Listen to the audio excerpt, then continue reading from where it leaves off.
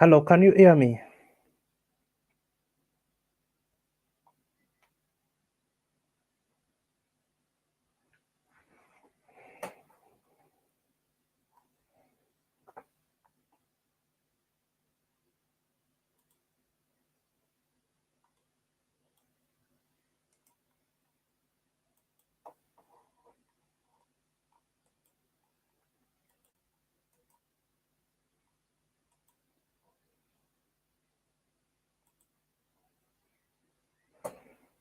Hello, I've placed the link down there, so anybody who wish to join, you can click the link.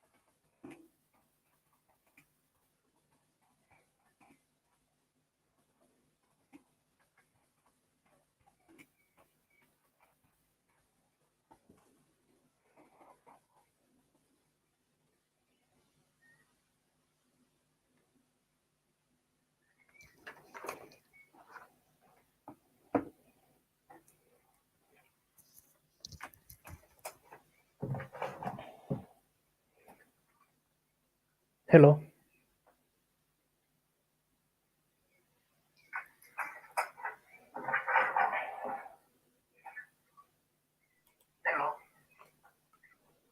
Hello.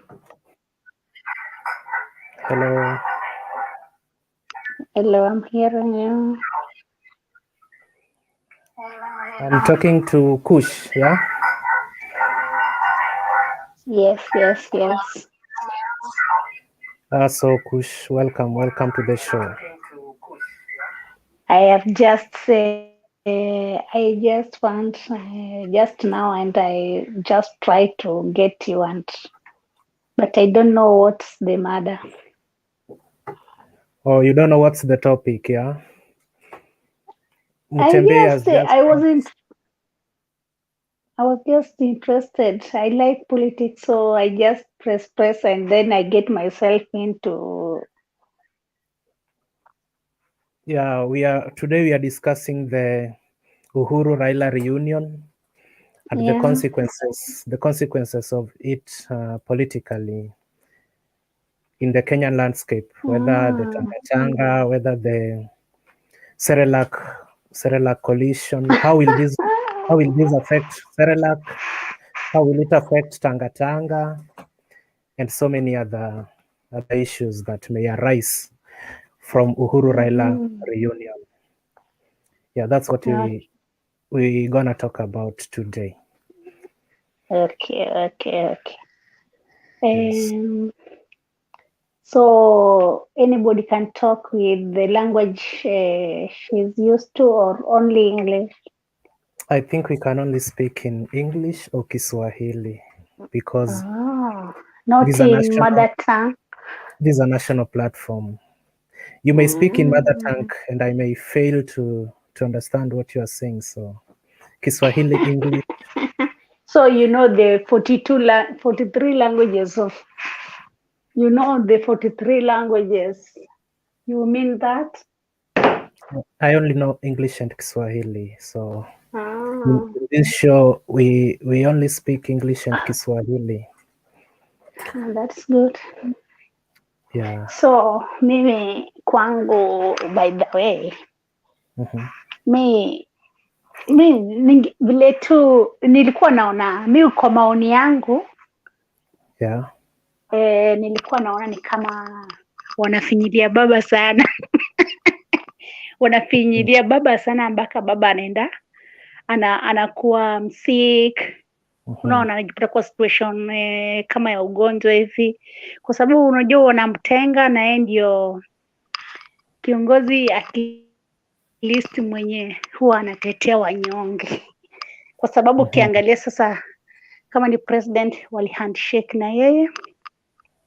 Haya, kama ni BBI wako pamoja, lakini ikifika wakati wa Raila awe president, naona wanamblock sana, na hiyo sio vizuri. Mi kwa maoni yangu mi sifurahi. Ningeomba tu wa Kenya wa Kenya kwa jumla tu, makabila zote tuunge tu Raila tu mkono, na sisemi kwa ubaya, na mi sio Mjaluo. Mtu aseme mimi sitaki kuwindo mawe, mi sio Mjaluo, mi ni Mkenya halisi, lakini kulingana na historia ya Raila, anastahili kuwa president wa Kenya, the fifth president of Kenya. Mimi na support hiyo sana. Hakuna haja wamweke kwa situation ya depression, undergo depression, kwa sababu anapigania nchi. Sasa ile nchi na fail wanamhitaji, sasa ile nchi imesimama wanamtenga. Why? So nilikuwa naomba tu hivi watu waache kuchukia baba na wampe respect yake. Anahitaji respect. Yeye ndio kiongozi tu ambaye anahitaji respect kwa hiyo Kenya. Si yuko Kenya kwa saizi, lakini huwa naona tu vile wanampeleka, sifurahi hata kidogo. Wangempata tu chance hata 5 years. Mimi najua hata akishika hizi run for more, itakuwa tu 5 years na fight corruption. Juu corruption ndio inatumaliza Kenya. Corruption ndio iko juu, na wanajua Raila atapigania atafight na corruption. That's why wanamtenga sana. So hiyo ndio yangu upande wa Tanga. Chini naweza sema hiyo tu ni uongozi mtu anataka tu kwa kifua, lakini Mungu ndiye atatupatia rais wa Kenya wa 5. Hiyo tu ndio naweza sema. Okay, sasa hayo ni maoni yako na hiyo ni maoni yangu yanakubalika. Yeah. Sasa sijui ulikuwa unachangia kutoka maeneo yepi? Umesema hauko Kenya. Mi niko Iraq, lakini nafuatanga siasa za Kenya sana, na ninaona vile watu wanadhulumu baba, wanamkosea heshima. Akipeleka BBI kama vile alikuwa Githurai, kuna group wanamshautia. Kwa hivyo politicians wenye wanataka uongozi, iwe ni Tanga, iwe ni kieleweke, wawache kuincite mayouth, na mayouth wanatakana wachanue, kwa sababu every after 5 years youth wanakuwa wanainsaitiwa, na wanainsaitiwa for nothing. Hakuna chenye wanagain, wanadestroy mali ya watu, maisha yao inaendelea kuwa mbaya, kwa sababu hawapendi kusikiza kila kiongozi. Ni vizuri mayouth wasikize kila kiongozi bila matusi. Kura yako ndio itaamua, sio lazima uende ukitangaza Tanga kieleweke, sijui tutaki baba, sijui tunataka huyu. Hiyo sioni kama ni mzuri. Mayouth round hii wachanuke na Mungu awasaidie. Miche naomba tu mayouth wachanuke na Mungu awasaidie. Politicians wasiwa insight hata kidogo. Mtu aende na decision yake. Kama uko upande wa baba, umeona chenye baba huwa anafaitia Kenya. Kama uko hizo zingine zina majina hizo, wewe ndio utaamua. Lakini Wakenya wapendane sana mayouth. Yeah. Asante sana Kush kwa maoni yako kutoka Baghdad, Iraq. Asante sana. Yeah. Tunaweza tukamsikiza Emmanuel. Emmanuel, are you with us?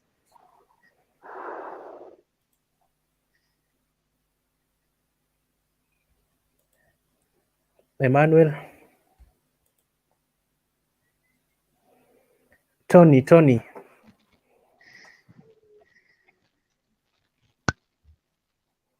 Hello, Tony.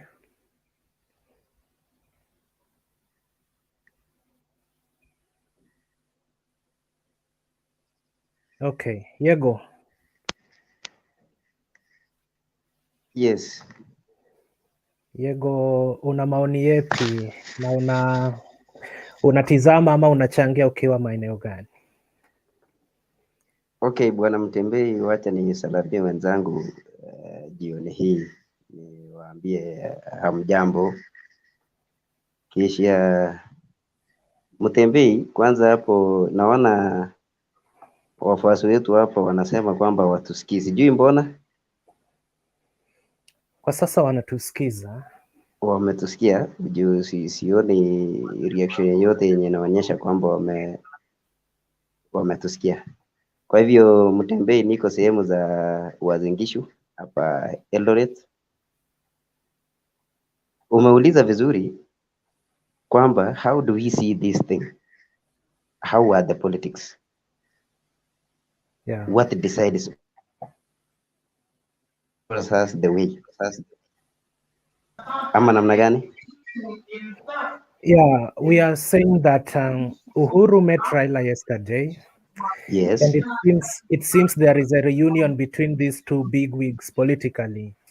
And yes. how will their reunion affect the other side of the political divide? For example, the Tanga, the Serelak Alliance, headed by Gideon, and any other presidential candidate who is willing to form an alliance prior to 2022 general elections. Okay, Bwana Mutembei, you are generally you are measuring on the meeting that took place yesterday. Exactly. That is between Uhuru and Raila. Yes. Actually, nataka niseme kwamba there is no change actually, kwa sababu if the Tanga team or the Hustler team have been having their followers, then I'm not seeing anything in it as change the minds of those hustlers, and to say that now that Baba and Uhuru Kenyatta met yesterday, we should now change our direction and follow Baba or follow Uhuru Kenyatta. Unanipata Mutembei? Yes, nakusikiza vizuri sana. Yes. So the point that is here is Yeah. the wafuasi in fact from the other day tuliona wakati kulikuwa na hii maneno ya betrayal ilikuwa nataka ionekane between Uhuru Kenyatta and Raila Odinga. The Tanga team walikuwa hata wamepata wafuasi wengi because Nyanza themselves they had changed the direction, mpaka walikuwa wanasema kumbe it is not now Ruto who was stealing. Unaona? Yeah. So and now because umeuliza swali, how is this meeting going to affect the Tanga team? Yeah. Remember, bado ile notion ya kusema kwamba that Uhuru Kenyatta anajaribu ana play Raila, hiyo that notion has not yet ended. Unaona? Yeah, let me ask you something. Yes. Why are you saying that Uhuru Kenyatta might be playing Raila, Yes. yet Uhuru is on record saying that they have not talked about 2022 with Raila. It was all about Yes. unity in the country. Why should Raila cry that he has been betrayed, yet the handshake partner always tells us that we've never talked about 2022. BBI is not about 2022. So where is the betrayal coming from? Okay. Bwana Mutembei, unajua when you tell me BBI is not about 2022, we are cheating ourselves kwa sababu the BBI, what the BBI is to bring is what we are going to get pale 2022. The prime ministerial seat and the whatever the 70 constituencies that have been created, that shows that this thing 22 na hii kitu hata itatufanya sisi wengine tuanze tusema okay, because there is now these 70 constituencies, now let us go for them because these 70 constituencies, they had nobody. These are new things that are being introduced. So this BBI actually goes mostly to 2022. Okay. A feeling that he is being betrayed. We don't know the agreement enye Uhuru Kenyatta na Raila walimake wakati walikuwa wanaelewana, waje tutengeneze hii kitu inaitwa BBI, alafu tuone hapo mbele 2022 utafanya namna gani. So we don't know actually the real agreement, what they said. Unaona? Yeah. Now, the promise that Uhuru Kenyatta gave to Raila, it is automatic that there is a certain promise in Uhuru alimpatia Raila. And now Raila is worried that now it seems this thing yenye huyu jamaa aliniambia kama amejaribu kunilengalenga namna hii, inamaanisha hii kitu sitaweza kupata kwa urahisi. The same way Uhuru Kenyatta did to Ruto. Unajua, up to now we don't expect, unajua it will be ironical tukuja tupate sasa Uhuru Kenyatta eti anakuja kusema Ruto tosha. Unajua hiyo tutakuwa tunaona kumbe huyu jamaa was heading nowhere. So Ruto has to go his way. Uhuru has decided to go with Raila, and Raila has been promised something. Unaona? Yeah. Now the worry of Raila is that kwa sababu unajua kusema tu ukweli bwana Mutembei, the center of this Republic of Kenya is actually the Mount Kenya region. And if Raila is going to lose Uhuru Kenyatta, the support of Uhuru Kenyatta, ama any other person from the central part of Kenya, that one shows that Raila will be losing a lot. Unajua, mtu kama William, hatuwezi tukasema as for now amelose kwa sababu we don't know the exact number yenye William ako nayo Central. We don't know the exact number yenye William ako nayo Rift Valley. We don't know the exact number yenye William ako nayo West Republic of Kenya. But we can know and we can actually predict the number that Uhuru Kenyatta is going to give out from the Central region. Na mimi nataka uelewane na mimi kwamba in Central, this is one of the regions yenye hawa jamaa if wakiamua kwenda pamoja ni kama Nyanza. Hakuna siku you cannot separate them. Uwezi ukasema sasa hii team ikuwe ya Tanga, hii team ikuwe ya Jubilee, hii team ikuwe ya ODM. There is no way. There are people who speak one voice. So if Uhuru is going to move out of Raila, yes. Okay, if Uhuru is going to move from Raila. So if Uhuru decided that today I'm going to leave Raila, then Raila is sure that the Mount Kenya region has actually gone. Unaona? Okay, let me put for you a question before we get to another person. Yeah. Yes. If you are Uhuru Kenyatta, you have William Ruto, you promised him support. Yes. Now you have Raila, you promised him support. In this situation, what can you do in 1 minute? Okay, I can simply summarize that one, Mr. Mutembei, that the thing to do with William Ruto as for now, unajua, as Kenyans tunaona, and we are seeing what is happening. It is obvious that Uhuru Kenyatta and Ruto, despite being in the same government, they are no longer together. Unaona? So the support of Uhuru Kenyatta now is either in another person or is in Raila Odinga and not in Ruto. So the promise that was made before, actually, they divorced a long time ago.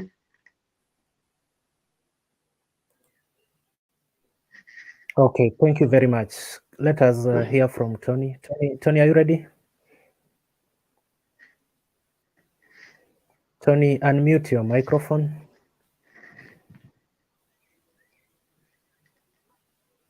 Hello, Tony.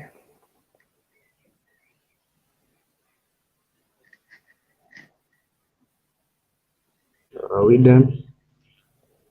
Yeah, evening, Tony. Thank you very much. I think this is my first time I'm on the show, and I'm actually glad. Yeah, so maybe I just want to contribute about the meeting between His Excellency the President and former Prime Minister Raila Odinga. The main problem is that we are working on speculation. We are speculating too much because the politics of the day in Kenya is about interest. So if you hear people from the Tanga side, they have their own agenda, their own interest that they are pushing. Because Uhuru Kenyatta is on record saying that they do not talk about 2022 when they are coming up with the BBI. Even if you look at the 9-point agenda, they want to unite the country first. Even the former Prime Minister has even declined to put in his candidature through the ODM party until they are done with the BBI. So I think we should first of all focus on what BBI is going to bring to us before we start talking about 2022. Also, when we talk about betrayal, the person who can start lamenting about betrayal, I think, is William Ruto, because even the president is on record saying that he will, yangu itakuwa 10 ya William itakuwa 10. Na zenye inaonekana sasa hii kishaumana. Lakini sasa sijui watu wanasema Raila atakuwa betrayed. There's nothing that Raila has been promised about support. And Raila Tony, let me ask you something there. Yes. You've said the president is on record saying William Ruto 10 na yake 10, si ndio? Yake 10, yeah. What if the president says that he meant 10 years of him being president and 10 years of William being his deputy? Yeah, and whether he meant supporting for the high office or not, yeye ndiye alisema. So he's the one who knows I said this and this, because sisi kama wapiga kura hatujui, kama sisi wenye kura hatukuambiwa huyo mtampea 10. Hiyo ni mambo yao huko. Mimi hawakuja wakaniuliza wakasema tumeelewana, utanipea kura yako for 10 years, huyo anipea yangu 10. So and why are you interpreting it in your own ways, like he said 10 years for him as president and 10 years for William as president, and when I put you the question you say you don't know. But Tony, allow me to respond to Clinton, eh? Okay. Yes. Unajua Tony is very clear actually that Uhuru said 10 yangu na 10 ya nani? Ya William. Now Bwana Clinton uwezo ukatuambia ati anamaanisha my 10 years being the president and the 10 years of William being the deputy. Now it's like driving a car. You are beside the driver and the driver tells you, I'm going to drive for 50 kilometers and then the next 50 kilometers will be yours. You don't have to tell me that you will be in the car sitting in the same position and you are saying now the remaining 50 kilometers are mine. How? So it was obvious that the president meant that my 10 years as the president, and we will write payback to William Ruto by giving him another term of 10 years. That is exactly what he meant. Okay, thank you, Diego. Tony, summarize in 2 minutes. So thank you, Diego, because that is what's in the public domain. Then I think also another thing that I can deduce from the meeting is like the president is wary of William Ruto and Raila Odinga forming an alliance, because he is very sure that when William Ruto and Raila Odinga can make an alliance, then by 6 a.m. they'll be forming the next government. I think that is what the president is trying to avoid, so that William Ruto is on another side, then Raila Odinga is also on another side. I think that is what, because there have been speculations throughout the week that the ODM and the ODM side and the side of William Ruto, they may form an alliance. So I think that is what the president is trying to avoid. Thank you. Tony, ulikuwa unachangia ukiwa maeneo yapi? So niko Mtwapa. Yeah. Alafu wiki jana rais alikutana na magavana wenyu kutoka Coast. Unaweza ukasema nini? Yeah, what was the motive behind the meeting? Yeah. The motive behind the meeting, the agenda of the meeting, I think it was not disclosed, but ile kitu ambayo tunaona is like the president wants to make sure that there's no way. He wants to make sure that he gets the support that he needs to accomplish his agendas, hizo vitu kama hizo. Then also our governors, the people like Joho, Amason King, they are second term governors na wamejua huko mbele hakuna ofisi, so they also need to uonekane ya kwamba they have something that they can bring on the table so that they can be given the issue. I think that one it's just interest playing cards there, nothing big. Kila mtu anajitafutia hapo. Okay. Thank you kwa maoni yako Brother Tony. Benson, tuweza tukakusikiza? Benson, unmute. Benson, unmute your microphone. I did already. Sorry about that. Habari ya jioni.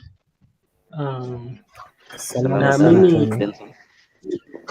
niko salama.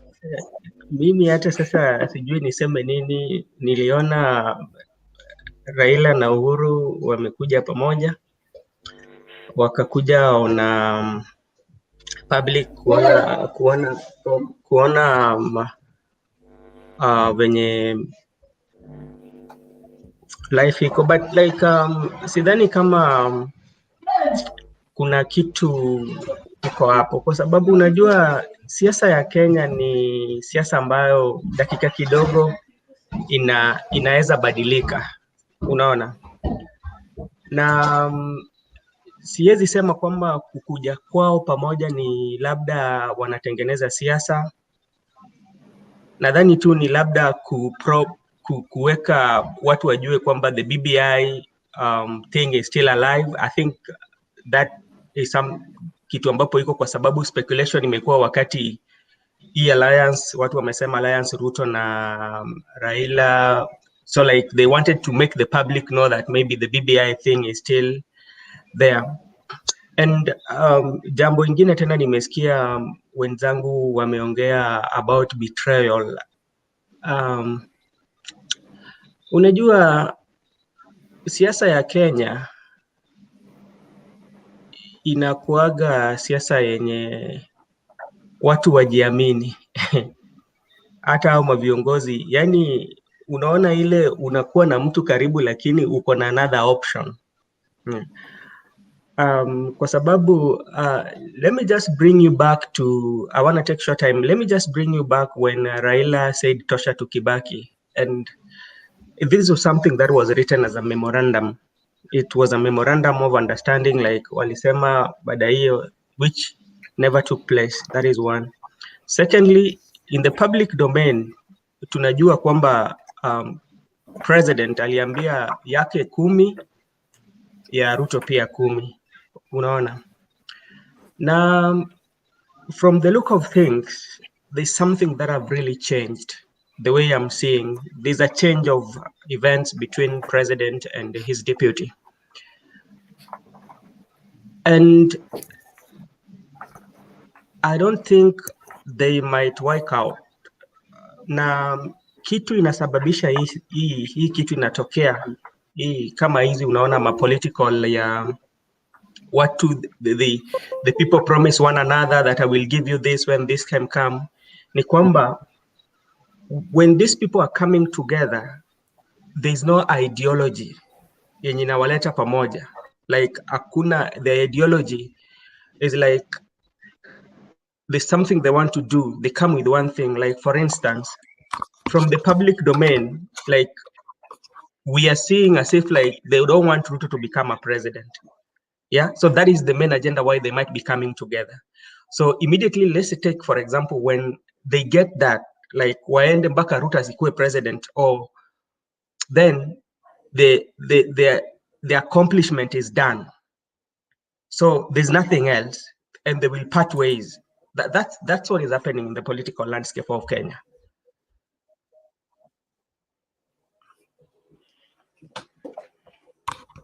Yes.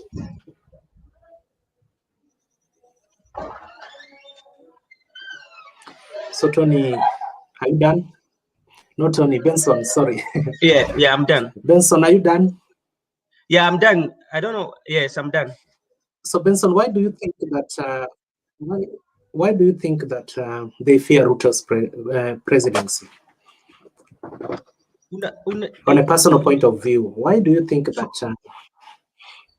Unajua, one thing with the Ruto is Ruto is one guy who is a hard worker. In my point of view, despite the fact that vitu ambao wanasema kutoka kwake, Ruto is a very hard working guy. And another thing with the Ruto is one guy who will always go to the people. Yeah, he connects Yes. to the young people. That is one. Like he connects. There's a way in which Ruto connects to the ground. Apart from something they might say about allegation of corruption that Ruto has, they might be giving like I'm not sure, but I'm not like 100% sure of allegation corruption that they've been putting on him in terms of his leadership. Yeah. So, and maybe another thing that I might track is about Ruto. Unajua ako na hasira, ni mtu mwenye hasira. He cannot forgive you, you know. That is something that is known. So maybe that one it also might be there.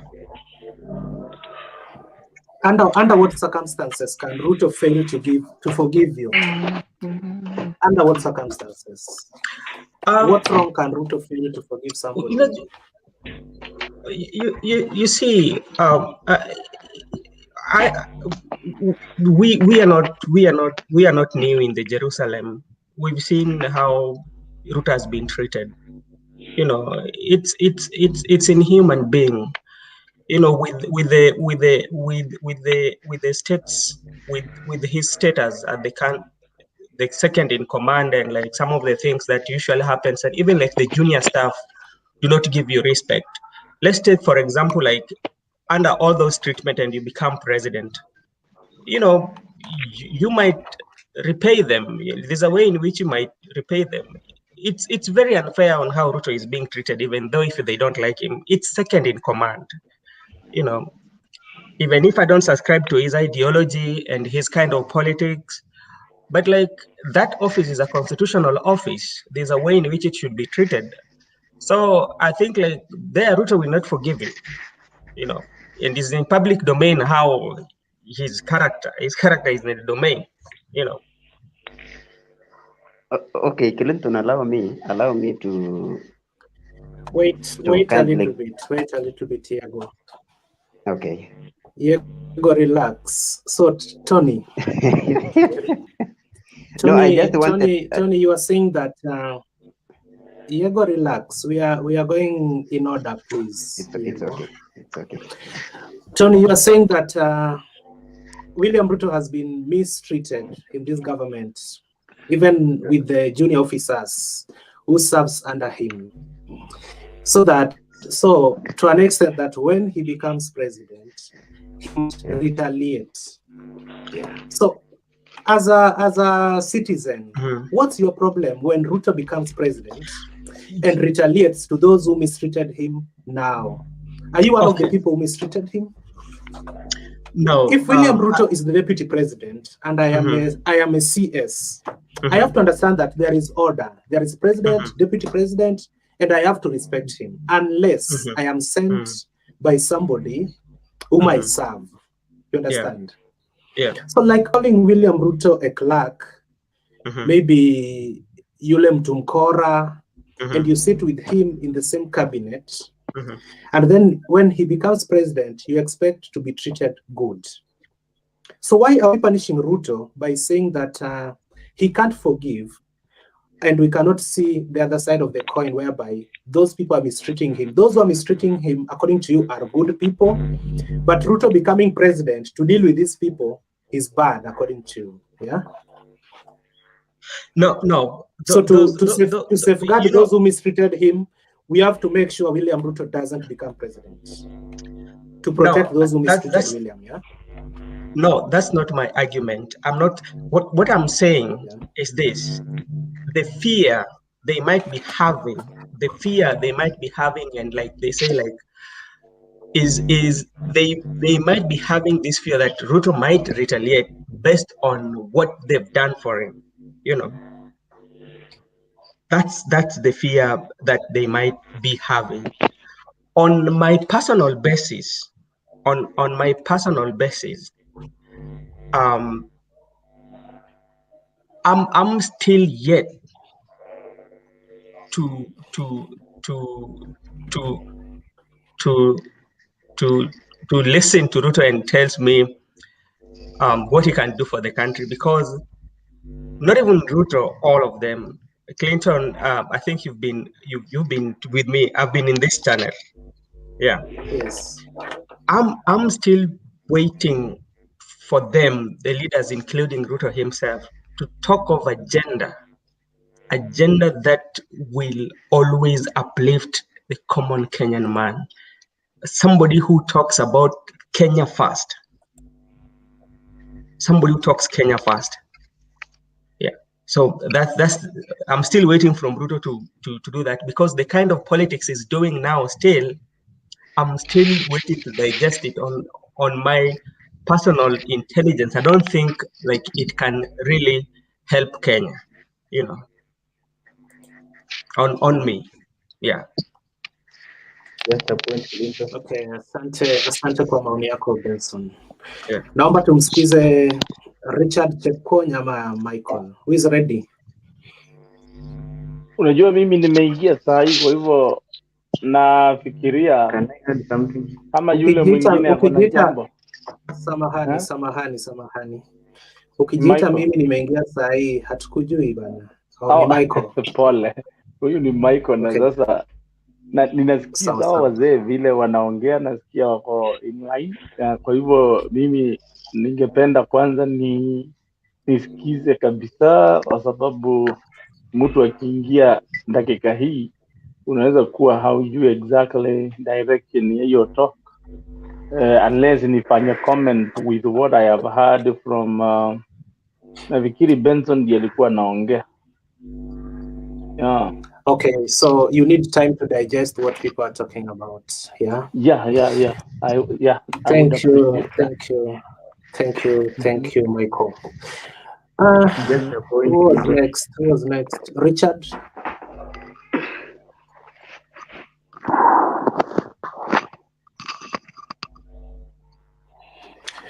Richard, naomba tusikize tafadhali. Richard, are you with us? Mkiniruhusu nitaongea tu yangu. Huyu ni Michael. Kwa hivyo mkiniruhusu nitaongea yangu tu, tukingojea wale wengine wajiandae tu. Maoni yangu na mkisikia nikidrift. Okay, sawa. Richard, are you with us? Oh. Okay, Michael, unaweza endelea tafadhali. Sawa, ni Michael. Nimesikia, unajua hii ni siku yangu ya kwanza ya hii forum ambapo nimepata interest kwa kulingana na vile nimeona, kwa sababu ni watu wetu, mnaongea mambo ya na news pia. Mimi mwenyewe kama Mkenya, hata ingawa siishi huko Kenya, naongea nikiwa Texas saa hii. Kwa ofisi niko kazini. Lakini nimepata interest kubwa ya hiyo jambo ambao alikuwa anaongea, na mimi ni swali tu ningetaka kuna mambo mengi naweza kuuliza na mengine niongee, kwa sababu kila mtu ako na opinion ya siasa za Kenya pahali zinaelekea. Kuna hiyo agreement anasema kuhusu Uhuru na Ruto wamefanya agreement fulani, na hiyo ukweli kila mtu aliona kulikuwa na agreement ya kuongoza. Lakini kusema kweli, ukiangalia katika siasa ya Kenya, tukifuata hiyo maneno ya kufuata mambo ya agreement, huyu ameagree huyu atakuwa president, inamaanisha hakuna kile tunaita democracy huko Kenya. Maana tukisema kuna democracy, itamaanisha kila mtu aende kwa ndebe apigiwe kura, hata kama kuna agreement, akishindwa akubali ameshindwa. Lakini sasa kama kuna hizo agreement na sifuatilike, basi usiseme Kenya iko na democracy. Sijui kama tuna macho ya kuona hivi. tusiamke siku moja tuseme kuna democracy pia tukiwa tunaongea mambo ya agreement. Maana kama agreement ndio inafanya mtu awe kiongozi wa nchi, basi hakuna democracy, hiyo voting ni ya bure. Kwa hivyo mimi ningeuliza kila mmoja, tunafikiriaje wakati tunafikiria kuhusu kupiga kura Kenya? Mimi sasa vile nimesema maoni yangu, za zingine mimi naweza kupitia kwa maoni yangu kuongea sasa mimi kama Michael, na vile ninaona Kenya, naona nchi yetu inaendelea. Nchi yetu kulingana na mimi Michael, ni inakaa kama kuna wale watu tunaita kuna zile gang za uongozi, mafia, ambapo ndio yanahakikisha ya kwamba mwenye wanataka hawe kiongozi ndiye ataongoza. Na saa zingine unaangalia unaona kweli, kwa sababu wananchi hata wakipiga kura namna gani, unapata kuna kitu ambacho kile walikuwa wanataka hawapati. Ukiangalia kwa mitandao utaona vile watu wengi wanaongea, wanabashi Raila kila wakati, lakini kuna watu wengi wanakubaliana na mimi ya kwamba ndio Raila amepita uchaguzi mara mingi. Ni nani atakuja atuambie ni sababu gani Raila hakuangi hawezi akawa rais akiwa amepita? Ni nini kama sio hiyo grupu ya mafia inahakikisha ya kwamba yule wanataka ndiye ameketi pale? Alafu ni sababu tafadhali Kortok, naomba mute microphone yako. Kagonya mute, kwa sababu umeingia kukawa na audio. Asante sana. Michael, malizia.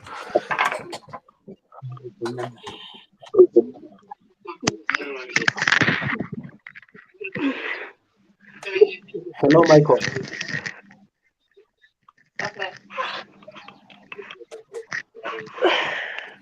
Michael is gone. So order please.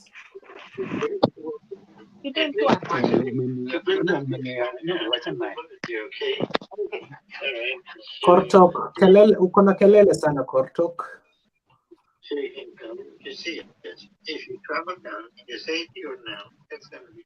Kortok, unaweza mute Kortok.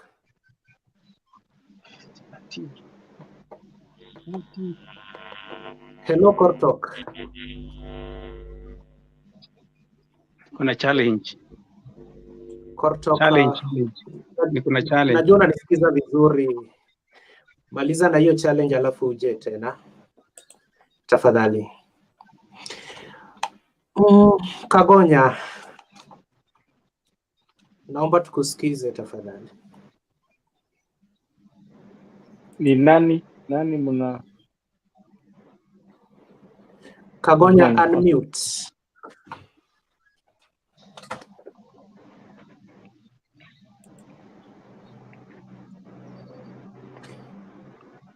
Okay, Michael.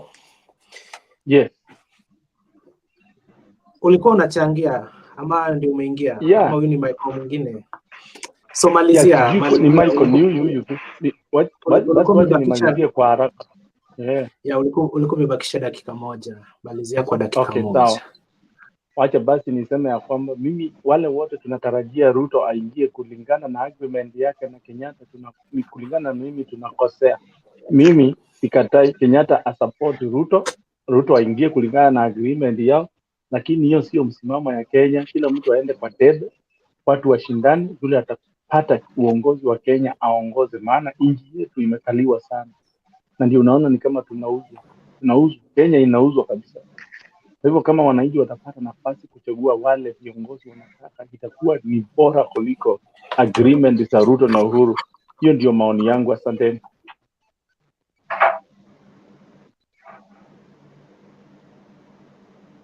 Nimemaliza.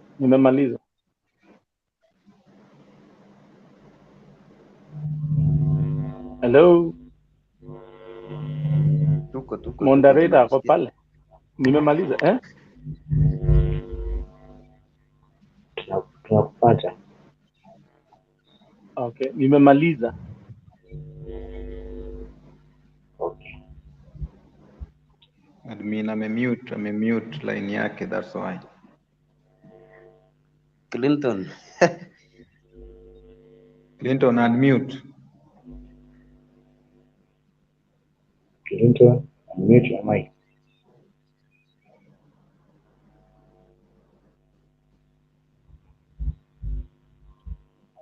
Okay, I'm back, yeah? Okay.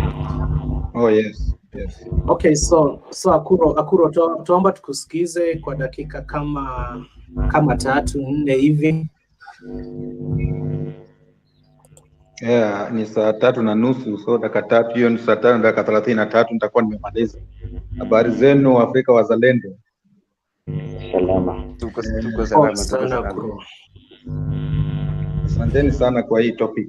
Mimi nina kulingana na swali yenye Clinton ameuliza kuhusu kukutana kwa Raila Odinga na Uhuru Muigai Kenyatta.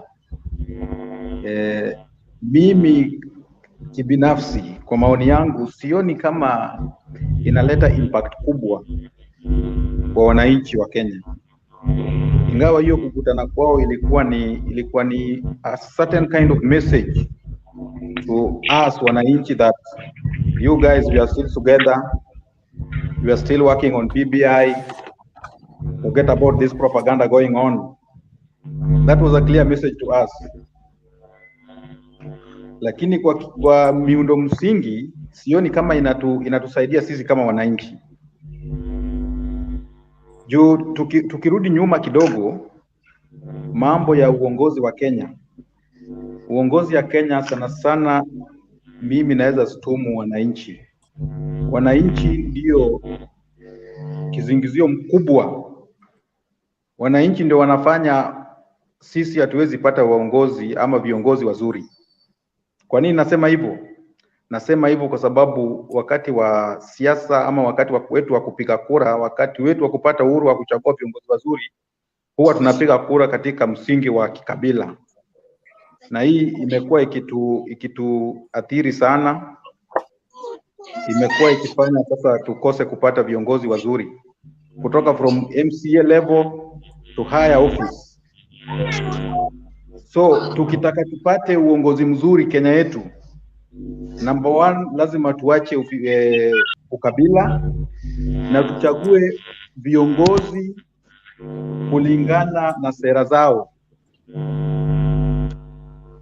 For instance, kama sasa tuseme kiongozi wetu Uhuru Kenyatta yuko uongozini, ndio alisema atapiga yake 10, Ruto achukue yake 10. Ni sawa. Ruto na Uhuru wamekuwa kwa hii serikali tu mpaka sasa, na tunaona venye serikali na tunyanyasa sisi wananchi wa mipato ya chini. So swali yangu ni je, ni nini Ruto anaenda kutengeneza ya kusaidia mwananchi wa kawaida yenye hawezi kutengeneza saa hii? Inanirudisha nyuma niseme ile msemo Patrick Lumumba amekuwa akisema ya kwamba nyani ni yale yale tu, msito ndio wanabadilisha. Saa hii wana form other alliances, watakuja na hizo alliances, na sisi wanadamu ama sisi wananchi wa Kenya tunasahau ya kwamba ni wale wale tu viongozi, party ndio wamebadilisha.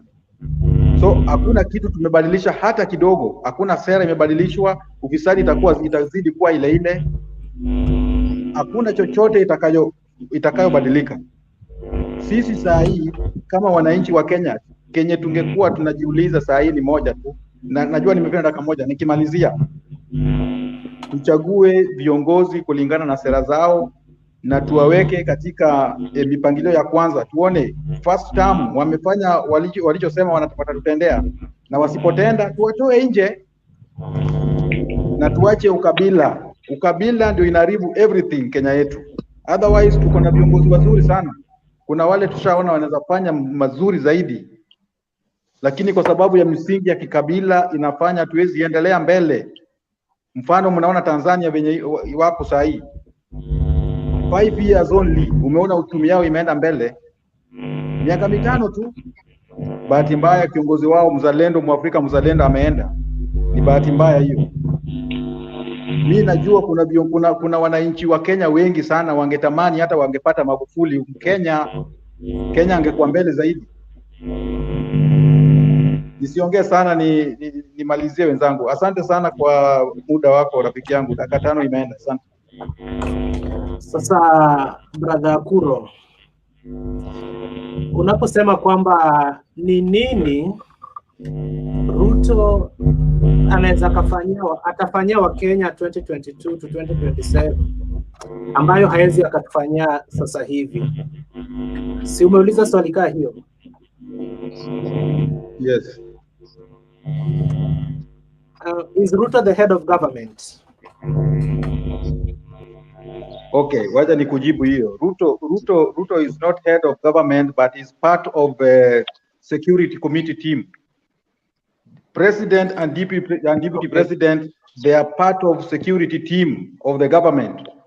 Wakati wanakuwa na security council, mi najua lazima Mr. Ruto akae chini. Wakati wanaweka miundo msingi ya kujenga nchi, deputy president must get involved in it.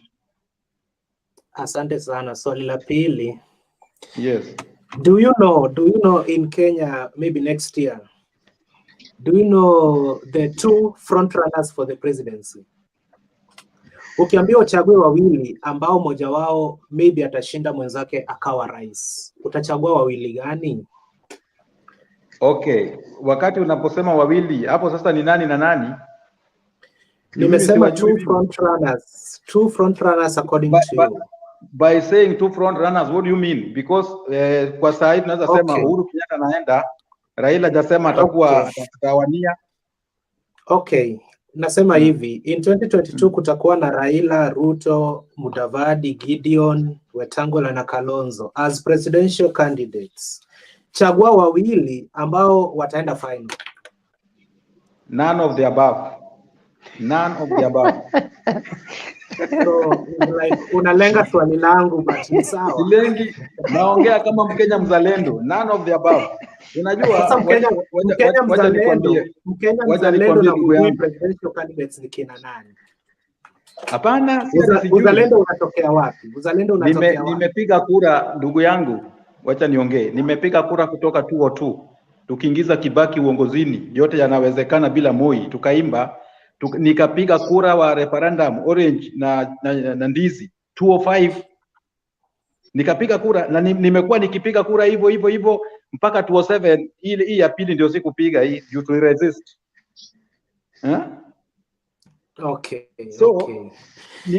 Nikiongea kama mimi binafsi kwa sasa na talking out of experience, kulingana na kura na siasa ya Kenya, siwezi sema mtu fulani anadeserve kuwa kiongozi wa Kenya. Kwa sasa hakuna.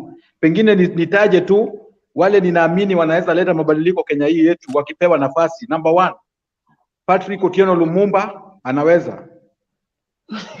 Number 1, huyo ni Mkenya mzalendo. Kama angepewa tu nafasi tu na Wakenya wazalendo, anaweza kuwa rais mzuri sana na anaweza badilisha nchi yetu. Number 2. Hello? Yes, tunakusikia. Number 2, yuko serikalini sasa, akipewa nafasi anaweza lainisha nchi kabisa. Matiang'i akipewa nafasi anaweza kuwa rais mzuri kabisa. Unajua ndugu yangu, saa zingine uongozi haitaki mtu soft. Kuwa kiongozi mzuri saa zingine lazima ukuwe na uzito kiasi ya kufinya hao wafisadi. Na hiyo mimi niko na uhakika ya kibinafsi ya kwamba Matiang'i akipewa hiyo nafasi anaweza mzuri kabisa. So umejibu swali langu. The two front runners that I wanted to hear from you are Lumumba and Matiang'i. Yeah? Yes, thank you very much. So you were just beating around the bush, but at long last, I know where you are heading to. Yeah. Asante. So Akuro, thank you very much. Sijui ulikuwa unachangia ukiwa maeneo yapi? Haujatuambia umekuwa wapi? Nachangia niko hapa Afghanistan kwa hali ya kikazi. Asante Akuro. Naomba tumsikize kwa sasa Brother Nelson kwa dakika 5 zijazo. Clinton, mambo vipi? Evening, my friend Nelson. How are you? Quite interesting things have taken place the whole of Excuse the me, week, excuse me, and excuse me. John Decker, please mute. Kuna audio inatokezea huko nyuma. I can proceed now. John Decker, please mute, please. John. Okay, let me help you mute. All of us are muted, maybe. Nelson, do you have noise in the background? Sorry, do I have? Noise coming from the background. There is no noise here. Maybe TV or something else. I think it could be my TV. Let me switch it off. Yeah, you may reduce the volume, please. Switched off. Okay, Nelson, proceed. I was just saying lots of activities have taken place.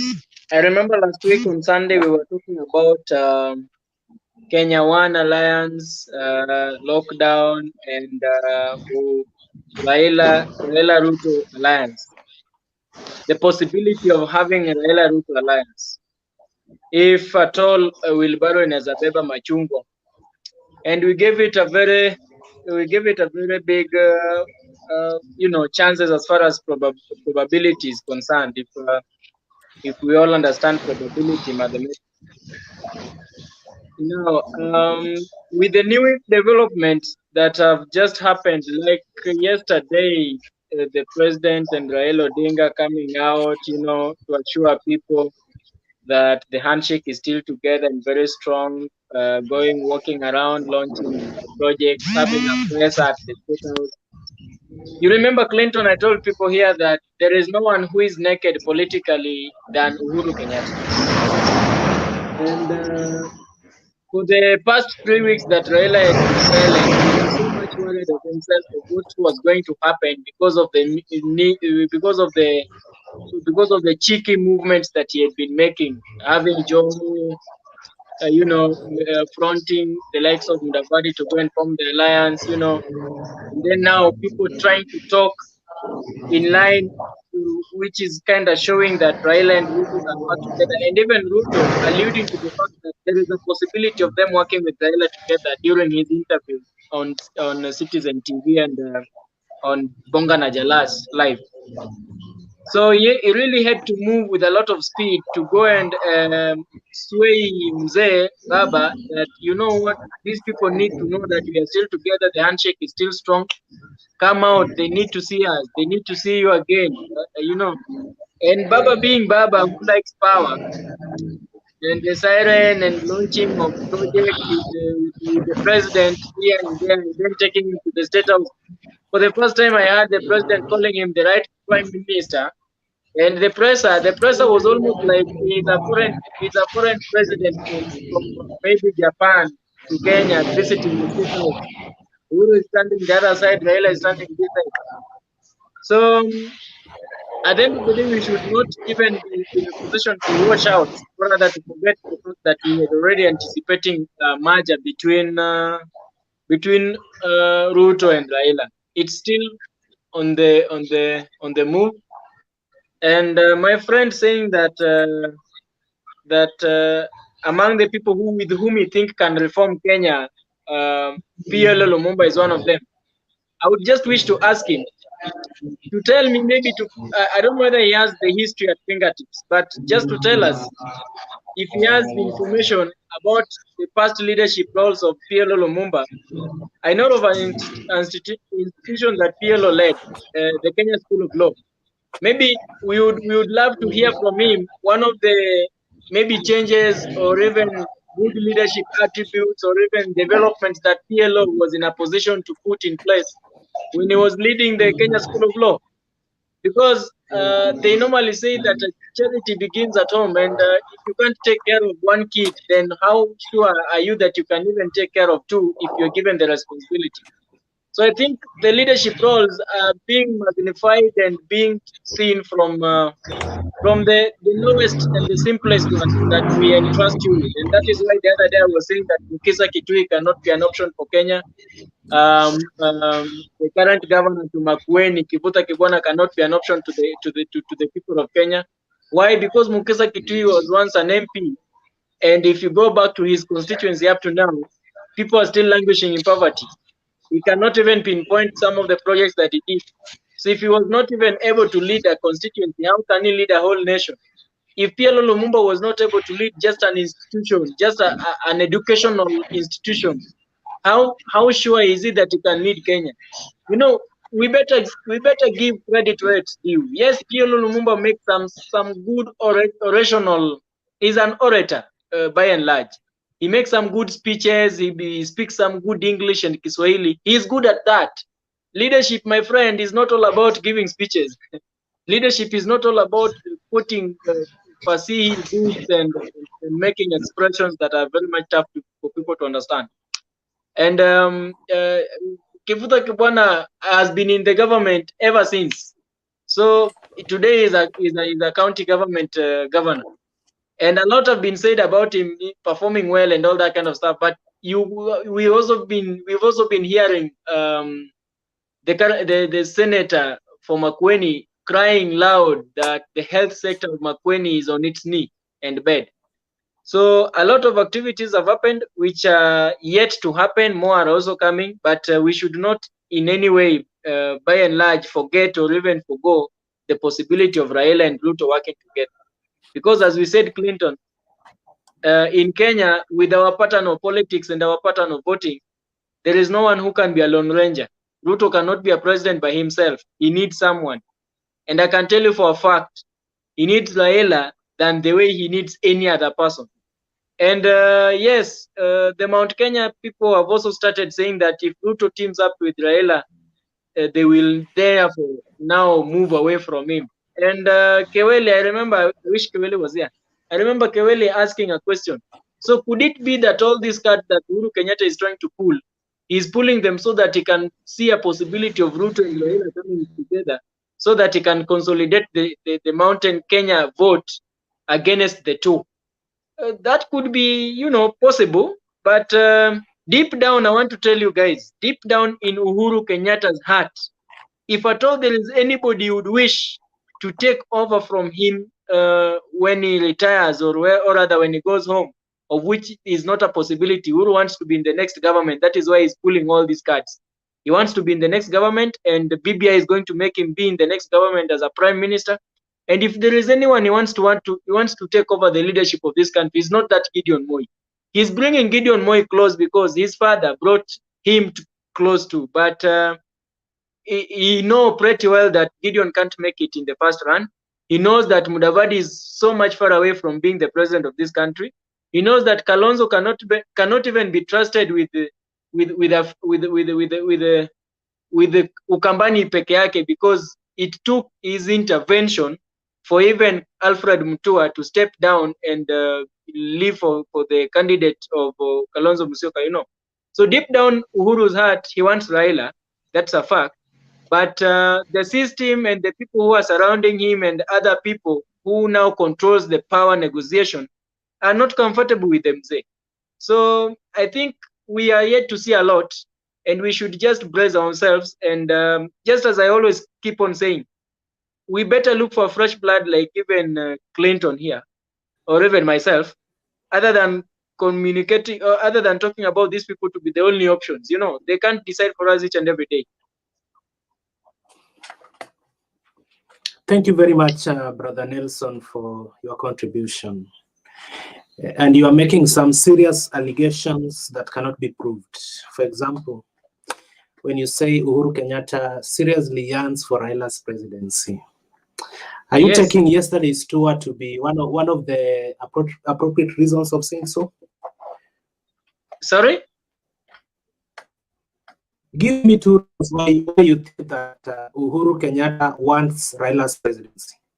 2 reasons in 1 minute, please. I can give even 10, but let me just give you one concrete, or even 2 concrete.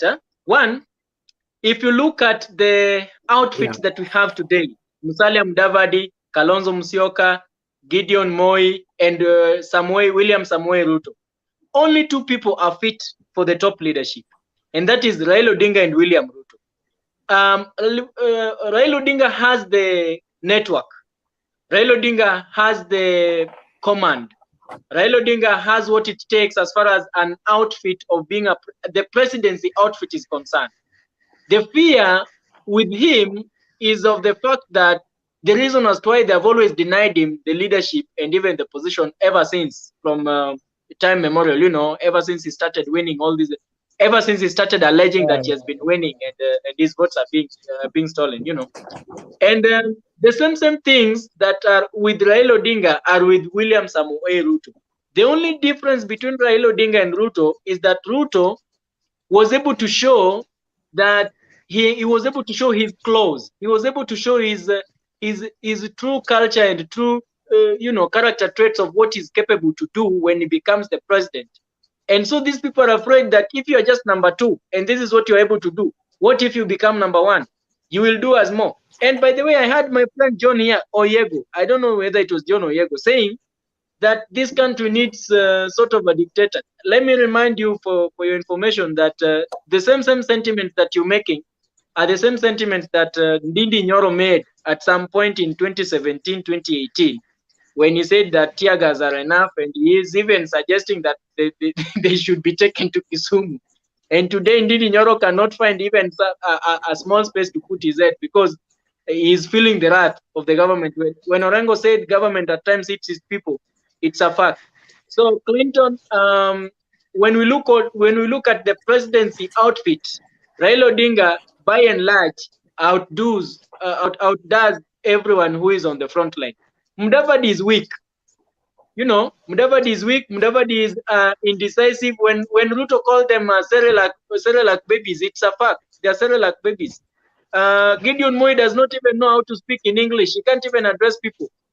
They are all waiting for endorsements in as much as they have come together to form an alliance. So, you know, it's Excuse me, Nelson.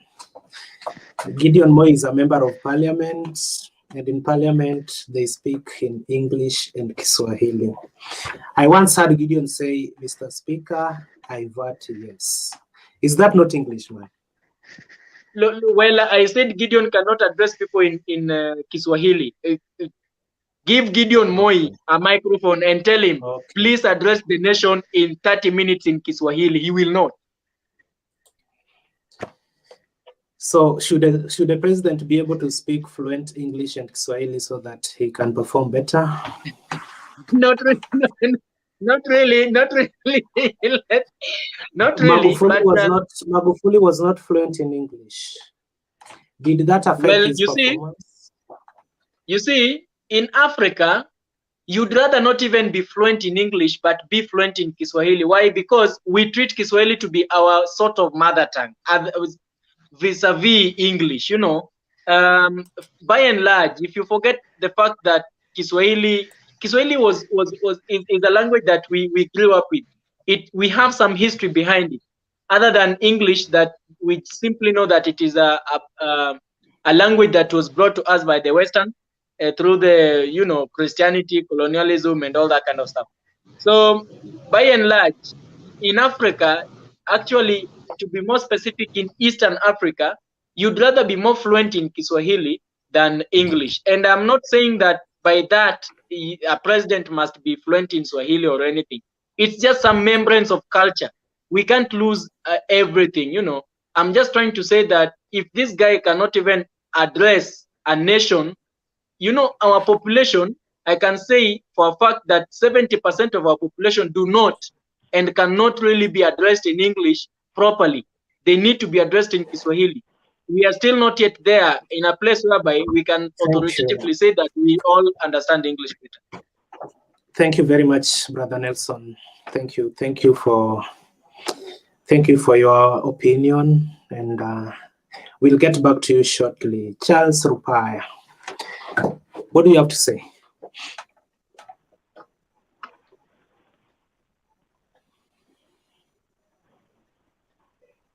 Hello, Charles.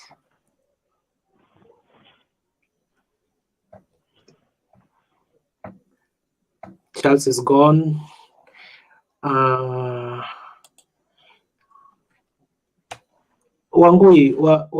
Gaduma. Well, I Karibu don't know daktari, karibu. Iko vipi? I don't know what we're discussing today, so I'm just going to listen in for a little while. That way I get what is the scoop for the day. Okay, as you listen, we were talking about Raila Uhuru's union, the tour they had yesterday or the day before yesterday. And then how will that one affect the political realignments that we've witnessed in the last couple of weeks?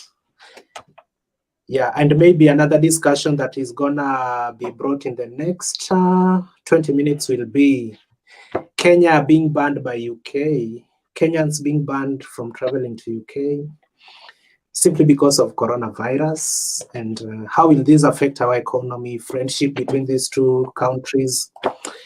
And you understand where we are heading to. So stay there. We're gonna get back to you in a few minutes. Okay. Let me see here. Charles Rupia is back.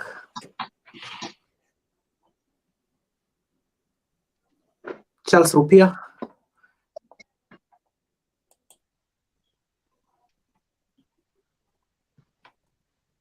Charles, you have a problem with your connectivity. I don't know whether it's your Wi-Fi. Your microphone is on. So you may... Can you hear us, Charles? Charles, we cannot hear you. We cannot hear you. Okay. Clinton, I think Charles is a bit new here. He is trying to consult. And he is actually listening to what we are talking about. So maybe he's asking for some minutes to still harmonize his mind with our talk. How sure are you? Have you read his lips? No, he's having a conversation with me, and I'm able to Thank get you. what Thank he you is very actually. much. Yeah. So, Daktari, we are back to you, Daktari.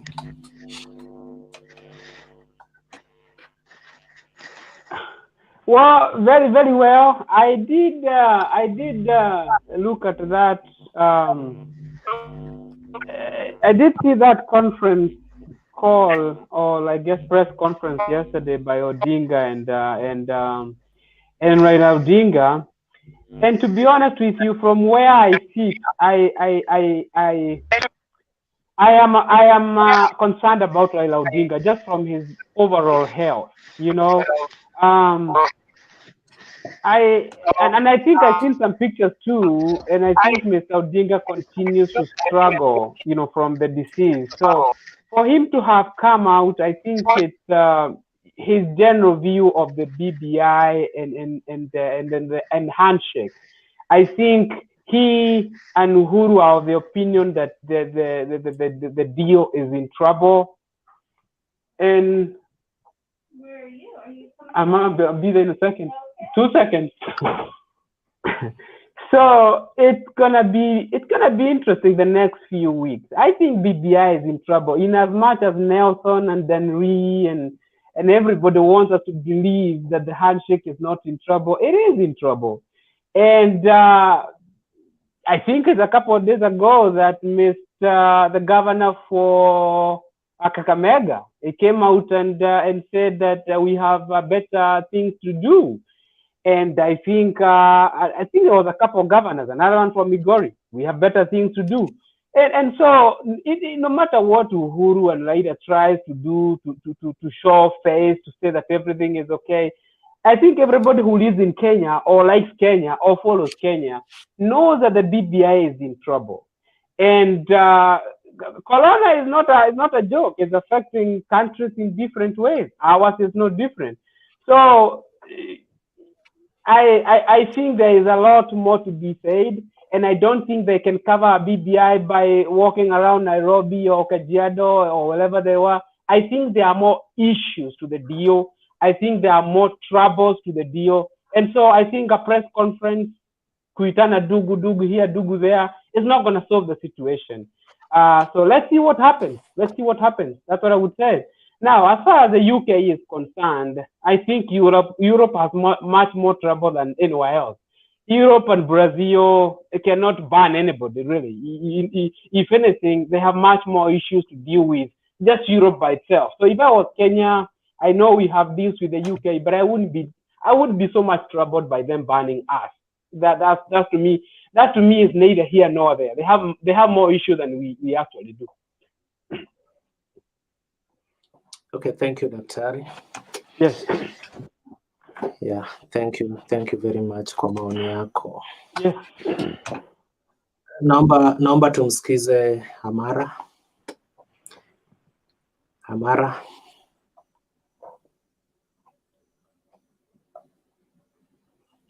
Amara, unmute your microphone and continue.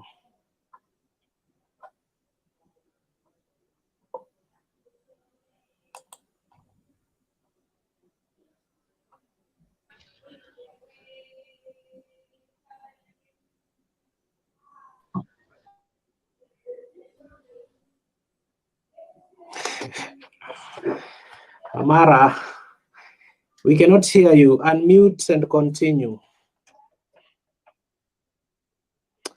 You have a network problem. Maybe we're going to get back to you in a short while. Charles Rupia seems to be ready.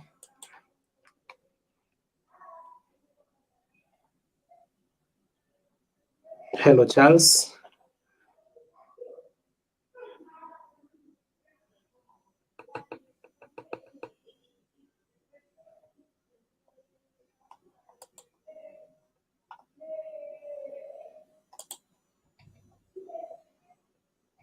Charles, unmute your microphone, please.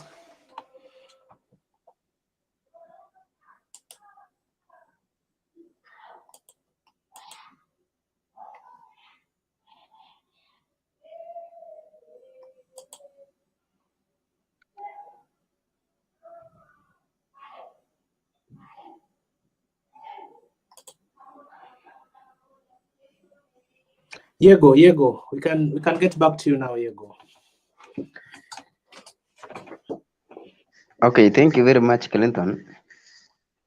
I think we have had a long conversation, and as we were talking, I've been able to highlight some of there are questions that are being asked, and maybe we are not getting appropriate answers. So maybe you will allow me to a bit go back a little.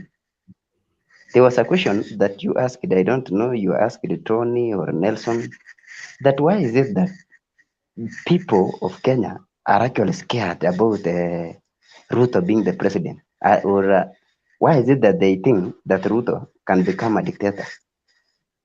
Now, remember, as Ruto had put the other day, that he was a student from Moi's political school.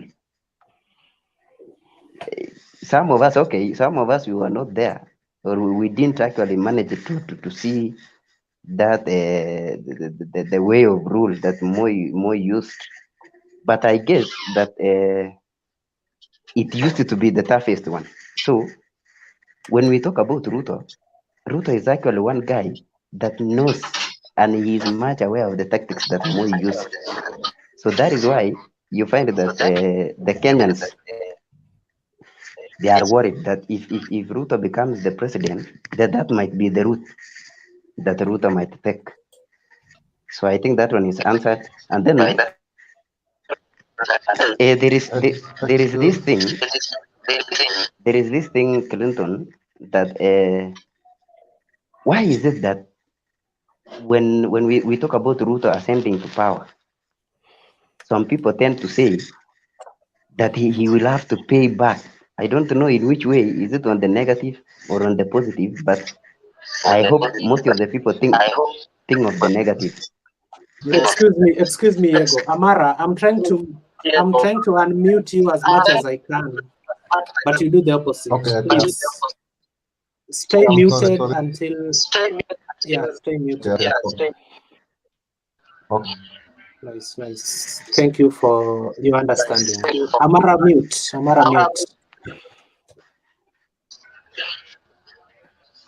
Or I can mute it for you, Amara. Thank you. Continue.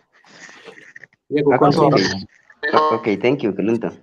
So I was saying that the people of Kenya, when we talk about Ruto becoming also the president, is that the people of Kenya are scared of their people. For example, if Ruto is a Kalenjin, and that one we all know. Now, if Ruto ascends to power, and there is this other guy from the Luya land, there is this other one from the Taital lands there is this one from the Nyanza region. Now, most of us think that if Ruto ascends to power, he will actually be able to, yani ni kama atawafinya hao wengine. So, ni kwa nini most of the people wanaona ati huyu mtu akiingia huko haitakuwa mzuri? Hawataki, the common mwananchi hataki. Unajua ni afadhali hata kama wewe sio president, but at least ukiwa unaona mtu wenu akiwa pale juu au anashughulikiwa vizuri au anachungwa vizuri. Lakini sasa for example if I'm a lawyer, kesho nisikie Mudavadi amefinywa mahali fulani, I will not be happy, and that is why people are scared of Ruto. And then okay, somebody asked that what will Ruto do if he becomes the president? What will he do that he has not done now? What will Uhuru do if he becomes the prime minister that he has not done now? The same agendas that we are given every day, Bwana Clinton, are the road networking, the creation of jobs, the power connectivity. Yeah? Those are the obvious ones, and these are some of the things that we have been hearing Ruto saying all over, that we want to do this, we have not connected power to this and this, we want to create how many million of jobs, and that thing they told us in 2013, they have not done it up to now. The housing, they have not done it up to now. So there's nothing new actually that we are expecting. There are the same stories that they are going to tell us. So Diego, let me ask you something. Yes. I asked somebody the two preferred presidential candidates, but he ran away and mentioned Matiang'i and what's the second one? Matiang'i and Lumumba. Yes. So, according to you, the two front runners in next year's polls are one, Raila Odinga and William Ruto.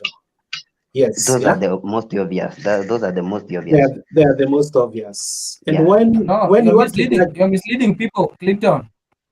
I think Raila Odinga have not say anywhere that you want to be a president. Even we know that even he never submitted his nomination paper for the party nomination. Why try to yesterday it was in Standard newspaper that it is now not when the Standard newspaper. Yesterday we were told by Sifuna, go and watch KTN news even now. Amesema there was a prank because yesterday was a full day. But for sure hata nini Raila never submitted his nomination paper, party nomination papers. But did you read the information we are talking about in the newspaper, even if it was full today? And I told you, let me tell you something. I myself, your newspaper, even as I've written those articles and whatever, I'm live member of ODM, and I know a bit. I have some sources that I can tell you that. Saizi hatuwezi sema Raila. Do you know why we are saying that Raila Odinga have never stated anywhere that he want to be a president? Na yeye mwenyewe alisema aje ati after BBI ndiye ataamua kama atakuwa president ama not. Do you know why? Ujui sasa nyinyi mtasikiza tu kitu mnaambiwa. Hata kesho tunaweza amka asubuhi na tuambie Raila Odinga ndiye atakuwa au wengine wapotelee mbali, and you will believe that. Sasa kama hajatuambia atakuwa from Raila Odinga, respect that.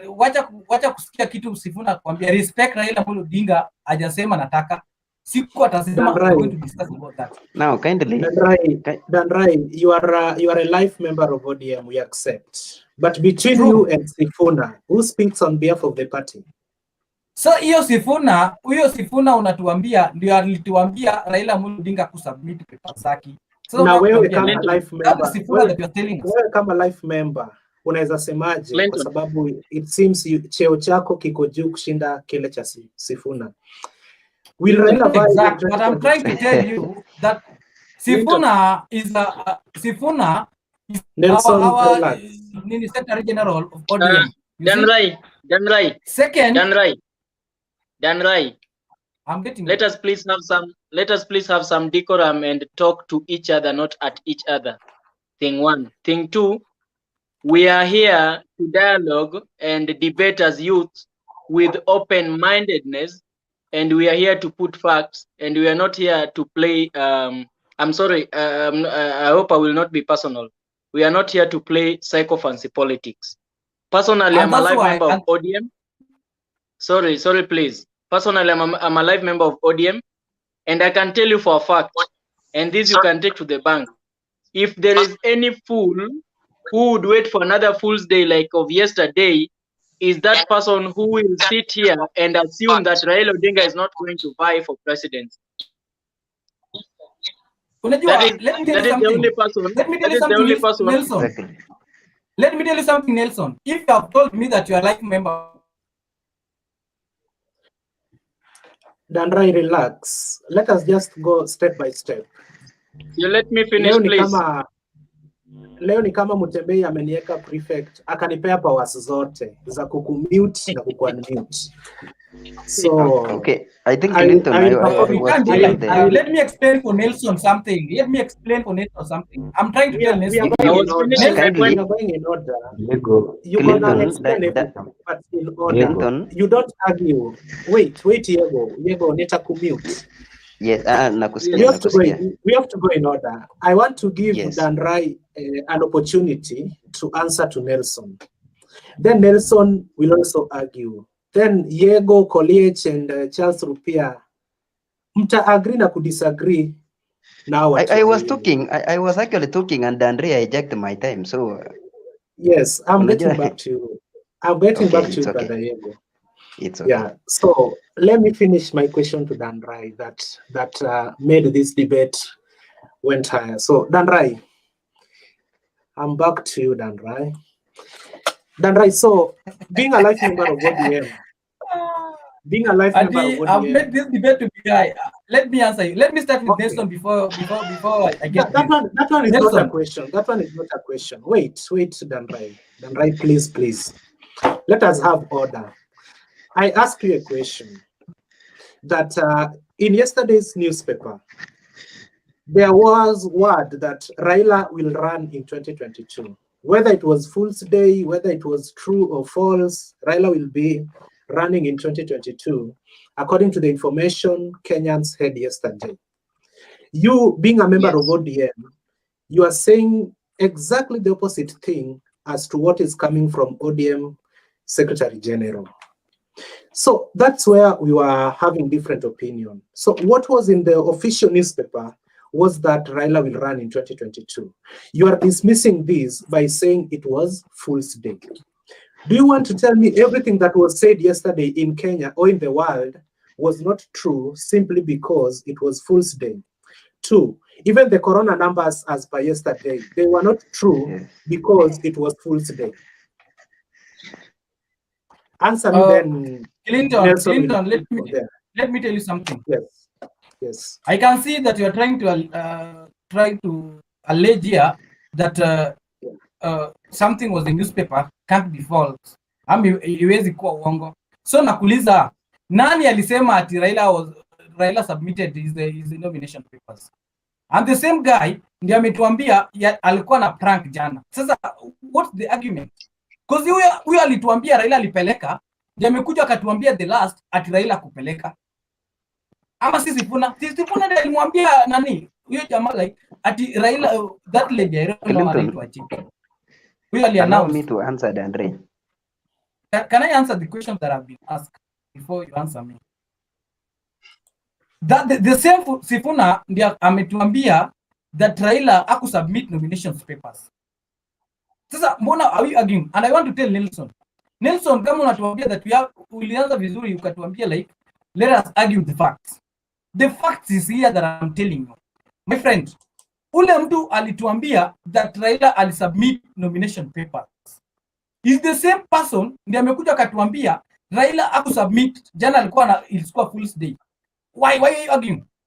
Because kama saizi unaweza niambia like mimi nitabai hii, the same person wewe ukuja uniambie sitabai hiyo because sina pesa. So which one should I believe? Na wewe ndio umeniambia, uliniambia okay, kwanza ukaniambia pia. So unaweza sema hii ya last ni uongo, ile ya kwanza ndio nzuri. Dan Rai. Now okay, me and you, we are talking as party members of ODM. Simple question. Who is our most preferred presidential candidate in ODM? As a party member, talk. Say the truth.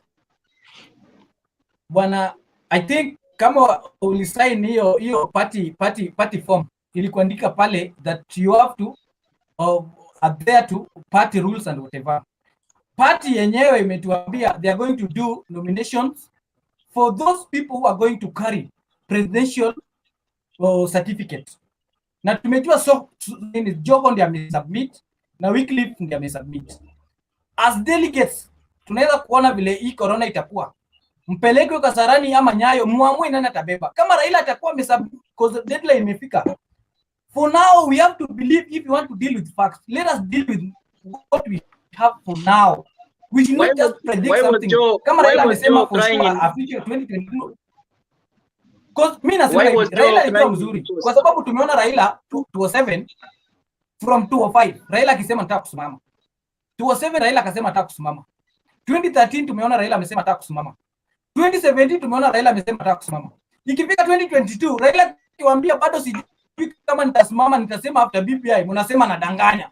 Lazima simame. Raila atasimama. Mbona mnaforce Raila kusimama? Sometimes Raila feel that I'm old. I have to support someone. And why you're forcing things like no, Raila lazima atasimama, atakuwa kwa ballot. Sisi tunajua watu watakuwa kwa ballot ni William Ruto, Musalia Mudavadi, Stephen Kalonzo Musyoka, Wetangula siwezi sema. Wetangula hata hiyo ni package ya Musalia. Haya, Gideon Moi, tumejua Alfred Mutua, tumejua Kibudha Kibwana, tumejua Ukuru Okot. Hao ndio watasimama. But for now Raila hajasema anataka kusimama. It's like you are trying to tell me that Uhuru amesema anataka kusimama. Thank you, Dan Rai. Thank you, Dan Rai.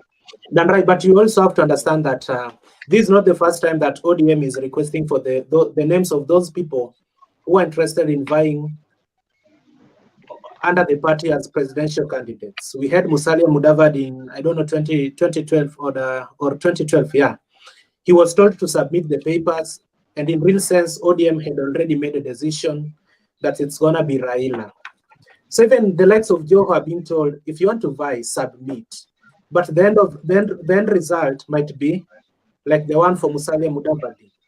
You understand? So let us stick by the fact that what Standard newspaper wrote that Raila is gonna be a presidential candidate come next year. That's the fact, not this one for Fool's Day that you are trying to bring about. Please. Let us respect the daily newspapers. We may, yeah. Clinton, allow me to call you chair. I don't want you to work. I don't want you to talk in terms of ignorance. Na kama unataka facts, facts inakuanga ile kitu iko ama facts ni ile kitu umeona, umenusa, umeshika na hata umehia. Na sisi tumesikia, tuliambiwa yenyewe. Na huyo mwenyewe ametuambia ilikuwa Fool's Day. Na akatuambia Raila kusubmit. Na Raila mwenyewe amesema nataka kusimama. Sasa mbona why you arguing that putting things that lazima Raila atasimama? Na Raila akisema atasimama atasupport mtu mwingine. Mtabadilisha aje? It is not a must that Raila announces by himself that I'm gonna run. But Secretary General of the party is the mouthpiece of the party. Sifuna can't speak his mind in serious matters as far as presidential candidate is concerned. So let us trust what the newspaper told us about Raila's presidency, and let us discuss him as a potential presidential candidate. Wewe ndio umeniambia before unikate ati Sifuna is a Secretary General of the party. Sa between ule mtu amekaa pale Standard Group Media na ameandika gazeti article the way I used to do, na ule Sifuna ule ako kwa party, who should you believe? Believe those two people.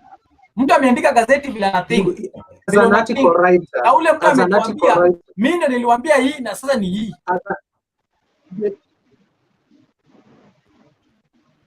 You don't write magazines according to what you think. You must have facts on what you think. You know, you can't just come up with figures, for instance, about corona, figures that doesn't exist, yet you write something that is being read globally. So Sifuna cannot come out with his own things. He spoke on behalf of the party, whether it was Fool's Day or he was serious about the information he was conveying. But he said that Raila has also submitted that someone who is writing these articles are being fed with the info from the primary source. Sasa kesho gazeti ya kesho, my friend, unaona utaandikwa Raila want to be the ballot according to Sifuna. Kwa sasa hizi naona kama wanajaribu kutafuta from nani wasikie nani anasema which is which. Because wao wanaandika tu kitu wamepewa. Na hiyo kitu wamepewa that Raila ku submit nomination paper ndio wataandika kesho. Utasema nini? Wajeni kama Raila hajasema anataka kusimama, my friend, usianze kusema ati Raila lazima asimame. Wachana Raila kabisa. Siku atatuambia anataka kusimama, tutajua. Thank you. Let us hear from Abdullahi. Abdullahi is one of our dynasty around. Abdullahi, our dynasty, welcome to the show. Dynasty.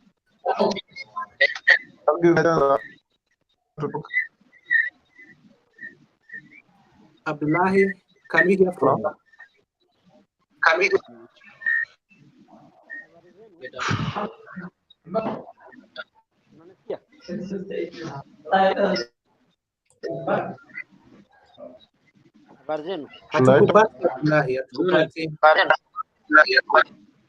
Yes.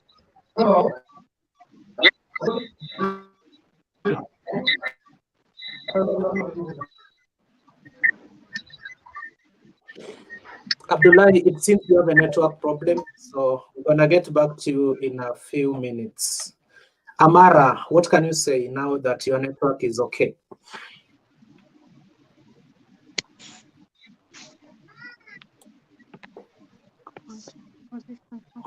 Amara, your network is not okay, and therefore you have to sit backstage, then kila kitu alafu uje tena. Hatukupati kabisa Amara. Yeah, I'm getting you. Naomba nikuweke pale chini kidogo tu.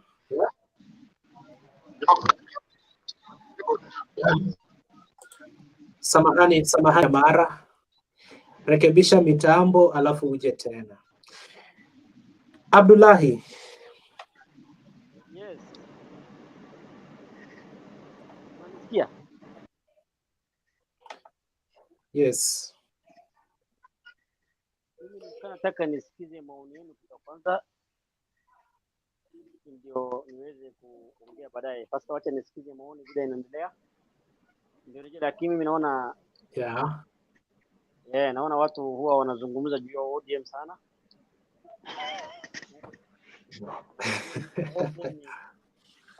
Kwa maoni yangu mimi najua ODM ni chama ambaye imekufa kitambo.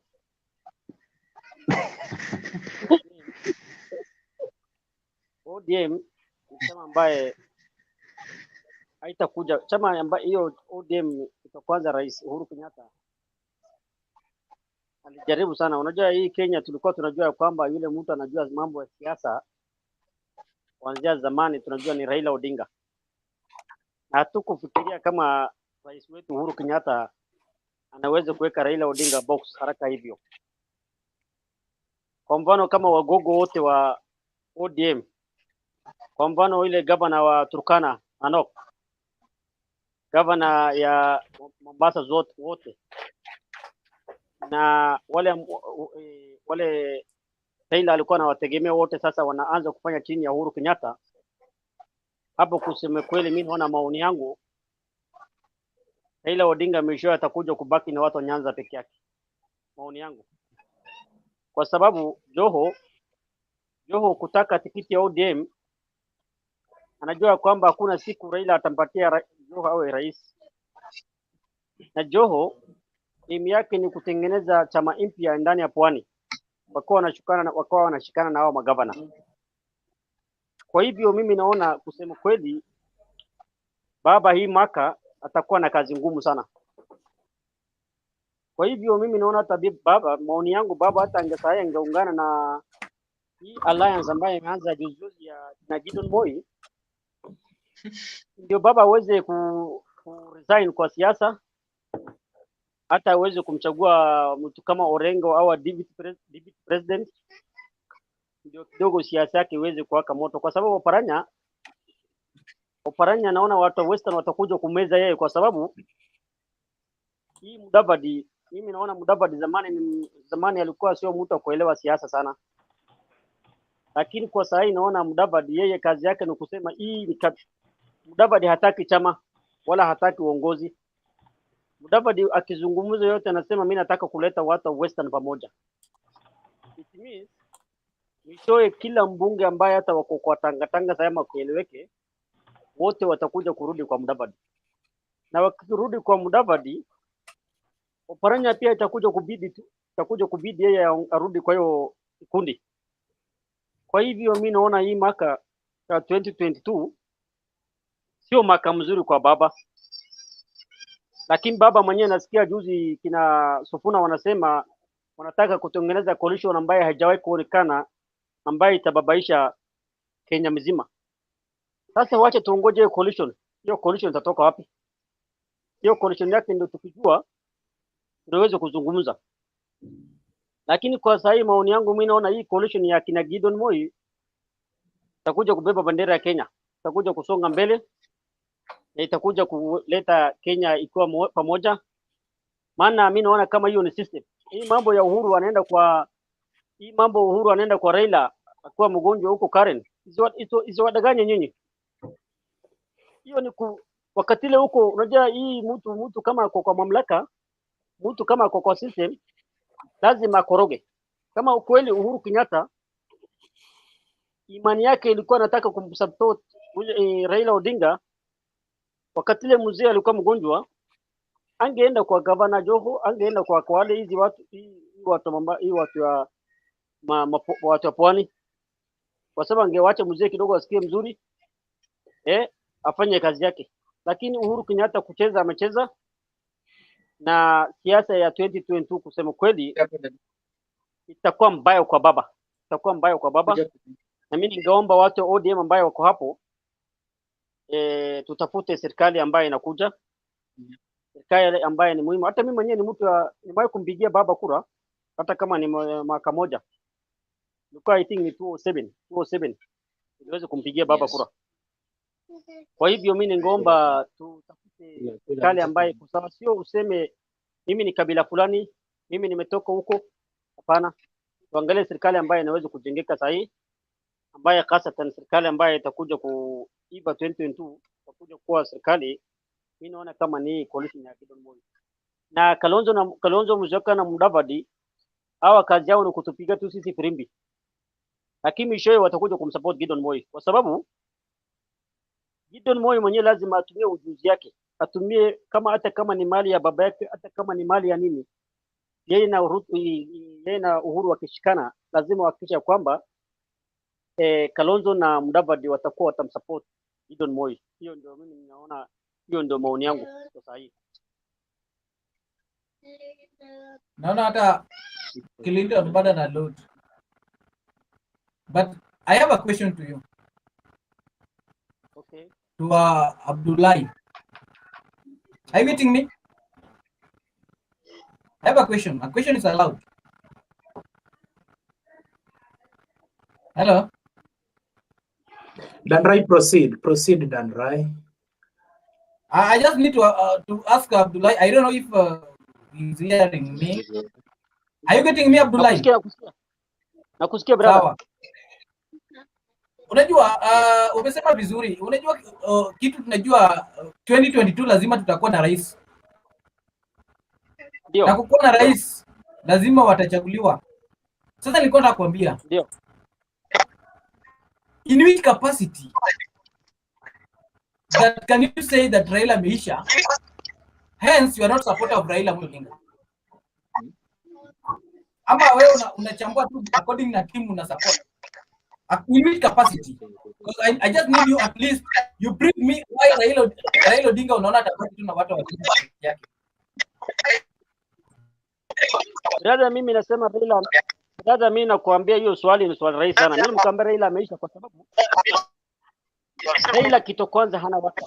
Raila mimi naona watakosa, hana watakosa. Watakosa wale ambaye tunawajua wakosa ambaye wako na nguvu sana ni mtu kama Joho Kingi, huyu gavana Kwale. Sasa kama hawa wanaenda kukula na Rais Uhuru Kenyatta na Kingi mwenyewe amehapa ya kwamba atatengeneza chama yake, kama Pwani watatengeneza chama yake, naona hii siasa itaisha sana, hii naona ataumia sana. For your information, Pwani washatengeneza chama inaitwa Tufe, inalaunchiwa kesho Kilifi. I don't know kama you have that information. And let me tell you something. What the problem? This is a question. What the problem? Kama Joho Kingi na Salim Mvurya wanaenda kwenda kukutana na rais waongee. What the difference na hiyo? Kama niseme Munya, not Munya, Create Murungi wakutana na ule gavana wa Nyeri na wakutana na ule gavana wa Kiambu na wakutana ile wa Embu, wakutane State House na waongee. What the big difference? Ama what the big deal? Kama watu the difference iko ndugu, the difference iko wewe ukoona mtu umenitajia mtu ya Create Murungi ama watu wengine huko Mount Kenya. Mtu wa Mount Kenya hata anaweza kukuja kwa Raila sahi ampigie magoti, anaweza kwenda kwa Ruto ampigie magoti, lakini mtu wa Mount Kenya mishoe, unajua tu pale ambaye anapita atapita tu pale Uhuru anapita. Kwa hivyo kuna tofauti, kwa sababu mimi kama mwanasiasa, mimi kama mtu ambaye anafahamu siasa, najua ya kwamba hakuna mtu ambaye kutoka, ukiona mtu yote kutoka Mount Kenya anakaa na wewe ama mwingine, hiyo ni kitu ambayo tumezoea zamani, ndugu yangu. Kwa hivyo mimi nataka kitu muhimu, baba pale ambaye amebakia kwake stronghold ni Coast. Kama Coast sahi ina Sarai, ina Muhammad Jichobefu, ina hao watu wote maanza divide. Hapo kuna kazi, mimi naona kuna kazi itatokea. Kuna kazi kubwa sana. Kwa hivyo mimi nataka kusema maoni yangu, wacha pia tuongoje Sufuna line yake. Sufuna anasema atakuja kuleta kitu nguvu mbaya kwa chama ndio tujie, lakini kwa maoni yangu mimi naona baba, naambia baba pole. Abdullahi, let me ask you the last question before we give this opportunity to Charles Rupaya. So Abdullahi, kuna venye Oparanya alisema juzi, there are so many important things that can be done apart from the referendum. Oparanya was the immediate COG chairman, and again Oparanya is the deputy party leader of ODM. What can you read from that particular statement, Abdullahi? We kama mtu wa Jogoo. Oparanya hiyo maneno alisema kwamba referendum after 2022, mimi nakumbuka. Lakini hiyo maneno ambayo Oparanya amesema ni kitu ambayo imetoka kwa mdomo yake ambayo imetoka kwa chama.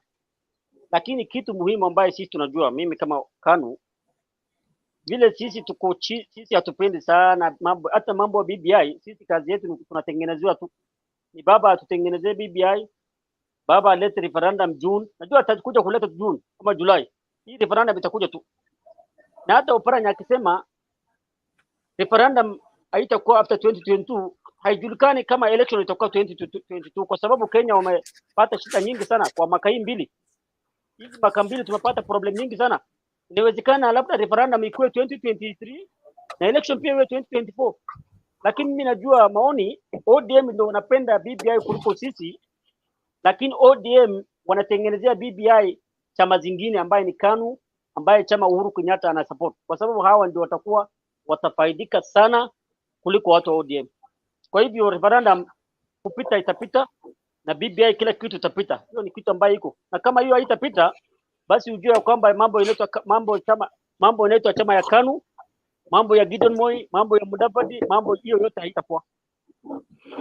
Asante Abdullahi, asante. BBI ndio tegemeo yetu sana, tegemeo. Lakini wacha kina hao watu ODM watutengenezee sisi, bora tu sisi tunataka tu state house, na hao pia wakuwe tu opposition. Mimi naona hivyo tu. Asante sana kwa maoni yako Abdullahi.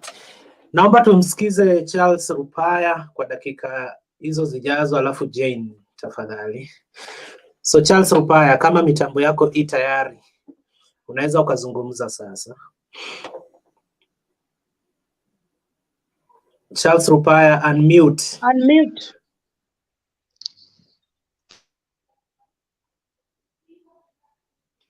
Charles Rupaya, unmute.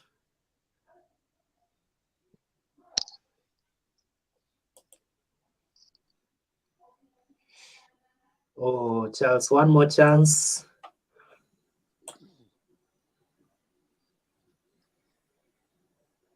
Okay, asante Charles, ameenda. Jane. Hello everyone. Hello Jane. Hello, long time.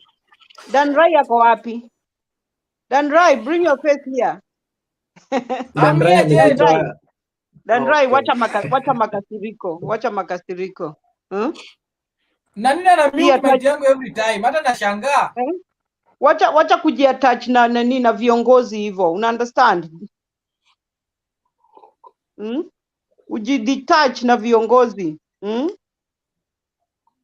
Kama youth tunawa encourage muache hii maneno ya kujiattach na nini na viongozi. Abdullahi, wachana na viongozi, start fighting for the youth. Mkuje pamoja, tulisema hiyo last week. Youth mkuje pamoja saa hizi, nyinyi ndio mtafute kiongozi. Wachaneni na hao viongozi wote wako kwa nini? Kwa mamlaka, wote ni waizi, wote ni hakuna mtu atawasaidia. Kwa hivyo muacha ma feelings, hakuna haja ya feelings na nini. Alafu Abdullahi, hiyo kitu ulikuwa unasema ati sijui ya Mount Kenya, after some time, sisi wote tutafuata Uhuru. No, usiwe hivyo. Watu wamerevuka saa hizi, wajinga waliisha Kenya. Kwa sababu hata Mount Kenya pia watu wanasafa. Unaelewa? Kila mtu akisafa saa hizi, hata Mount Kenya watu wanasafa. Kwa hivyo uache kusema hiyo maneno ya nini? Ati Mount Kenya after some time watu watafuata Uhuru. No. Hatuko hapo. Wewe tunajua wewe ni dynasty. Usiwe hivyo. Alafu Danrai sasa ameenda, na nilikuwa nataka kuambia Danrai nini, Raila come rain or sunshine atakuwa kwa ballot, atasimama president. Lazima. Sasa hizi amenyamaza tu, lakini hiyo tunajua 100% atakuwa president, atakuwa kwa hiyo kugombania hiyo nini ya president. Kwa hivyo Danrai relax tu, awache makasiriko. Umenisikia Danrai? Jane jameni, sorry for interruption. Unajua tunaekana hii kitu inakuwa moto Jane, ama umesahau? Unajua, nakumbuka. Unajua nimekuwa hapa stations zote, so I know. Jane, let me tell you something. Although wacha tuanze kusaidia Abdullahi. Unajua kuna time I think you were there, Andrew was there, and I don't know someone called Brian. I think Clinton alikuwa. Tukisema hii story ya hii Raila coalition, I think tuli discuss, in fact hiyo ni hizo party za mtani hatuwezi discuss sahi. But tuko nataka kumsaidia. Hii team nasemanga nani wanaweza kuwa. Unajua watu wanakuwa kama uko na kura. My friend, hata hao watu wanajua Mudavadi hakuna kura gani. Gideon hakuna kura gani. At least mtu anaweza sema kuna kura hapo ni Kalonzo peke yake. Because anaweza jaribu hiyo kura ya Ukambani iende kwa bucket moja. Hata ya Kalonzo sasa imegawanishwa. Ya Kalonzo imegawanishwa na Mutua. Iko divided. Na imagine, unaona watu wanasema, sijasema kwa baya, watu nasikia wanasema Raila ameisha. By the way, if it start, hata leo nilikuwa hapo bunge la wananchi, nilikuwa naambia, wale watu wanasema Raila ameisha, they are not supportive of Raila Odinga. Unaona? Na kuna time we discuss hapa as a mature people how we can help our youth and whatever to agree. But we agree like, kuna watu wengine, Abdullahi, hata ukimwambia tu mtoto wa musha asubuhi, na hata kama unafuata tangatanga, unafuata William Ruto. William Ruto alisema vizuri. Kuna party village party. kama Mani, kama hiyo KANU and whatever. Imagine hata KANU kama una support KANU, senator huyo wako party leader 2022 ata struggle kurudi kwa hiyo bunge. Definitely. Gideon will struggle na utafanya juu chini. Because Rift Valley, even me, I'm not supporter of William Ruto, but I know from up to down William Ruto will sweep early in the morning.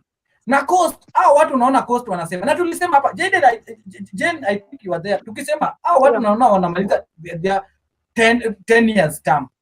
Ndio watu nasikia wamekazana na party. Niambie Samboja, umesikia kiongelea na party ya Coast? Umesikia? Hakuna mtu ameongelea, hata ule walamu. Umesikia wakisema ati wanataka party ya Coast? But Kingi wamekazana because wanajua they want just term yao inaisha. But bargaining power ndio wanataka. Si ati wameitwa state out. State out wameitwa tu ili at least waongee wa form chama. Because Uhuru mwenyewe he will be in active politics. Hata enda nyumbani ati amemaliza kama mzee Kibaki. Hapana. Na kitu aliona pale kwa prime minister. USA vile uliona America vile Obama alikuwa active. Uhuru is going to do the same. And Uhuru is going to influence who is going to be a president in this country. Whether tunapenda tupendi. Na saizi tuwezi sema system ina support nani ama isa support. Because wakishikana hivyo the thing is done right. Imenishi watawin. Done right. Hata kama tunataka kuchange, una understand? The person ule Uhuru atataka kuwe president ndiye atakuwa, kwa sababu ikishafika si tukishapiga kura wakienda huko si hatujui zile vitu zinafanyangwa huko ndani, una understand? Kwa hivyo bado tunaweza tupiga kura, but wakidecide ule atashinda ndiye atashinda. Si unaona Abdullahi anacheka kwa sababu anajua, unajua anakuanga kwa deep state, anajua.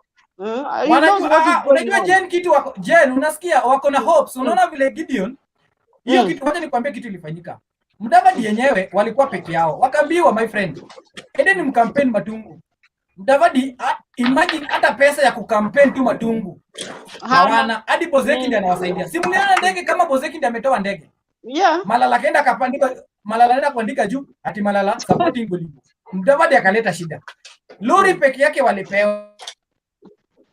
Imagine someone need to be president in this country even cannot finance by election to your constituency. Listen, hajawahi toka huko kwao, hajawahi toka huko kwao ende mali pengine, hajawahi enda nini hata Machakos ama Mount Kenya, alafu anataka kuwe president na ako tu huko kwao Uluyani. That's impossible. Haya, wacha turudi kwa Gideon. Gideon yenyewe just nini kuongea tu na MCA wa Baringo wasipitishe hiyo kitu ili umshinda. Huyo anaweza kuwa president gani? He cannot. These people are that trying to cheat themselves. That team without William Ruto ama Raila Amolo Odinga died on arrival. Asubuhi na mapema. Na hao watu wawili hata tuliongea hapa. These people Litons wawili kama wanaweza kutana saa hii. Do you know, let me just give you a hint. Do you know why Raila hajatangaza atataka kuwa president until amesema after BBI? Because anajua after BBI kuna mchezo itachezwa. Kama hiyo mchezo itachezwa, let me go and bank this. Raila Amolo Odinga is going to join alliance with William Ruto. Hiyo alliance inakuja. Hiyo alliance naiona, nimeiona kabisa. Raila na hiyo alliance hata hiyo mnaitana deep state wawezi. That's why unaona Uhuru hawezi kubali Raila aende ungane na Ruto. Itabidi Uhuru asilali for 6 hours kama president, lakini ameongea ameanza kuleta, alikuwa amesha dump Raila, sasa ameanza kumleta karibu. Because that's what nakwambia. These two people wakiungana mara mbili. Na ulisikia William Ruto akisema aje that mtu anaweza share nayo ideology ni mtu mmoja.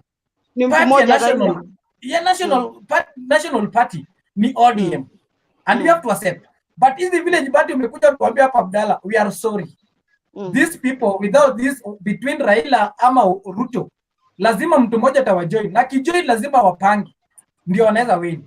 But wakienda Abdullahi ana need to change mindset yake na awache kujudge.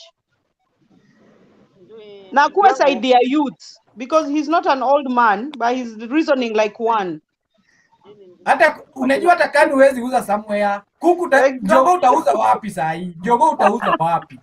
Hata kama let me tell you something. Me myself tuliitwa tukasema tuende tuuze njugu. And I was like mimi nionekane tena nauza njugu na nimeacha ODM. Na hii ticket ya ODM pia nataka jamii. Hiyo ni kama naenda kujisaliti tu. I'm going to hang myself. Unaona? Njogo utauza wapi? Saizi ya Mani, niambie kama Mani saizi kama tuko na by elections, tuko na by election example Nyanza itoke by elections, tuone kama hii Amani ama ANC ama KANU ama hiyo ya Kalonzo wanaweza kuenda kusimamisha mtu na wapate kura ngapi. Hata 100 votes hawezi pata, they can't. But ODM inaweza gana more than 10,000 votes. Niambie what the dalili? Abdullahi alisema Gideon Moi ndiye atakuwa president. Kwa nani hata tuwezi kwa mjinga kuchukua mtoto wa president, watoe mtoto wa president, waweke mtoto wa president. These people can't be stupid like that. Abdullahi ana dream, he's dreaming. Hakuna vile tutarudisha hiyo Moi back. Moi MO1 is God. Hiyo damu ya MO1 hairudi. Hiyo damu hairudi. Hiyo ni uongo. Hiyo damu hiyo imetoka. Tukusaidie uone maana. The two kama Raila atakuwa kwa me I believe personally. Raila yeye hajasema anataka kitu. Raila nimewambia the secret why Raila anasema atatangaza kama atasimama ama atasimama after BBI. Unajua after BBI the next thing ni kutengeneza hizi alliance and that's the truth. Sasa hapo Raila ndiye anaona hii alliance inatengenezwa in which basis. Kama Uhuru atani support cause mimi nishapitisha BBI. Unaona? Ni sawa. Kama Uhuru atani support kwa sababu nishapitisha BBI, then I have no option cause Ruto, unajua Raila lose nothing cause kama ni pesa Raila kuna pesa. Kitu Raila anataka sasa hivi ni power. Na power yake anataka kukua kwa serikali na kukua kwa hiyo serikali. Kitu anataka sasa hivi Raila kama ataoshwa na hiyo unasikianga Uhuru na nini? Ni kutoa deep state. Na kutoa deep state ndio agenda ya William Ruto. Do you know why sasa hivi Raila wakiungana na William Ruto? The bargaining power inaweza kuwa kitu moja. Raila, najua wewe unaweza enda 5 terms na umalize. Na ukitoa deep state means tukiwa kwa serikali tutakuwa tunatengeneza watu wetu. Na hiyo ndio hao watu waliona. You know Uhuru is playing a game that anajua yeye. Anajua in case nikisupport our Serela nitapoteza everything. That's unasikia ule jeshi mkuu anaweka mtu wako. Sasa hii mtu anaenda kuona walitoa Murgo wale kwa judiciary. Cause wanajua hiyo game wanacheza. In case waweke Murgo ni mtu anaamka tu asubuhi na anasema hiyo kitu staki na ataki. Lazima waweke mtu kama Ngati ama someone that anawalin kwao. Unaona? Hiyo ndio anacheza. Na hizo vitu wanaenda 7 years. Mimi sasa ukiwa pale utamaliza term yako kama huyo ndio bado na. Ukiangalia hizi masio whatever na PS kuna watu wengine anaekanga place nyingine anajua in case you money I have to save situation with this. Na hiyo ndio wanapiga. Na Raila pia anacheza hiyo game. Anajua mzuri Raila ilikuwa mjinga kuoshwa like that. Anajua tukioshwa uwezi mwe 2 rounds na bado unasema ati ilikuwa bahati mbaya. Uoshe Ruto, kuja uoshe Raila. Then tuambie bahati mbaya. I'm stupid. Unaona? Angaza nakwambia Raila atatangaza after BBI. Hapo ndio atajua. Na mimi I want to assure you. Clinton kindly come like this thing. Ruto. That team is dead on arrival. Wakina Kingi watu waliitwa hapo. Wakina Kingi wanataka bargaining power na bargaining power ni watu wa coast. Joho hawezi toka ODM. ODM ndio walibeba Joho au watu wa bara. Hey, Dandre, please. Lakini Dandre wacha nimalize ya Joho. Joho ukiona State House unajua kwa sababu Joho alisema ataenda mchujo ya ODM hadi mwisho. Anajua kitu inafanyaga Joho apite ni kitu moja. Ni hao watu wa bara unasikianga ni Mluya, ni Mjaluo, wale watu wanasupport Raila Amolo Odinga. Ndio wanapelekanga Joho kwa State House. Nini wanapelekanga Joho kwa governor. Akiwajaribu tu kuruka hivi. Nani alikuwa anajua Balala ataisha kama Balala. Go and bank that. Dandrai, hebu nikuulize, don't you think nani Oparanya na Joho watagawanya nini votes za Raila? Unaona Oparanya, do you know Oparanya saa hizi vile amemaliza na Joho, kila mtu anataka bebe kitu and they survive for Kenya politics. Are you getting? Sasa kitu wanafanya is very simple. Vuta side yako, nivute side yangu, at least tuweke kwa ODM, waweke Raila pressure na administration ya ODM, then tuangalie nani anaweza chukuliwa. Ndio wao Oparanya anajua vizuri hizi kwa president. Hata Joho anajua vizuri hizi kwa president. But kitu anajua mzuri hata akipewa ticket ya ODM. Najua Joho akipata support ya coast wewe. Ndio nakwambia Joho akipata delegate sasa ndio nakwambia ili akuwe Then right. relevant kwa politics ya Kenya, lazima vute watu wa coast. Akipata support ya coast, ujue nini votes za coast zimetoka Raila kabisa. Ndio nilikuwa nakwambia, unaona Jane, do you know Joho, sijasema vibaya, but Joho watu wa coast wengine ulisikia anaitanga watu wa bara. Joho au watu wengine kama Joho ulisikia hiyo ndio ni coast mbogo. Au watu most people they treat them like ni kama Arabs and whatever. Because wao wako na lugha moja, Kiswahili. Na kama si Kiswahili wataongea Kiingereza. That's the fact. Kinja kidogo kwao anaweza don't underestimate them. Don't underestimate them. And I know. And let me tell you something. Joho without Raila. Joho without Raila. Joho is nothing. Clinton, where's your face? We can't see you. I'm coming back there in a short while. So yeah, that's why we went on because we didn't see you. That one is okay. That one is okay. Dan Rai, sijasema eti na kutoa, lakini ukimisbehave itabidi nikutoe. So having discussed politics, nimesema ukimisbehave inamaanisha huja misbehave. Ukimisbehave. I'm a good boy. So, having discussed politics for 2 hours and 20 minutes, we have another issue whereby the United Kingdom government, headed by one Boris, decided to ban Kenyans from traveling to UK. How will this affect Kenyans planning to go to UK or Kenyans in UK planning to come back home? Does it have any economic effect on Kenyans, or what's your opinion, members? I'll start by giving Alfie. Alfie, if you're with us, unmute and contribute. Sorry, kuna mtu amefungua kitu kwa background. Kuna kelele kwa background. Sijui ni ya nani. Ni Moses ama?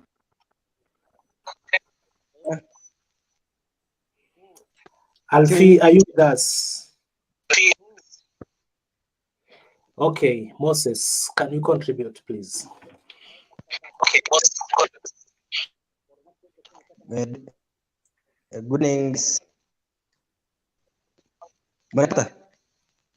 Yeah, we can hear you, Moses.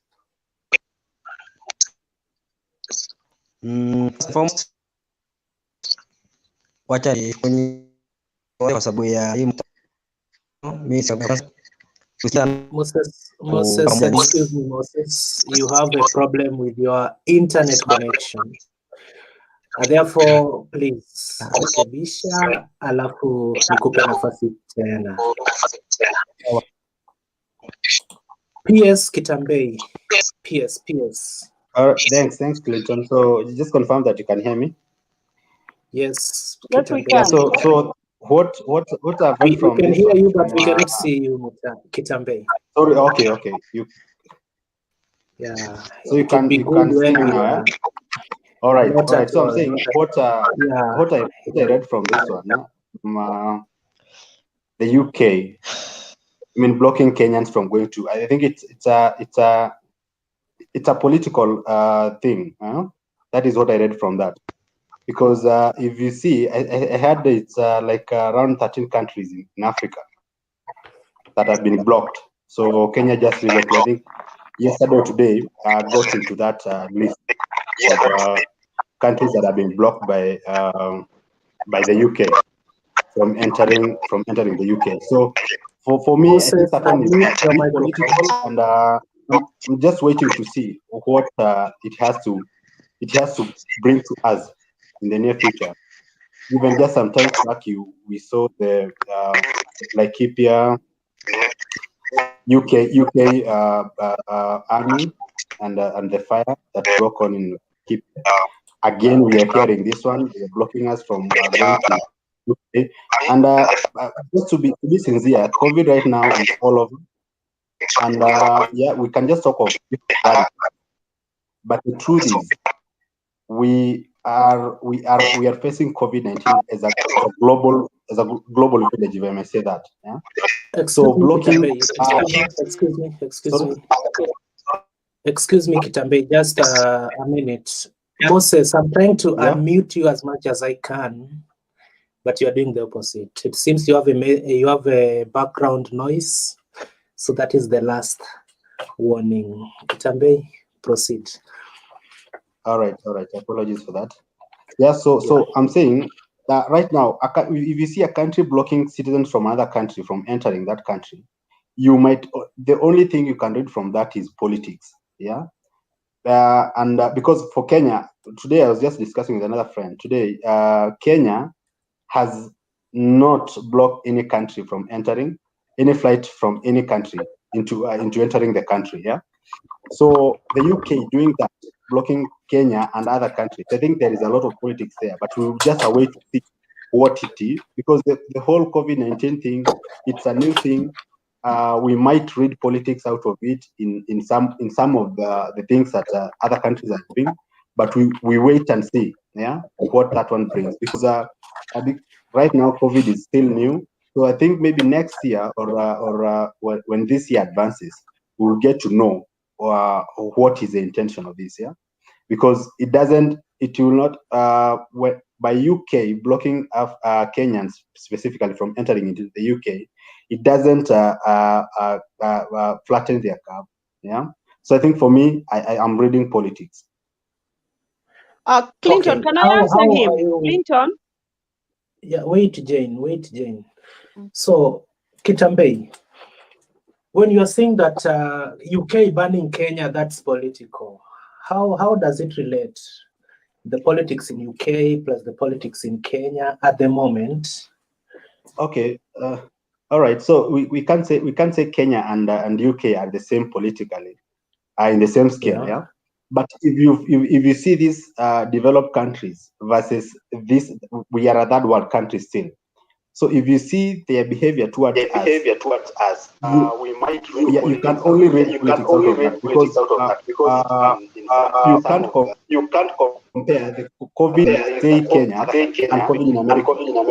But they haven't blocked American flights from entering UK, but they have done so for the Kenyan one, yeah. And I'm just saying there might be politics. Myself, from my own view, I'm reading politics, because what will they gain? If we can answer that question, what will the UK gain from blocking Kenyans from entering into their country? Then from there now we can say it is politics or not, yeah, because they provided reasons. Corona, our COVID-19 pandemic in Kenya doesn't even compare to America, yeah, but they haven't blocked America from getting into the UK. Okay, thank you, Kitambei. Where are you? Where are you from? As in, so right now I'm from Loitoktok, but right now I'm in Nairobi. But Loitoktok is my home. Clinton, can I answer him? Kajiado. Okay. Thank you. Jane, you can put your question or your answer to Kitambei. Yeah. In 2 minutes time. Because I'm in the UK and I can speak for that. Listen, unajua hapa sisi watu wengi sana already tumeshapewa injections, and since we started being given the injections, COVID has really gone down. You understand? Really gone down. So ukiona wakifungia watu kukuja, I don't know how politics is coming in there. Wanafunga tu just because they don't want, unajua hapa watu wengi sana walikufa. You know that. You understand? They just don't want to bring it back, and there's a different variance. Unajua ile variance iko Kenya saa hizi na hizo countries wamefunga. It's a different one. You understand? So far, we had very few in London, and those have been treated. So they don't want to bring that different variance here. Ni watu yani ni kitu wamepigwa sana, understand? They've really seen a lot, and they don't want that to repeat itself after having two waves. You understand? Yeah. So I don't really think it's politics, but what I know about the British people, they like protecting their own. They like that one. They will do. I'm telling you, they will do protect their own. Let me ask you a question, Jane. Even as you answer the difference between the variant in the USA and that in Kenya, another question will be in the UK. No, in the USA. Have the UK blocked flights from the USA? They have blocked, right? so many flights. And even if you come, you understand, listen, even if you come, you have to quarantine for 2 weeks, and you have to quarantine in a hotel that is chosen by the government. You understand? Yeah. If you come, if you know, there's no, that's what I was telling people who want to come now. There's no need of coming because you'll be forced to quarantine. And you have to pay, you have to go to the hotel, you pay for yourself £1,700. That's a lot of money. What for 2 weeks, you understand? In pounds, if you convert to Kenyan money, that's money you can do a lot. You understand? Yeah. So even if you come, there are flights that are coming, but they still have to quarantine. Okay. I think I read from a different script, because the script that I read is that Kenyans have been blocked. But if you're it's Kenya, there's a few more. The Philippines, citizen, India, and Pakistan, there's a few that have been blocked anyway. It was even in the news here now. Yeah, but if you're a UK citizen, maybe say for example in Kenya, going to there, then you have to pay the 1750 euros. Then you get quarantined for the 10 days. But now my but the question thing is, most of the people traveling now have had their 2 jabs. You understand? So that can make it like a bit, All right. So maybe I can ask this question: what is the immediate impact of because you've said that since you guys started getting the jab, the curve has flattened. So what is the immediate impact of that jab? Because in Kenya we are being told it doesn't. If you are vaccinated today, then it doesn't take away the possibility of you contracting COVID-19. So if you get the first jab, you understand? If you get the first jab, at least you have like 76% of not being hospitalized and not needing oxygen. If you get the second one, you have 98% of completely not going to the hospital and being hospitalized and no oxygen. All right. You understand? Right. Yeah. Okay. So the first one is 76%. Once you get the second one, now you're okay, 98%. You understand? But still, if you're going in public places, we are still being encouraged to have masks, because you don't know who has been injected, who has not been injected. Like me, I'm getting my second jab on Wednesday. This Wednesday, I'll get my second jab. But I had my first jab in 1st of February. So after 2 weeks, that's proper 8 weeks. So after 8 weeks, I have my second jab. Okay. So all right, but we are 10 people. Can I put this question? Yeah. Wait, Kitambei. This one goes to Jane. Jane, you've been vaccinated, and on Wednesday you're gonna take your second jab. I was given my first jab. I've had my first jab, so I'm getting my second jab on Wednesday. On Wednesday. That's exactly. Is there after any 8 person weeks. here who has been vaccinated in this show? Kitambei, have you been vaccinated here in Kenya? No, I haven't. I think I will be among the last people to be vaccinated. 2 reasons. One is personal.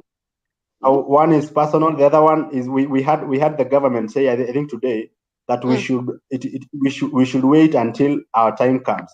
Yeah, I think there is, first of all, teachers, doctors, and then the police, a huge number of people.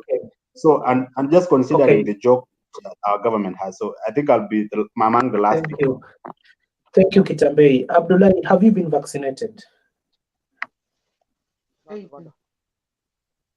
Abdullah? Yes. You've been vaccinated? No. Deep state, have you? Okay. So Jane. Yeah. Jane, can you assure us, people who have not been vaccinated, is it okay? We just go for the jab, or we have to wait? Because we are hearing rumors from different sources that. To be sincere, I can tell you everyone is different and everyone reacts differently. You understand? Me, when I got my first jab, the only thing I had is just my hand was numb. You understand? And then that night, I really slept so nicely. I'm telling you, I slept. I didn't want to wake up in the morning. But I didn't have any pains or anything. But my hand was just like numb for 2 days, my arm. But it didn't stop me from, like cooking or doing my stuff. But normally what they do here, if I get my injection today, they make sure like tomorrow I'm off, just to stay at home to see if I'm going to be okay. But I have a friend who, after she had the jab, she had to stay off work. Okay, I cannot say it's a friend, it's a colleague. She had to stay off work because she developed back pains. for like 1.5 weeks. Okay. But everyone is Thank you. different. You understand? Everyone is different. Some people feel sleepy all the time for like 2 or 3 days. So everyone is taking it differently. So I Thank you for cannot the assure you that you Jane. won't have a reaction. You understand? Because I don't know about your immune system. It just depends on your immune system. But me, I didn't have anything. It's just my hand was just feeling like heavy, and that's it for just 2 days, and it's gone. But I was okay. After 2 days, I was able to go to work. I continued. I was fine. So, Thank you. and So me, I had Kitambei, Pfizer. you I had have 1 Pfizer. minute to summarize your points. Kitambei, you have 1 minute to summarize, and then we hear from the All right. Dennis. So I think thank you, Clinton. So I think for me, I have actually already done what I wanted to do. But okay, so just to ask Jane again, the job that you have taken, which one is it? Because I took I understand there is Pfizer. this one of Oxford that is in Kenya. I was given AstraZeneca. Pfizer, but I still know people who have taken AstraZeneca. So it depends on the center you're going in. The center I was going in that time, they tell you, they just written here, the vaccine today is Pfizer. The vaccine today is AstraZeneca. You understand? Okay. So I know people who have taken AstraZeneca.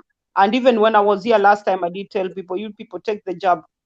How people have taken. I know old people, old ladies. You understand? Because they were the first ones to be injected. You understand? They took the Oxford one. With the Oxford one, that's the Oxford University here. That's the AstraZeneca. They took it, and that's the one you have back home. Yeah. Yeah. All right. I think I'm done. Okay. Clinton. Thank you. Abdullah, you kuna swali kwangu? Yeah. Hii wakati ile unajidunga hiyo vaccine. Ujidungi unadungwa? Ngoja kama unadungwa. Kama mimi niko na hiyo COVID sasa hiyo. Sikusikii vizuri. Nasema kama niko na hiyo COVID-19 naweza kudungwa? Hapana, kama uko na COVID hauwezi dungwa. Mpaka ungoje upone, utestiwe. Ukikuwa na COVID ukae I think 14 days or 28 days. 28 days. Kama ulikuwa na COVID, utakaa 28 days, after 28 days ndio utadungwa. Juu kuna colleague wangu alikuwa na COVID, akakaa 28 days, alidungwa jana. Okay, maana kuna jamaa mwingine pia alijidunga almost 5 days. Alifariki leo. Sikusikii? Kuna mwingine pia alijidunga almost 5 days. Lakini alifariki leo. Pole bwana. Alikuwa na COVID? Yeah.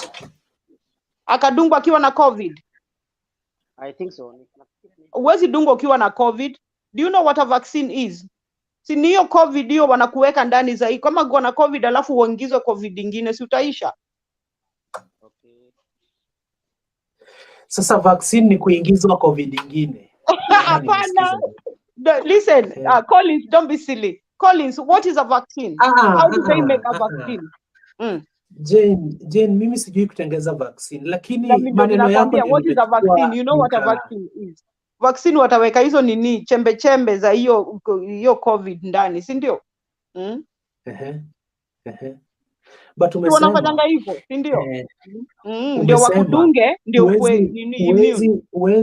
uwezi ukavaccinatiwa ukiwa na COVID. Uwezi hapa mimi naona sababu wanakuweka COVID. Sasa ukiwa na COVID ingine alafu wakuongeze ingine, si utakufa. Kama immune yako ni mbaya. Hapo ni ngori. Abdullahi, pole kwa huyo rafiki yako bwana. Pole kwa rafiki yako, lakini hakuwa anajua, lakini daktari angekuwa anajua. Angesaidiwa. Kuna mtu hapa hajaongea. Alfi maybe amejieka tu na ameondoka jamani. Alfi amelala. Alfi tutakureplace na Ibrahim cha usiku.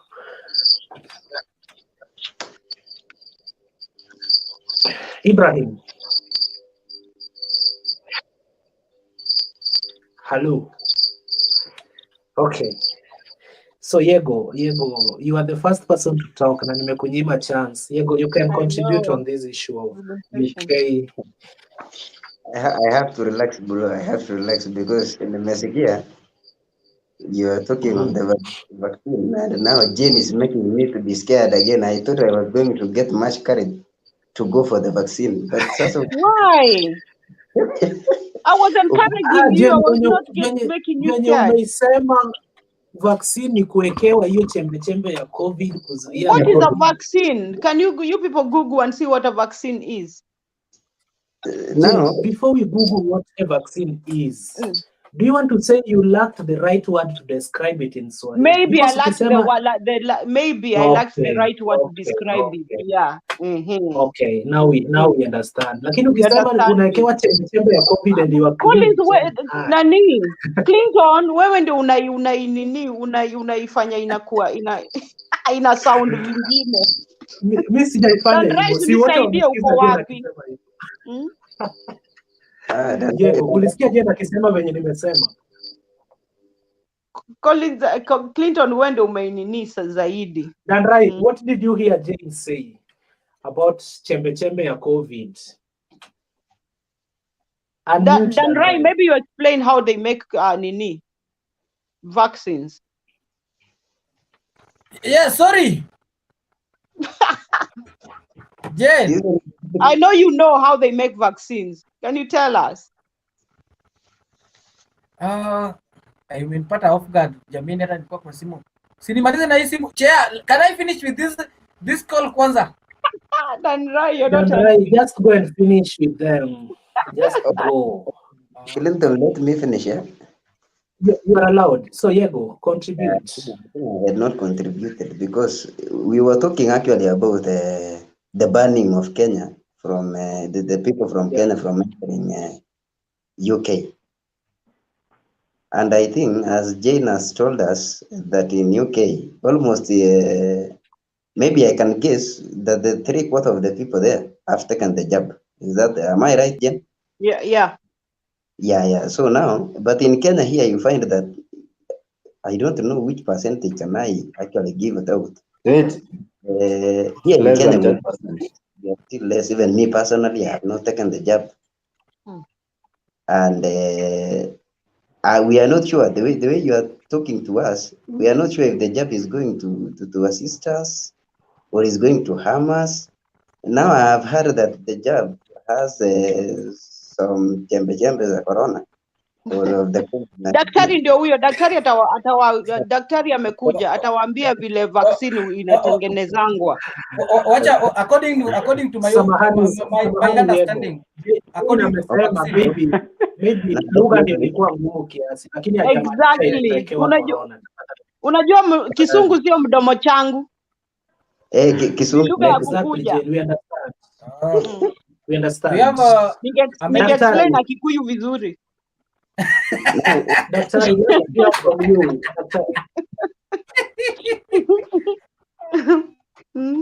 What I was saying is Daktari will explain. Don't worry, Yego. Daktari will explain. Okay. Now, yeah, Daktari is there.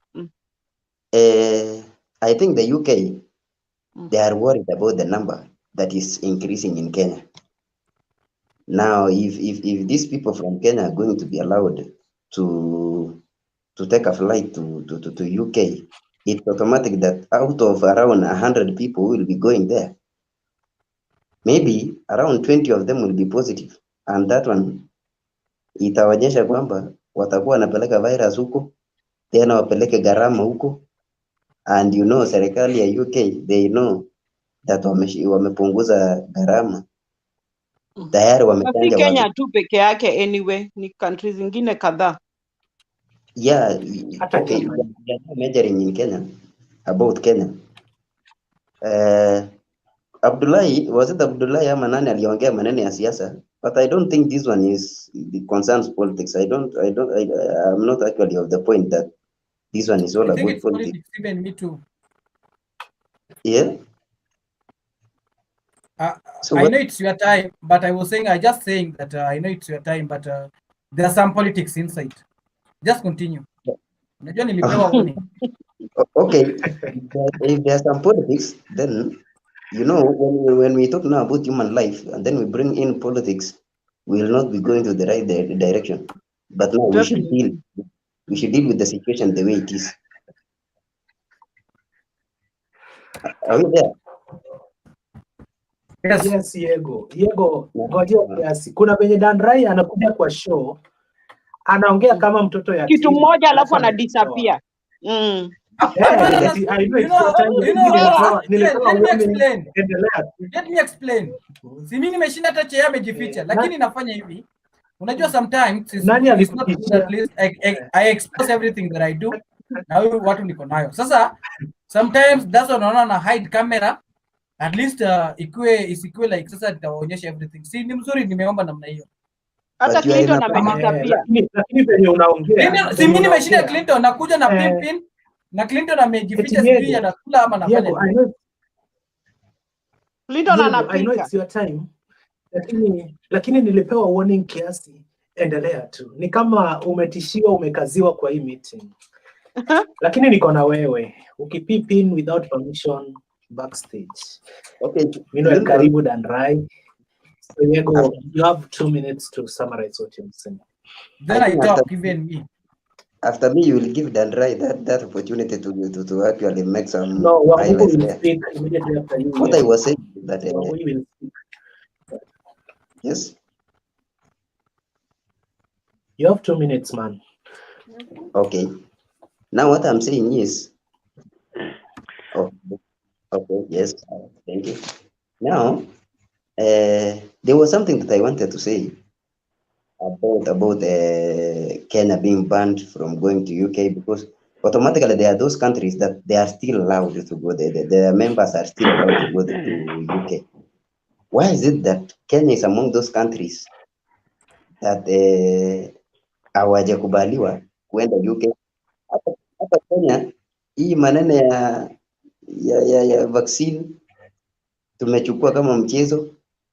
Viongozi wetu nao wanachukua hii maneno kama mchezo because unajua ile siku hata leo nilikuwa nasoma ina certain platform wanasema ati Uhuru affected the vaccination ati sijui alidungiwa nini.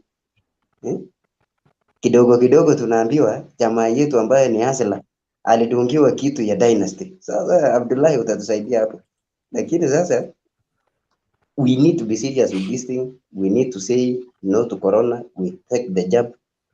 But from my analysis, what Ben has said, kuna watu ambao wako na shida ya maybe damu kwa mwili iko kidogo nini. These are people who are prone to.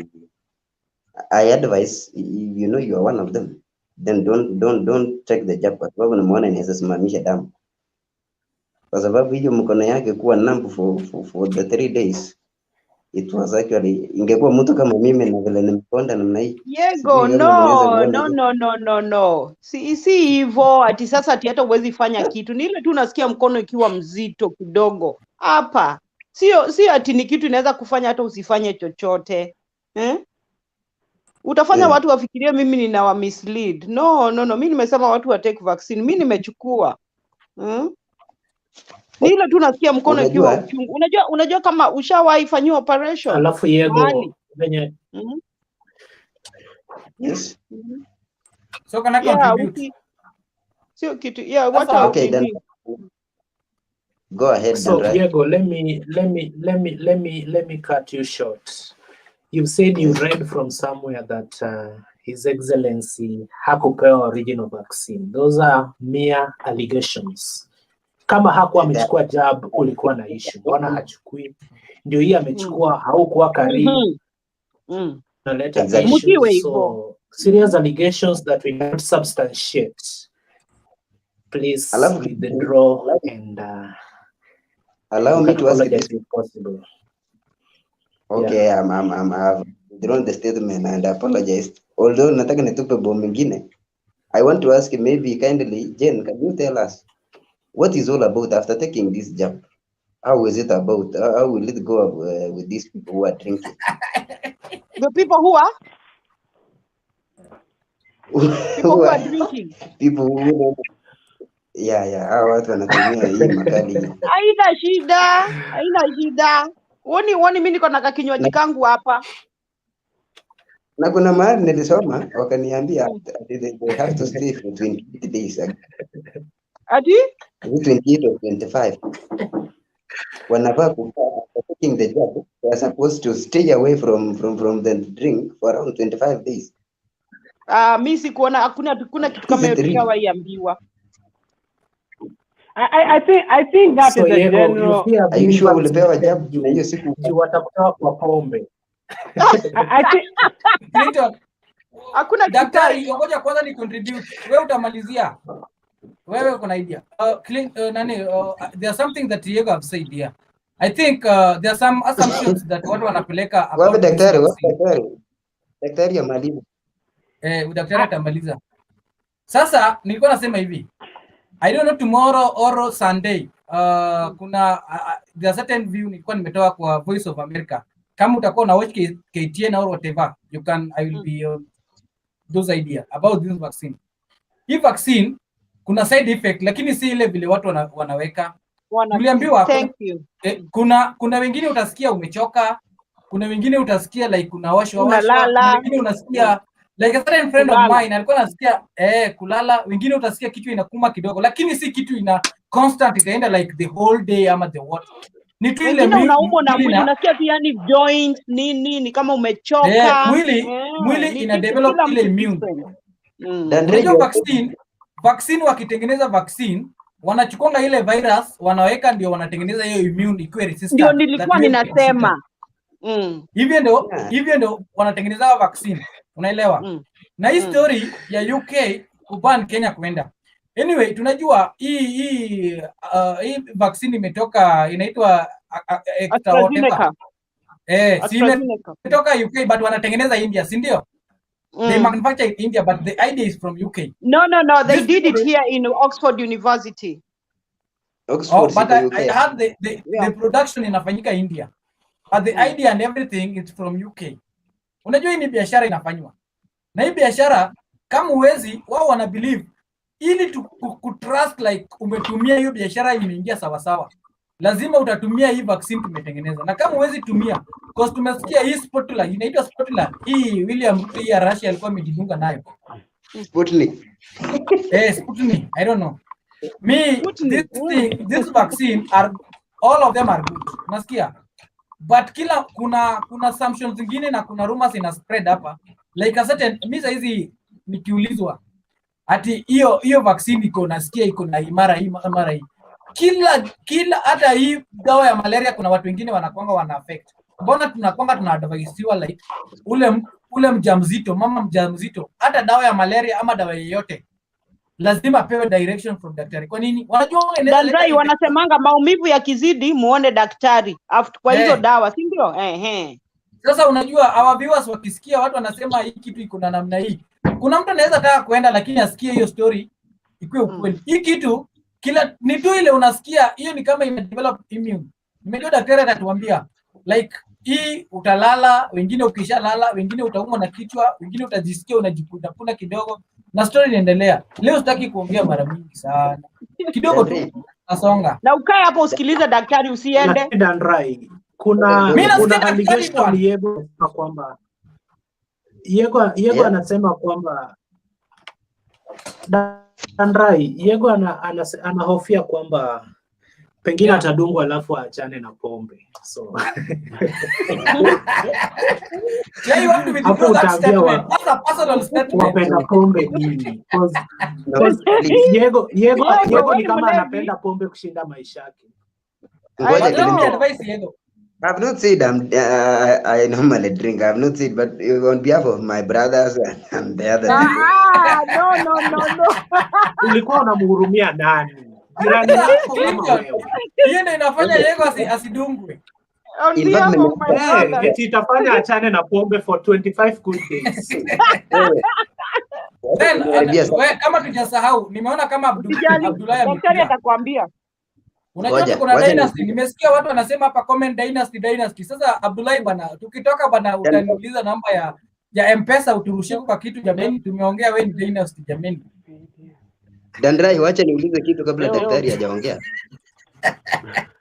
Daktari, naona kuna network mbaya kidogo, lakini kwa nini sasa? wacha niulize Vaccine, swali kabla daktari vaccine hajaongea. ni muhimu, vaccine ni muhimu Eh? sana. Well, Kenya I don't know. Abdullahi, ngoja kidogo Abdullahi.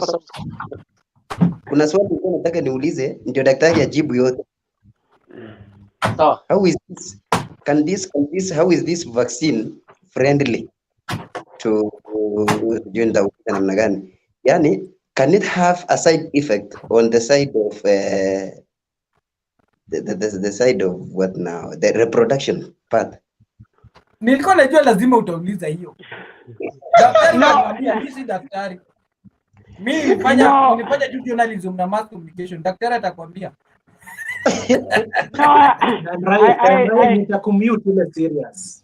I think there is so much information. So I don't even know where to start. But I guess where I should start is that you get an opportunity to get the vaccine, take the vaccine. And here is why. Either way, and I think I said this a couple of weeks ago, we are guinea pigs. Either way. So it is for you to make a choice. Do I want to be a guinea pig for a vaccine that has killed nobody in this world? Zero.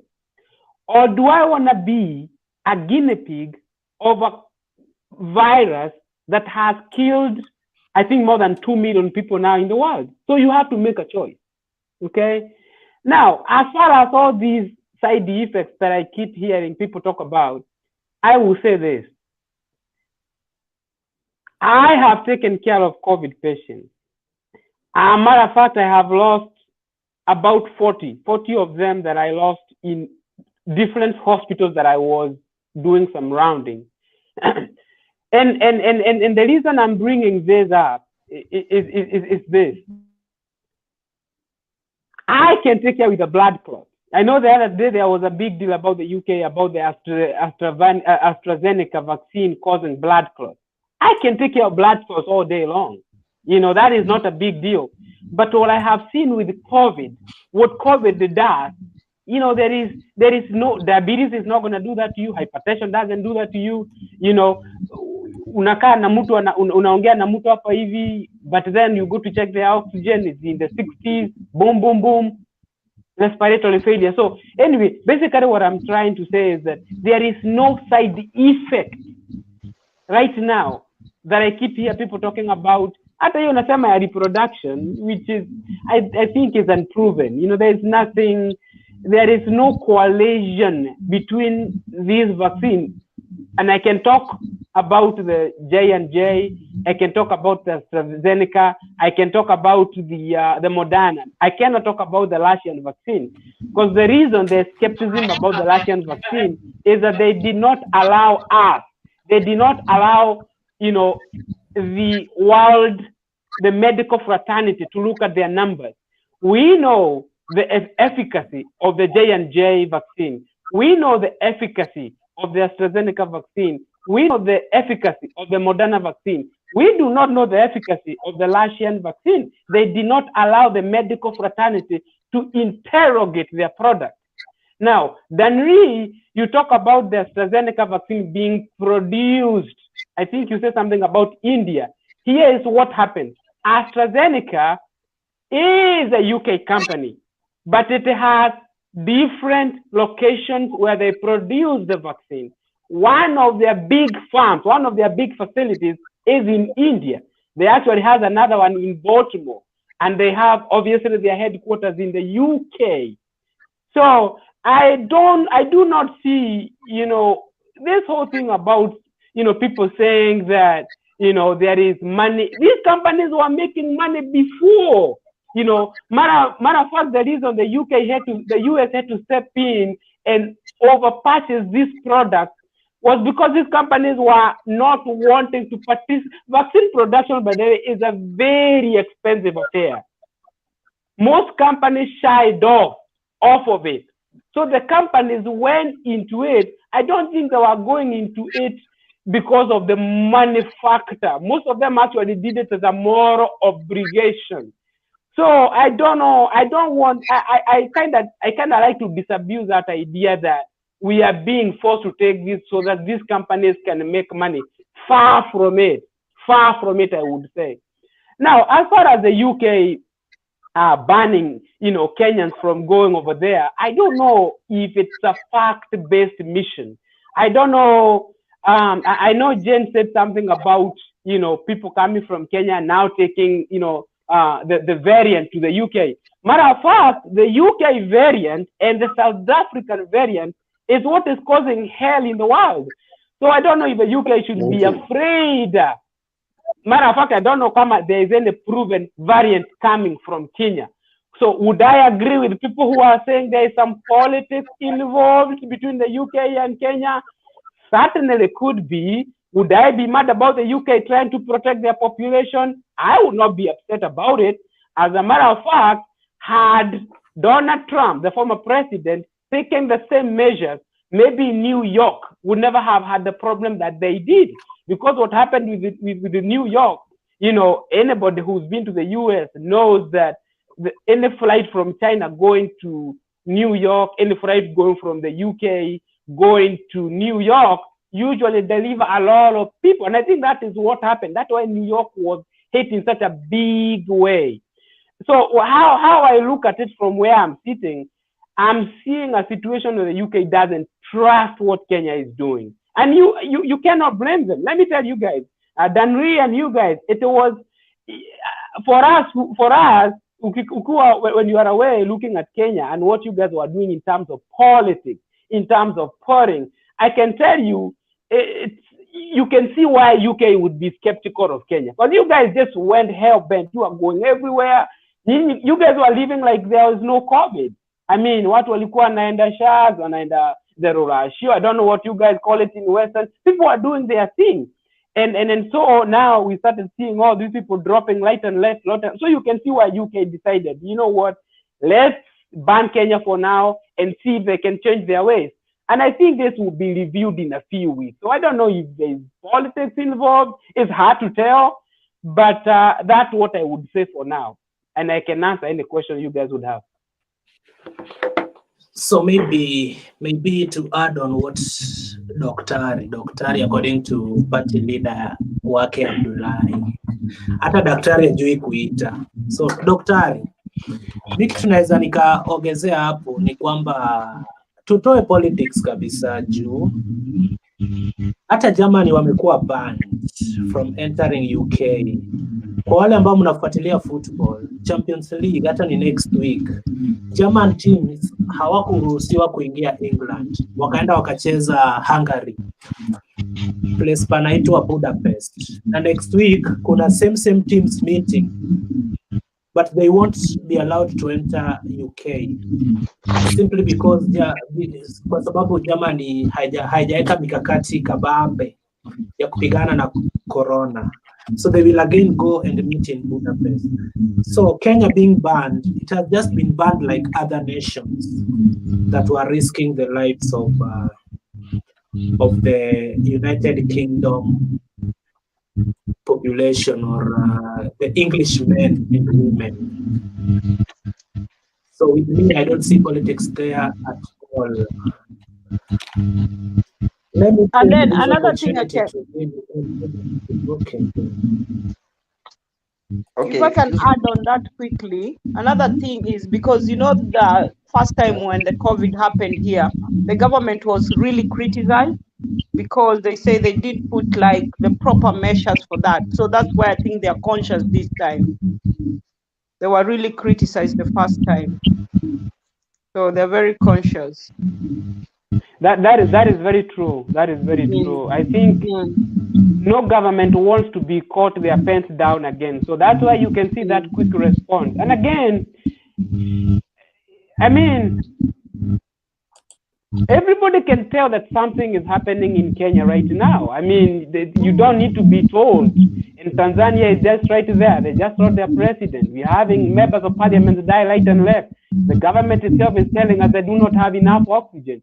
So if you are UK, I mean, you have to do something about it.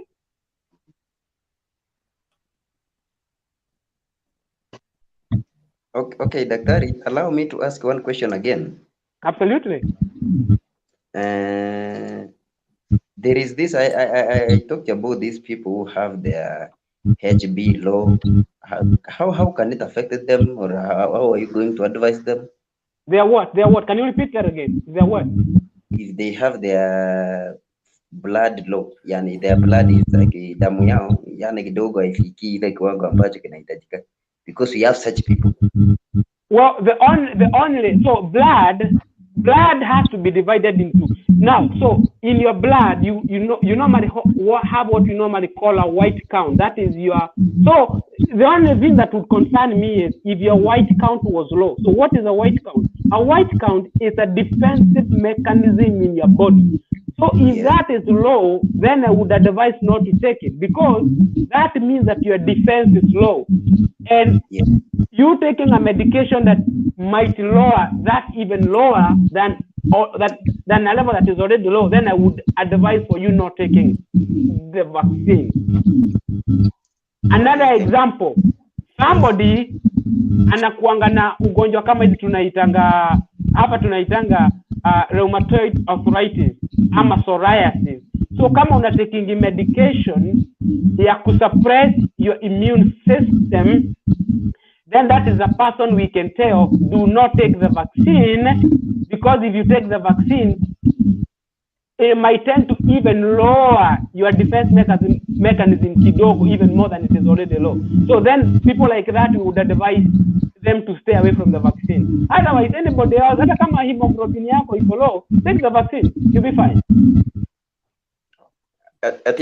Okay, so I have hata kama blood level, even if your hemoglobin is low, which is your blood level is low, I would advise you take the vaccine. You mean, what do you mean when you say even if the blood is low?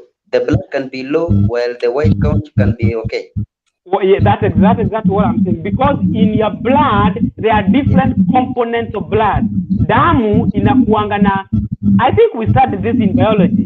When damu unakuanga na hemoglobin, unakuanga na white count, unakuanga na clotting factors, zile tunaitanga platelet. So what I'm saying, if this particular component, and that is your WBC, is low, so meaning jeshi yako ya kuprotect mwili yako iko chini, your defense mechanism is low, then I would advise for you not to take the vaccine.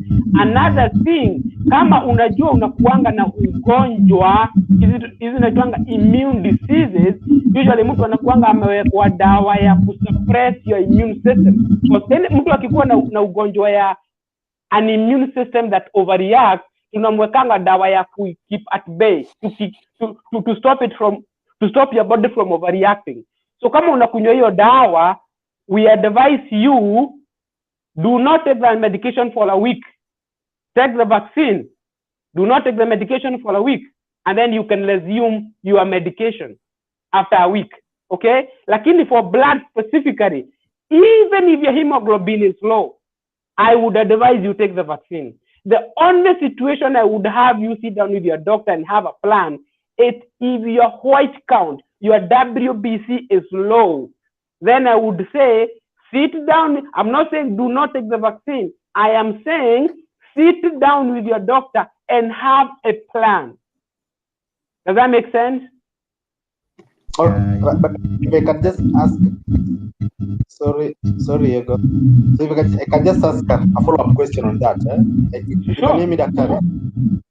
Yeah. So, at what point will I know that my white? Because, for example, right now, if you ask me about my white count, I can't tell you.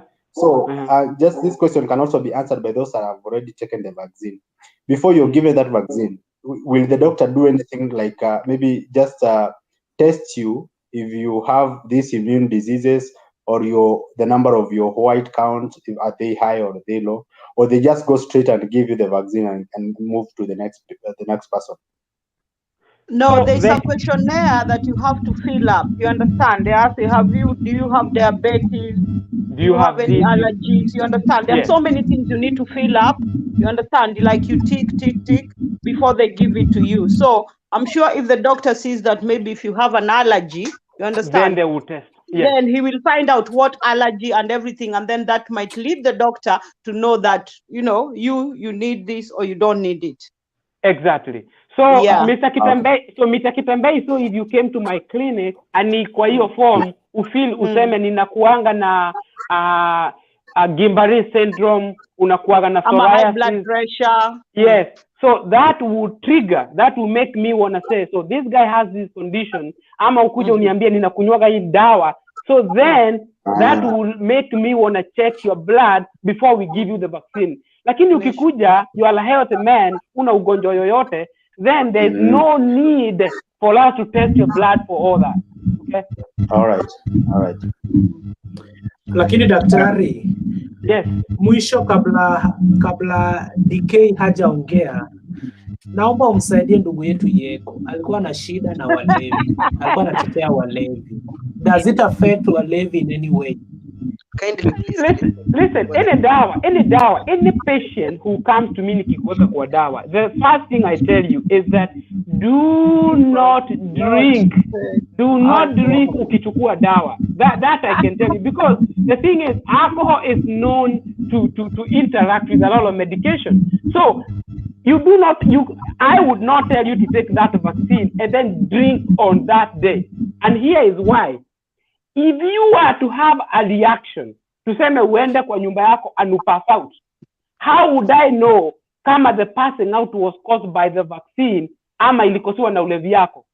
Unaona, there is no way of knowing. Sawa, Yego amekusikiza. Yego, usivaccinatiwe na unywe. Uende ukunywe dawa for 7, usikuje dawa for 72 hours. Ukunywe pombe alafu uende uvaccinatiwe. Yes, for 72. Because ukienda ukuwe na, by the way, this is why you are seeing, this is why there was a problem in the UK, because hizo blood clots ulikuwa unasikia watu walikuwa wanapata, most of them were incidental. Huyo mtu alikuwa apate blood clot even kama hata kama angepata vaccine bado angepata blood clot. You understand? So there was a lot of incidental information collected that it was lumped up together and it was blamed on the AstraZeneca vaccine, and it was such a small sample. It was such an insignificant number that it should not stop the world from being vaccinated because of such a small number. Unaona, ni because ya kitu kama hiyo, mtu alienda akakunywa and then akapass out, anasema ati vaccine inanifanya ni pass out, na ni wewe ulikuwa umefanya nini? Umekunywa. Unaona, so that is why on that particular day give yourself 72 hours. Hakuna mahali pombe inaenda in 72 hours. Wachana 72 hours. Thank you Dr. Hata kukunywa weekend peke yake, sio Monday to Friday. Hiyo sauti inatusumbua hapo nyuma. Hiyo sauti inatusumbua hapo nyuma ni yako Yego. Unajisikiza kwa hufa ile kubwa sana. So nimejaribu kuitoa lakini uko na sauti nyuma. Acha nikimute alafu usikie imeisha. Sasa kuna sauti, si ni ukweli wapendwa watazamaji? Sasa sauti ni yako. Yego. Na find a way. So asante sana daktari. Labda kama kuna mtu ako na swali kwa daktari kwa dakika 2, kwa sababu saa 4:45 DK atazungumza, alafu huyo Alfi pengine amelala lakini yuko ndani. So nani ana swali kwa daktari kwa dakika 2? Daktari. Yes. Hazina dakika moja. Although mimi sijapata information, mtoto wa 2 years anaweza pewa vaccine? Ati mtoto wa 2 years? Hapana. Inaanza mwaka ngapi? Actually right now hapa, unajua the thing is you have to realize that each one of these vaccines has been tested separately, each one of them. Unaona? So the only vaccine imeenda all the way to 12 years old ni ya Pfizer. Okay? Vaccine ya Moderna ni 16 and above. Vaccine ya J&J ni 16 and above. AstraZeneca I think is even higher, is 18. Unaona? So lakini there's a lot of studies going on. We are still waiting to look at the numbers. So mtoto hapana, mtoto wa miaka 2 hapana.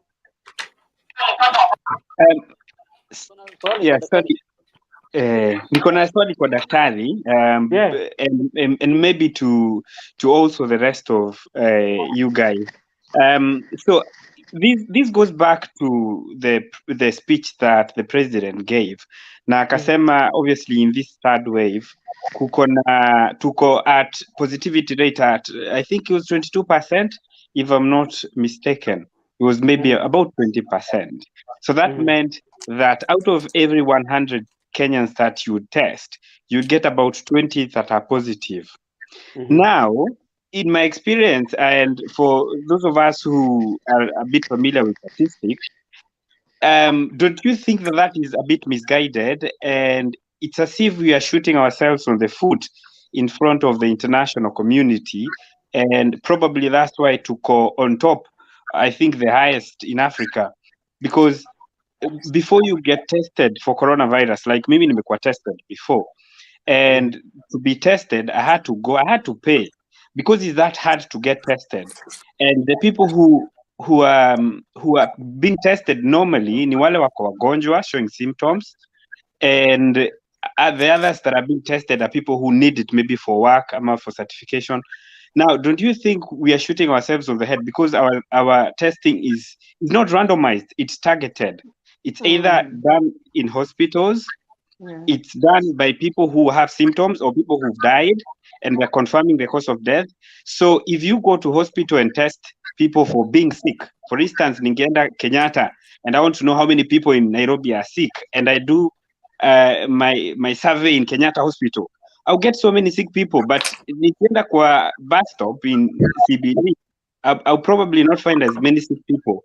So we're getting numbers from the wrong places because the Nini is not as randomized. I know the numbers are high, don't get me wrong, but not as high as we're doing, and we are shooting ourselves on the head, on the foot, and now we've been locked out of countries like UK, and who knows what else is out there after we are number 1 in Africa in new infections. What do you think? I think that is an argument that that Donald Trump, tried to make a while back, and I find it a very I do not like that argument, and here is why. Testing do not create cases.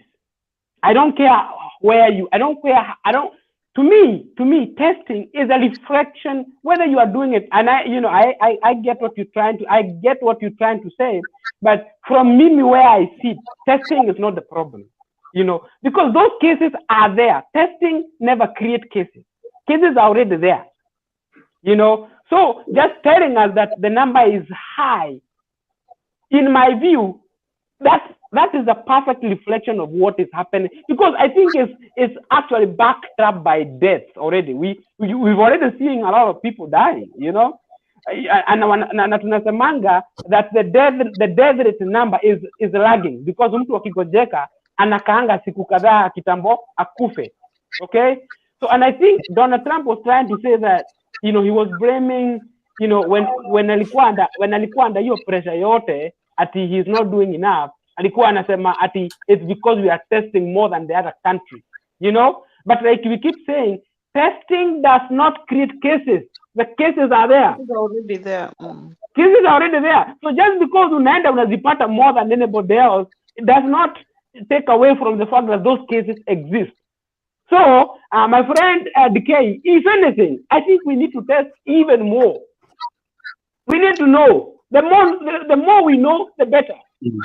I agree. I We totally test agree. every week here. Every week we test. Targeted. Every week you have to test. Every Thursday I test. Targeted test versus randomized test. If you only test people who are sick, you'll get only sick people. But if you do randomized tests, like in the UK, you can get a test if you request for a test. Every school. How about you make that argument that we test more? Random. We need more. Targeted. Yeah. But Daktari, we had a scandal here. It was on Panorama. There are some people here who are testing positive, and they're not, because of the way the lab was handling the testing kits. You know, when they do in the machine, you understand? Yeah. So they place them in this testing kits, like 4, and then they lift it and test it on this other one. You understand? Yeah. And then you can see, like, you know, the mucus, the thing pulling itself, and then they bring it on this one. So there was a big, in fact, they're still investigating it. It was really bad where they're testing it here. It was on Panorama the other day, yeah. So they're saying, because sometimes you'll be told, oh, you've tested positive, you isolate for 10 days, but there is nothing, you won't even feel anything. So that's why they're saying that was the cause. That was the cause. Yeah, that was the cause. The problem is in the lab. The problem is, but DK. So DK, do you think that the number is actually lower than 22? I 100% believe that the number is lower.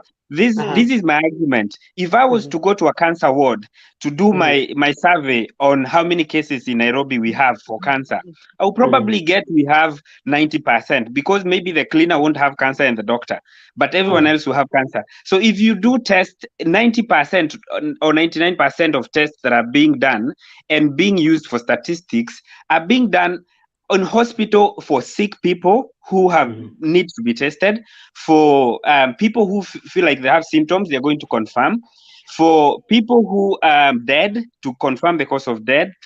That is a very targeted test, and it will always give false results. Statistically, it is impossible to get the correct numbers that way. They should do it on the bus stops. Pale mali unasimamaga, let there be a stand, and they say free COVID test. Everyone just come in, take your phone number, and we'll keep your. We use that statistic. But if you go to a cancer ward to know how many people in Kenya have cancer, you'll get 90% of people in Kenya are cancer positive. If you go to hospitals to know how many people are sick, you'll find 90% of Kenyans are sick. But if you go to the bus stop, you'll probably find the real number of how many people are walking who are sick, if you understand what I'm saying. So the numbers are high, but I want to not support that. Yeah. DK, let me say this. Yeah. Dr. Wait first. Can you remember that time COVID-19 numbers? Oh, sorry. Can I go just 1 minute for information? Just to support saying, sometimes they do give us numbers that even us one common mwananchi, we don't believe in. Can you remember that there's a certain point that walikuwa natuletea scenario like Kawangware leads with numbers. Do you know what Sembarati did? Alisema, give us the name of those people and family we know, and we go and support those family who are being affected by this. So unajua walisimamia hapa hawajawahi guza Kawangware. And it's the same thing they did to Kipra. Wakaulizwa, give us the number, give us the name of the family. Because as umekuwa tested, they do just that phone number, next of kin and whatever.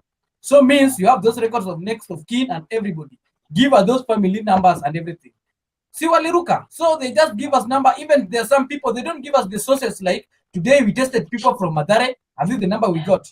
Today we tested people from Kasarani, this is the number we got. In Kibra, this is the number we got. We just told in general, like we tested 3,000 and we got people with 800. And that make people never to believe about these people. You have to give people the source. Where do you get those numbers? It has to be randomized. It cannot be targeted. That's my point. My point is that we're doing targeted tests and we'll get positive results. And now the problem is that's shooting ourselves on the leg, because now the whole world knows that 22 out of every 100 Kenyans are positive in COVID. No one wants to step into such a country. That is a and that's disease. why probably they closed. You know, that's why the UK say they don't want. You know, That would mean count us here to watu 10. So it means that 2 of us here in Kenyans, because we are all Kenyans here, are positive. That is extremely misguided, and it's going to make us victimized by the whole entire world. Now you can imagine hiyo itaenda mpaka kwa sahani ya mtu ya waiter, itaenda mpaka kwa school fees ya mtoto. Those wrong numbers will really affect Kenyans. We need to have real numbers that reflect the situation on the ground. I would agree with that random testing, because like hapa hata what teenagers wale wako college wale wako university wanatestiwa every week. Kuna watu wanaenda huko kuwa test, ama unapewa home testing kit. Home testing kit unaweza jifanyia wewe mwenyewe. So they have to test every day, every week. Kwa sababu they have to go, but they are back in college, you understand? And unajua, these teenagers, even no matter how much you tell them you have to social distance, they won't, because we see them all the time, you understand? I work in a college, so they are always, close together all the time. So no matter how much we keep on telling them, put on your mask, but they don't listen, you understand? So that's why they test them every week. Mm. So they do random. Here it's random. Every week you have to do your test. Mm. Yeah, you're not gonna hear me. You're not gonna hear me. Excuse me, Daktari. Sure. Excuse me, Daktari. Abdullahi is talking on the background. Let us hear from him. Abdullahi. Kwanza basi daktari, hii ugonjwa nyingi sana Kenya.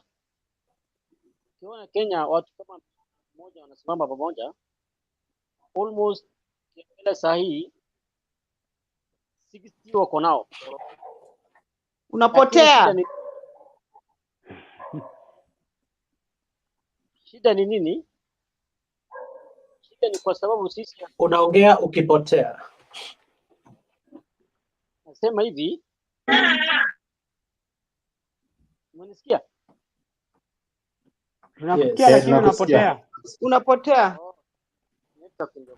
Sasa ile kitu iko kuna nafasi ni kitu ambayo iko na sisi hatuamini. Na ukienda kama mtu sasa kwa Nairobi, kila hospitali ambayo kwa zote watu ambao wako ndani watu wa coronavirus. Kwa mfano yule jamaa yetu tuliweza kupeleka kila mahali, lakini tukakosa nafasi. Tukapeleka hospitali hata tuliomba, kwa sababu sasa Kenya hii kada ambayo sasa sio kitu ambayo ambayo tunakula mchezo, kwa sababu hii ni ile tangazo na serikali wakisema tufuate sheria, sisi wenyewe ndio kichwa ngumu hatufuati. Sasa vile huyu brother hapo kwa basi watu hawaangalii. Sasa kama wao wenyewe aende kutafuta matibabu kwa hospitali, nani atakutafuta? Hakuna.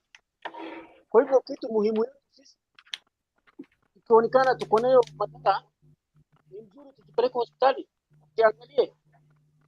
Lakini ukiangalia sasa hivi watu wengi wameanza kupata dawa yao ya kienyeji. Wanatumia ndimu, wanatumia asali, wanatumia kila kitu inaina. Nashika watu karibu 16 ambao wana coronavirus wanakaa kwa nyumba, hawaendi hospitali. Lakini ya Mungu pia ni mengi. Ile dawa wanaitumia, ile maziwa wanaitumia, ile kitu ya yote ambayo wanaitumia ndio wanaitumia. Kwa hivyo mimi naona maoni yangu Kenya sasa ile hajai kutokea. Kwa hivyo mimi ningeomba hata mimi nataka niulize daktari. Nataka kuuliza daktari swali moja. Hii mask, hii watu wanatumia mask. Kuna hii mask watu wanatumia na kuna hii mask watu wanatumia.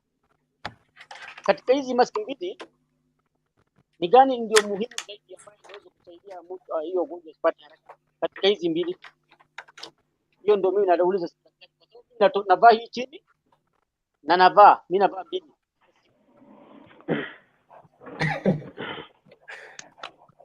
Here is the difference. Unaona mimi niko na mbili. This is what I use nikienda kuona wagonjwa. This is what I use in the office. What does that tell you? This one you get better protection from an N95 than you get from a regular mask. You understand? Yes. So it gives you better protection. You almost guaranteed 100% utapata corona ukiwa na hii. But if you do not have accessibility ya hii, a facial cover is better than nothing. Because corona, as we have come to know, it's even not much more of a contact. See, by the way, let me tell you this, because I see people talking about the microphone, like most of these musicians are nakufa because they share a microphone. Far from it. Corona is the most lethal mode of transmission ya corona ni spitting. When somebody is spitting, those aerosol, and that's why unapata musician ama wahubiri wakienda kwa kanisa, as they are preaching to each other, those sputum, they travel very, very fast. So, kama una access ya 95, just a regular mask, it might give you what you can maybe consider a 50% protection. Ukikuwa na N95, even better. Ukikuwa na ile ya China, K95, even better. But kama una, and you are able to get this one, itakusaidia. It might not give you 100% protection, but at least unaweza pata yako 50 to 75. Does that answer your question? Yes. So I think my question wasn't answered if I might jump in. Hiyo daktari, sasa mimi niko tu na hiyo ingine umesema unatembea nayo ndio nimejaza. By the way, here are they. You see, ninakwanga na buy. I don't know if my camera you see. These are they. Nakwanga na buy hizi like 100. Dandra, usijali, hata si tunatumia hizo ndio tunapewa job. Ukisema hiyo N95 naanza kubambaika kidogo, lakini mimi sioni wagonjwa. Tunashangaa mnavaa hadi mbili. Mbili tunavaa mbili. Tunavaa yako Dandra, usijali. The idea is to stop the aerosol. Hata ukiangalia tukiongea, sio watu wanasemanga about kunyesheana. Hiyo kunyesheana ndio unaona ina cause, especially this musician. I keep hearing them talking about a mask, mask. That was one of the biggest mistakes we made when we started dealing with corona. There was an overemphasis of surface transmission. I don't know if you guys remember when Sonko was going all over town and a spray and a clean barabara. That was pure nonsense. It was pure nonsense in my view. Had we talked about the masking from the word go, even here, even Hapa US, had we talked about masking, those facial coverings, we would have saved half the people who have died from this thing. Why do I say that? Mimi, when we were at the peak of this thing, I remember there was a facility, there was a hospital where I was mandated by the company that I had to go. I had to see patients, I think it was almost 15 to 20 patients a day. And all of them were COVID patients. And they were not just COVID patients. These were COVID patients who had respiratory issues. A couple of them were on ventilators, wengine walikuwa na oxygen. And do you know how I used to go? I used to go, hii mask nimekuonyesha hapa, some really good goggles, and I saw all those patients never got COVID once. I saw them for a good 1 month until they all recovered. I didn't get COVID once until I was vaccinated back in January. All I had was, hivi tunaonanga watu wanavaa kama unaenda kwa space. No, I never wore that. It was a mask. That one nimekuonyesha hiyo ya N95, some really good gloves, and just watching what I did. And I never even isolated myself. I would see this patient, get in my car, go home to my family, did not transmit it to my wife, did not transmit it to my kids. So basically what I'm trying to say, these protocols we talk about, the social distancing, the masking, they can go a long way. So Danri, kama uko na mask yako, just continue using that, Daktari, niko na swali. Sure. Unajua, kwanza wacha niwachekeshe. Unajua my boss is very funny. Alikuwa amekuja na kitu story nyingine. Although yeye si daktari. Yana niambia ati hii COVID wametengeneza South Africa hii.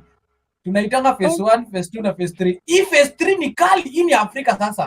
My friend, you can't talk with that guy kama uko more than 2 meters. Kwanza anafikanga unaona anapanguza everywhere na hiyo sanitizer ni kama sasa ni sijui maji kwa ile face yake. Ati hii COVID 3, hii COVID phase 3 gali. Daktari, hii COVID kuna vile mumeitengeneza sasa ikakuwa strong yetu ama ni namna gani tu? Pia tusi underestimate hiyo kusanitize anyway, it is still good bado ku clean your surfaces. Tusi underestimate bado ni vizuri bado ku sanitize our surfaces and everything and to wash our hands. I agree.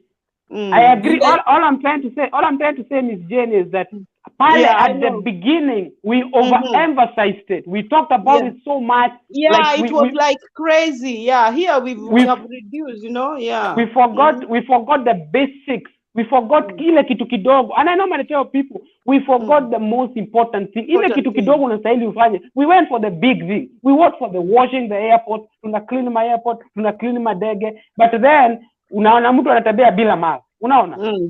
Doesn't make sense. So I was asking Daktari, do you have a strong COVID that affects people and less affected? Because unajua ule jamaa alikuwa anajaribu kuportray like we have COVID-3 phase 3 na ile strong. So I don't know if in terms of strength, I don't know if we have strong one and a big weak one.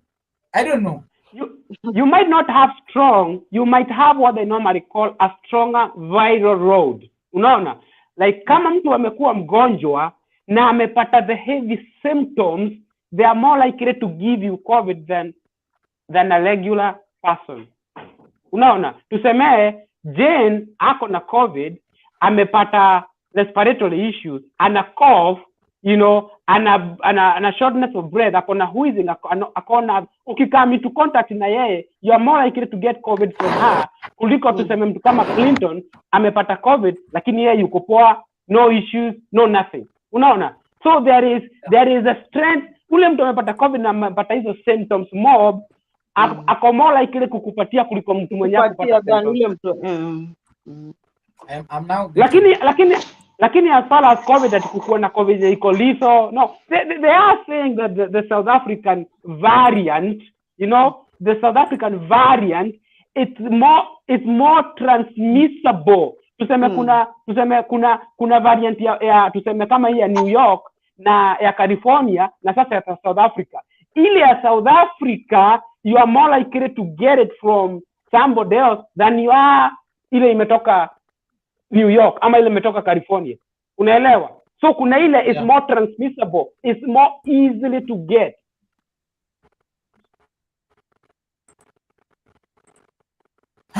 Sasa maswali zangu zimeisha. Clinton, give us another topic. Daktari. Yes. Asante kwa usaidizi wako bwana. Anyway, mimi nimelearn kuwa tunaweza tukavaa barakoa mbili at the same time. So long as we defeat the enemy. So thank you for your guidance, man. Clinton, 1 minute. Yeah. One minute. I would like to tell Danri, I know he is a big fan of Raila Odinga. I want you guys to pray. I want you guys to pray for Baba. The way nilisikia Baba akiongea jana. Oh my God, I was even shocked. You guys pray for Baba. If Baba was my patient today, I know I'm a nobody. If Baba was my patient today, I would give it Baba a call and I would say, my brother, he needs to take rest. It easy. Yeah. Do you know, I was shocked. I'm telling you, Daktari, I was really shocked. He's not even, did you see even the way he was walking? He was not even supposed to be standing there. Huh? Yes. Hajakuona kabisa. He needs a lot of rest and a lot of tender care. Baba admit alisema even us jana tulisikia sauti yake na we do have a certain groups za Wajaluo and everybody was that sauti ya Baba ilikuwa inaenda viral. So everybody was saying like asijasema kwa baya but the certain guy alikuwa anasema na unaona Baba 2022 atakuwa amefika kama anaongea mzuri ama hii sauti itabaki hivyo. Because kuna hata wengine you feel like hata vile alikuwa anaongea you feel like this guy is not good. But yeye pia anajaribu tu. Dan Rice unaongeanga na yeye, mwambieni rest. He needs to rest. Mimi sasa unajua nifike kwa Baba kuna mtu nimepitia tena ndio nifike huko. That's what I wanted to hear from you. Vile unakuanga ukiongea ni kama unakuanga na Baba hapa na hapa. Baba kumbe hakujui individually. And the way you fight for him. Baba anamjua individually. But lazima na hizo ndio vitu niliwaambia muache. Hata those MPs Dan Rai, hizo ndio vitu niliwaambia muache, lazima upite kwa mtu. Hizo ndio vitu niliwaambia you as a youth muache, kwa sababu you fight for these people and they don't know you individually. I said it. Baba, you know people, me, you have to open your like, eyes. Wacheni kupigania viongozi. unaona, let me tell you something. Let me tell you something. We are going to have elections. Hapo kama unasikianga bunge la wananchi. And I know those politicians wanakuanga aware.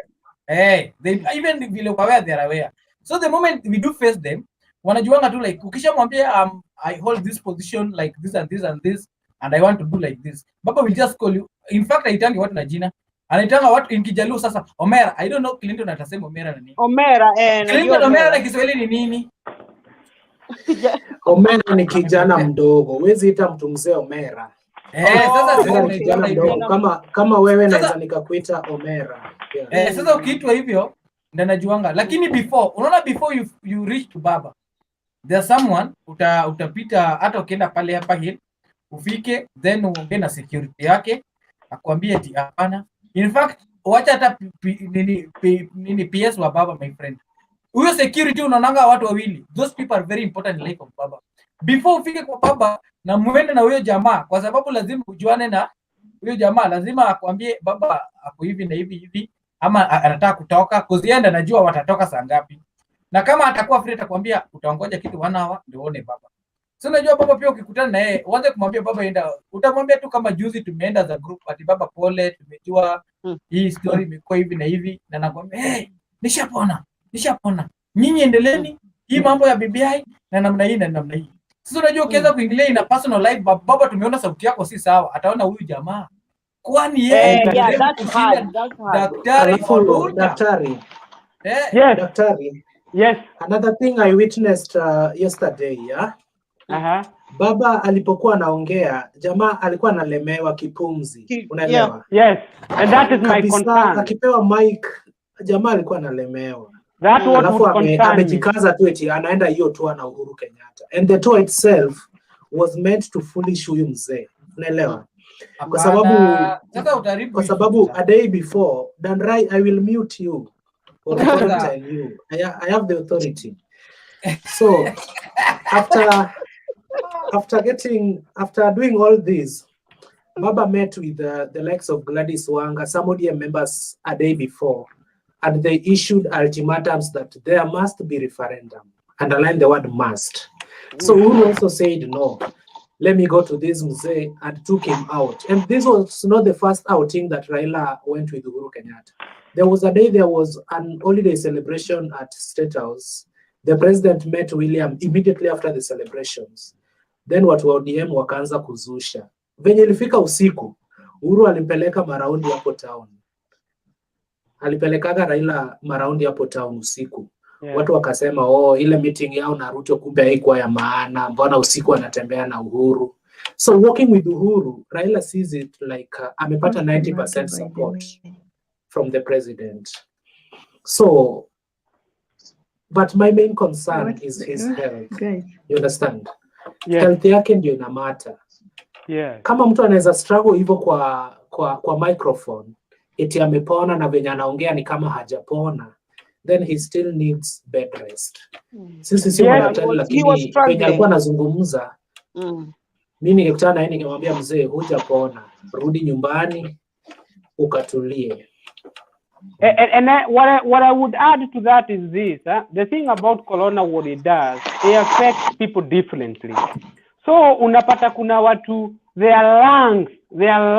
Unajua what COVID normally does to your lungs is normally cause what you call it cause what you normally call inflammation. Now inflammation, when you have inflammation into your lungs, that inflammation normally makes your lungs produce a lot of fluid. Unaona? So some people, that process, it does not matter kama ni Raila Odinga ama ni Uhuru Kenyatta ama ni nani.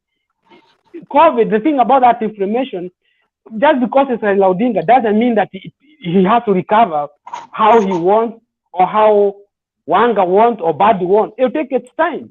Unaona? And that is the thing. And by the way, I seen a picture 2-3 days ago. I think it's one of those propagandalists wa Jubilee. I think it's the jamaa anaitwanga Don, jamaa ya Ruto. Alikuwa anasema ilikuwa kwa room Raila Odinga alikuwa, there was an oxygen concentrator, but the guy was trying to portray how Raila Odinga is not well, so akachola akasako, he highlighted the oxygen concentrator, akijaribu kusema ati ventilator, and I can already tell from where I'm sitting that is not a ventilator but is an oxygen concentrator, meaning baba hata kama si mchana there's at one point anapata supplement oxygen, and that is what would concern me. And this I'm saying, I'm not a Baba fan, but when you see a patient who had COVID and they are still requiring oxygen 2-3 weeks later, that is concerning, especially somebody who is over 70. Do you understand? And the thing about it is, Danri knows that Raila Odinga owns this, ni mtoto wake, lakini what Danri does not know, if Raila is diabetic, Danri does not know kama Odinga anakuanga na asthma, Danri does not know kama Odinga anakuanga na cancer. None of us know. You know how these politicians wanakuanga. Hata kama huyu jamaa akiambia alikufa, I can almost guarantee you 100% he had another chronic condition. Si COVID iliua yeye. He had another chronic condition. Jamaa maybe alikuwa na diabetic, alikuwa na hypertension, alikuwa na cancer. Then all of a sudden akapata COVID. I can almost guarantee that Donald Trump, hata ile issue alikuwa na, the reason Donald Trump alikuwa mgonjwa, first of all anakuwa obese, and I can almost guarantee you Raila Odinga is obese. I can almost guarantee you Donald Trump anakuwa na kitu kama diabetes, but none of us know. These politicians never let us know. So anyway, see, I'm not trying to scare you, Danri, for your man. All I'm just trying to say, Baba should rest. Asahau hii maneno kina Mutembei na hii Kiambu Mafia wanamwambia. Unajua hii kina Mutembei ni watu wanamwambia baba. Nani? Usisikize hao. Do not listen to this. Do not listen to hii Kiambu Mafia na hii. Unaona Mutembei ametokea saa hii after kujificha last weekend. Daktari, acha kuongelea mbaya boss wangu daktari. Gatumo, alitupatia hii platform. Mutembei anafaa kurespektiwa. Anatokelezea like nothing happened. And he disappeared last week when the handshake was in trouble. Alijificha when the handshake was in trouble. Gatumo, let me say something. Gatumo, unaona kama umeanza kuraise hii temperature, wacha nimwambie Mutembei. Mutembei leo umetuambia cha mwingine hapa. Warning tumepata mimi nimepata kama warning kama 20 saa. Bali sawa, let me contribute. Mutembei needs to give us an explanation pale alikuwa jana na leo. I mean last week. Kwani jana mulikuwa? I mean last week, sorry. Alikuwa amejificha last week because the handshake was in trouble. Alijificha. Before I forget, to us, we know, even me, I'm supporter of Raila Amolo Odinga, and we are following Raila Amolo Odinga as our boss in politics. But Raila Amolo Odinga, hata yenyewe, ajapona, tunajua ajapona. But vile ajapona, sometimes tunajua yeye pia kuna madaktari. Olunya ako pale is a doctor. Yeye pia before atoke nje, unajua kuna advice anapewanga. And I need Gatumo to agree with me. Hata yeye kuna time unamwambia mtu, kitambo mama yetu alikuwa anatuambia ushameza dawa sasa usilale sana, hebu toka uende nje at least upepo ikupige. Hivyo ndio alikuwa anaambiwanga. So we believe that ukishameza dawa utoke nje utapona. Sasa Raila pia akona advisor wake, even personal doctor, Dr. Lunya, anamwambia cause you have to advise him tunataka kwenda kufungua leo tutembee na Anko Unye. Sasa yeye pia ambiwe yeye tembee lakini ni hivi na hivi. Sasa akifanya hivyo si mjinga, ikifika time ya kurest itabidi arrest. But kurecover Raila hajarecover sawa. Kila mtu anajua Raila hajapona sawa. Ni tu vile pia anajaribu ajipate nafuu, apate nguvu. Unajua saa zile unatembea jua inakupiga, mwili inanyoresha na whatever ndio unapata hizo. Anaweza kataa kumrudisha hata kama ni boss. Sasa Danrai. Na leo sija contribute juu ya topic. 3 weeks ago Danrai. Kwanza tuko na Lee has been there for a long time na hajaongea. Yes, let me give Lee this opportunity. Lakini Danrai 3 weeks ago tulikuambia baba akifanya exercise eti amepona. Tulikuambia hajapona. Kidogo tu tumeze kama member ya party. Wacha Lee aongee. Lee anataka kuongea point mzuri. Alafu kabla Lee hajaongea. Mutembei, nimesikia Danrai akisema kwamba prefect amekuwa mkali. Lakini ilibidi kwa sababu Dandrai ukimwachilia ata overthrow the show. Hello, good morning. ata overthrow the show, so lazima atishiwe nitakutana. Wacha nikuulize swali moja. Clinton, you know something you're saying. Do you know if I do have my politicians, imagine tukienda pahali, I do just get myself, nimeongea hadi nimedominate, so they have to kunisikia. That's bad of me anyway. I do make people to listen to me. Sasa usione vibaya Clinton. Mimi najikutaka tu nimesema points zimekuwa mingi, nimeendelea. Hizo bunge ya wananchi, hizo bunge ya wananchi wewe unaongea tu na without even stopping. Even not 3 hours. 5 hours. Dandrai, order. I will quarantine you, Dandrai.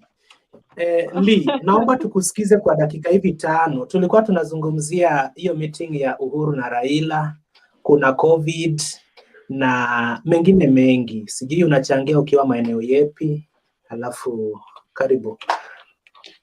Lakini network yako ndio problem. Yes, Lee, umejiondoa? Alafu Yego uko na accounts 2, sijui nitoe gani. Yego? No, Lee is the same account. No, uko na 2. You have nitoe moja. Sasa hebu toa hiyo nyingine. Alafu uingie tena. Sawa, acha nitoke alafu remove from the stream ya. Bado umebaki? Lee amepotea. Lee network yake ni shida. So, Mutembei yako wapi? We need him to answer us. Boss pia amepotea, lakini lazima tumwambie ni dynasty. Aache kukimbia. Na Abdullahi alishatoroka, hakuata kusema kwa heri. Dynasty mwenzake Abdullahi amelala. So moja tu ndiye amebaki Mutembei. Leo watu wanatuacha hivyo tu, hata wasemi. So Madam Jane na daktari mmetusaidia sana. Kama mimi nimejua kuvaa mask 2 kuanzia leo. Kuna places wanaenda ambazo are very risky, so I have to put Clinton ushadungwa shindano hata mmoja bado? Ai madam, si nichungulie kiasi nione itawapeleka aje. Mimi nimemaliza miezi 2 sasa. Kama hiyo moja ndio inanichokeshanga. Lakini wakirudisha fans kwa stadium, wakirudisha fans wa ball kwa stadium, waseme ukienda huko lazima uwe umedungwa. Hiyo nitadungwa like tomorrow. Lakini kwa sasa acha nichungulie nyinyi mnaendeleaje hapo UK. Sisi hapa Germany tumekataa vaccinations karibia zote. Mimi hii vaccine nitaenda. Kitu ilinistopisha, kuna jamaa alikuwa ananiambia ati wanalipisha. Na mimi nitahesabu tu 5,000 nipelekee mtu. Msikubali kulipa vaccine. Vaccine ni bure. Msikubali. Sasa kuna wengine wamelipishwa na kuna wengine nasikia wamepewa free. So I don't know like even my lady alikuwa ananiambia wao walidungwa free. Unajua yeye pia na deal na watu kama Gatumu. Hizo vitu za medic sasa mimi sijui. But a certain friend of mine naye alikuwa ananionyesha hadi M-Pesa message hadi unajua ukishadungwa kuna message, kuna code wanakuletea kwa simu. Wanakuambia namba yako ni then unafaa kurudi tarehe for the second vaccination. Ampei kama kadi ya kuonyesha umedungwa certificate. Watu wawili wamenionyesha tu kwa simu. So I don't know kama wanapewa. Unaona? And that hiyo ndio inafanya. Sasa sisi pia will join that hiyo alliance ya Clinton tuchungulie tuone vile namna inaenda. Mimi nachungulia kwa nyumba hapa. And that's why I was so familiarized with na hiyo ulito daktari alikukataza. But huyu nilikuwa nasikia akisema kichwa inamuuma. So I don't know nini ilikuwa inaendelea. But for just a bit of time. But this story wacha tumalize hii ya Raila na walikuwa wametangaza kuna nini watu wana meet leo. Hawakuwa ndio sababu watu wengi hawajui, si ndio? Kwa hisho. Tulikuwa tunaijaribu tu cause from next week tunaifanya maybe from Friday to Sunday. Lakini kesho ni the same. Kesho ni the same kuanzia saa 2 ya huku ni saa 3 ya Kenya na sijui kwenu ni saa ngapi. So kwa Kenya 6 hizi kwa sababu tuli change time, si ndio? Kenya is 2 hours ahead of us. Lakini winter wanakuanga 3 hours ahead. Tuli change time last Sunday. Kenya weekend saa UK ni saa 12. Saa hii UK ni saa ngapi? Ni saa 4:20. Saa 4:20. Saa 4:24. Saa 4:24 on my phone. Sisi ni saa 6:24. Mko 2 hours ahead sasa, lakini unaona last week mlikuwa 3 hours ahead. Kwa sababu si change time, change time sasa. Lakini sasa tunajua tuko karibu na equator hapa, tuchinjingi time. Sisi tunaendanga tu kawaida. Nyinyi sisi saa hii itaendelea mpaka ikuwe saa 4, bado kuna jua huko nje. Clinton anajua. Jen, dunia yenu ni tofauti na yetu. Alafu winter saa 10 kuna giza. Saa 10 jioni. So, kama mwenyeji wa hii nini na daktari pamoja na Dandrai, huyu dynasty ametoroka kabisa. Mutembei alikuja tu kuangalia kunaendelea aje, alafu akakaraba kaenda. So Mutembei alikuwa na propose tukue na matopics. Unajua hii forum ya youths, yeah. Decide maybe Friday tutakuwa tunazungumzia nini, Saturday, Sunday na lakini Clinton mimi si youth.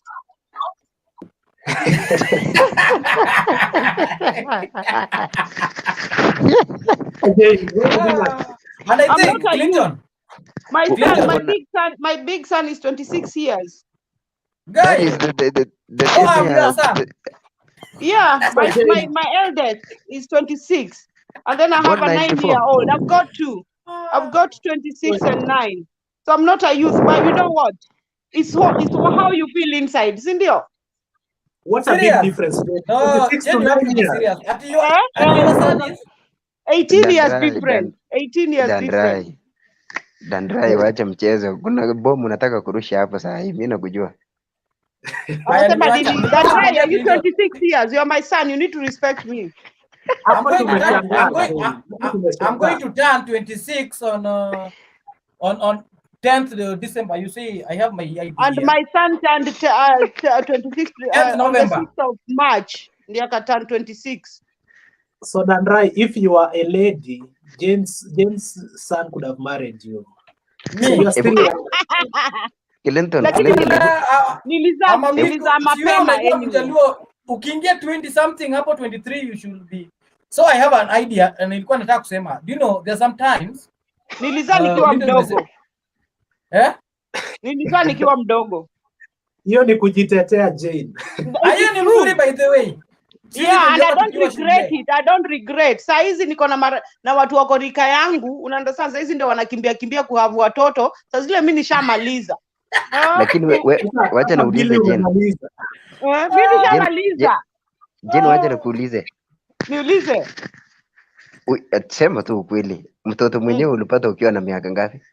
22, sitakudanganya. I'm 47 now. I'm 47.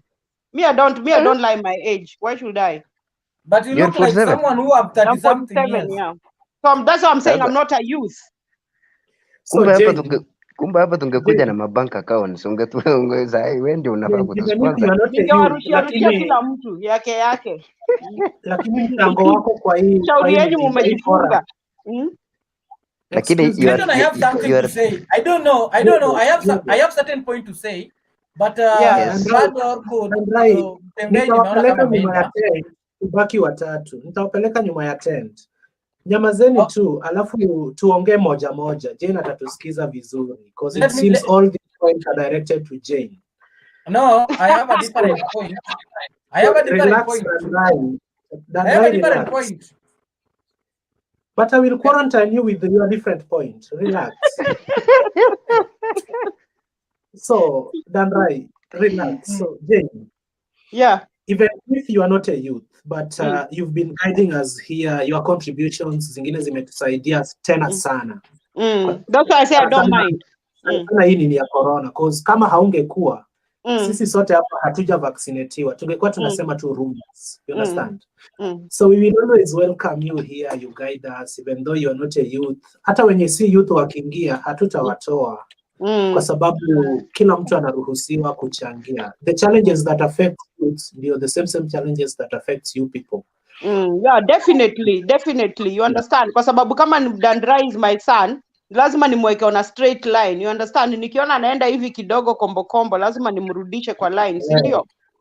Kama mimi Alafu it's what you feel inside. Mimi pia namrudisha kwa line hapa kwa show, lakini anafura eti Clinton sijui nini, ananisema hadi kwa boat. Sasa nimenyamaza. Sasa unaona naona kama umetoka kwa jail unanirudia. No, but I like the way he doesn't get angry. Napenda vile akasiriki, unajua? I like the way he doesn't get angry. That's very good. Lakini asione nimemtesa sana. Ni kwa umuhimu wa show, Na ndio ukimpea time bana. Clinton, kesho kama utaniweka hivi na kesho watu wako wengi, I'm going to lead those people to vote for no confidence with you. Because umetuweka hata tuweze kupumzika. Alafu na nyamanza. Clinton, ile kitu ilifanya pia, unakumbuka, unaona mtu kama Nancy pia akiingia, Nancy alikwambia kuna 18-year-old, of course Nancy pia sio youth. Ile kitu ilifanya nika-join ni vile niliona discussions zile watu wana discuss, na niko na watu pia wako mature, unajua? That really matters a lot. Na tuliona last time ule mtu si mature, we told them off. Si ndio? Mtu akienda out of line ni kama naongea vibaya, of course we check him, you know what I mean, him or her. So it's all right, me I don't have a problem, tunaongezana mawazo.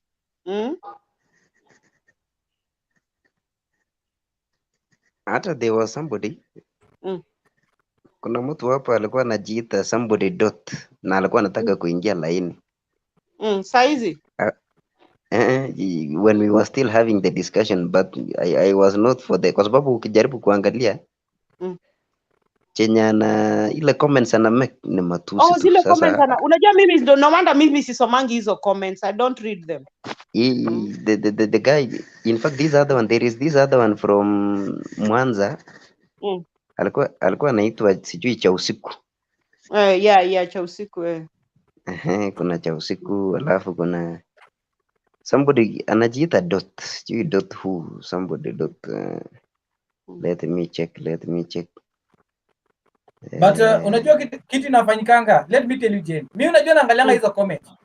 Na if you want to be a politician, tunasemanga kwa Kijaluo lazima uchune ngozi usikie kama ni uchungu ndio uendelee. Hebu sema na Kijaluo.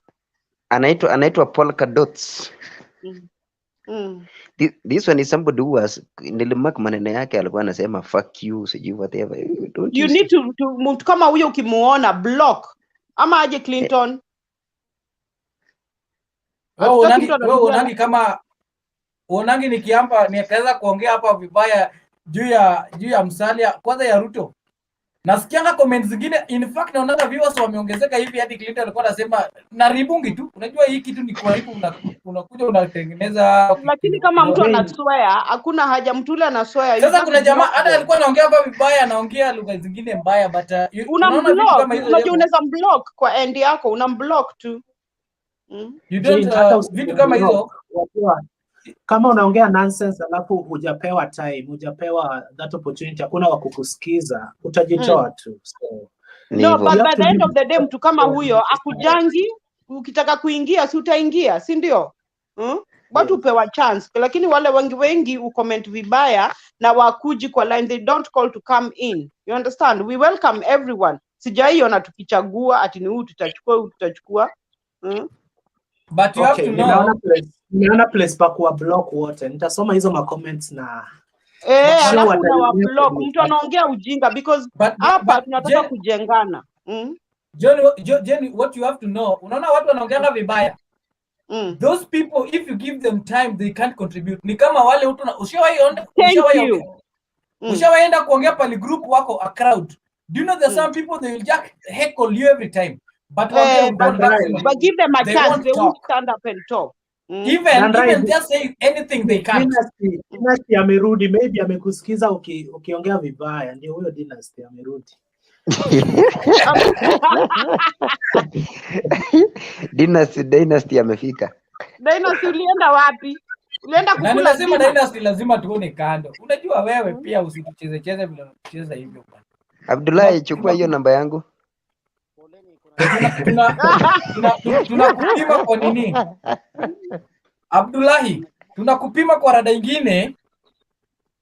Na mic yako, I don't know the problem with your network or the problem with what. Clinton, I was trying to, I'm forgetting something. Na hiyo point nilikuwa najaribu kuleta. Tomorrow and sometimes nikwambia the moment unaendelea that we build our rules and regulations. Ndio, unajua everything inakuwa na rules and regulations. And I think this debate will Jena ameweka. There are some people they benefit from this debate. Like you vaccine, me there's some information siko najua. Gatuma amekuja explainia kama daktari, someone who have experience, ndio. So we are lucky even to have a doctor here. Bwana daktari amenisaidia. Sasa kuna watu wengine. Sasa Clinton, kesho ukilead, because I can see that tumeongea 4 hours and 2 minutes and something seconds. So if you can give us topic, like you be strict, like each topic naweza ongelea in 2 hours ama 1 hour, then we tackle only on that topic. Example kama ya leo ni Raila Uhuru reunion. Tunasema hiyo tunataka kuongelea in like 1 hour 30 minutes. Ni hiyo tu. Tukimaliza hiyo twende kwa kuna mtu wengine. Kuna mtu atakuwa na watch kitu because apendi siasa, anataka kupenda vitu za vaccine. Tuchukue tena like 1 hour tuongelee story ya vaccine na disease. Kuna mtu atakuwa na benefit. Na tutoke hapo turudi kwa wengine kama cultures. You have to know cultures ya Wajaluo, nijue ya Wakikuyu. There are some people they benefit ya Wajaluo. Dan right. Mimi najua ya Wajaluo na ya Wakikuyu. Mimi naweza ongea Kijaluo yote. Haya. So Dan right. Topic hata wewe unaonekana Mjaluo. Clinton. Watu wengi kusema inaonekana Mjaluo lakini mimi ni Mkikuyu na naongea Kijaluo. Nilikuwa nataka kusema hivi, although Mutembei ametoka, kuna kitu kingine tulikuwa kama tunaweza kuja, because this is the thing that we do build. Kama tunaweza kuja with a certain, apart from being hapa, kama mtu unaweza kuja na platform, like mtu anaweza kuambia like I thought today if you can give us, we can discuss about topic of this. Na hiyo inaweza fanyika tu kama tumetengeneza kitu kama WhatsApp group that tunajua without ubaguzi, like wewe lazima ukue, wewe usikue. Kama mtu anaweza kuja na tulikuwa naona namna hii, ikiwe namna hiyo inaweza kuwa imesaidia. So you think about that, because naona kama wewe ndio kama umeachiwa hii kazi, lakini lazima tukupeleke na radarada jamaa. Kazi sijaachiwa, ina depend kama nitaifanya vizuri, kesho nitapewa show. Alafu Clinton, lakini kama watu hawa keep time. Clinton, watu hawa keep time. Unajua nini shida? Clinton anapatiana time, anapatia mtu mwingine anaongea time refu, mwingine kidogo. Sikumaanisha hivyo. Yego, nilimaanisha kama tunaanza saa 2 tuanze saa 2 ya Kenya, unajua? Clinton, weka hii kitu, unaona kwa WhatsApp, unaweka hii kitu more than 3 hours. Mtu akiona hapo live, akienda hapa anaambiwa the debate starting after this minute. Sio kitu nasomanga hivyo. Kuna WhatsApp group. Ndio nilikuwa nataka Clinton atupatie direction, because yeye ndio kwa hapa, yeye ndio tunamnyonga, tuambie kama tunaweza tengeneza, then we add kila mtu tukue hapo, hata kama tujiongea hapa, but we build a friendship that tunaweza pata Abdul, kama sijampata kwa YouTube ana bundles, kama wifi yake imeleta shida, we can meet in WhatsApp. Sinaweza kuwa poa, hata mtu mmoja anaweza kuwa na kashida, tunamsaidia, lakini sasa watu wasitake advantage.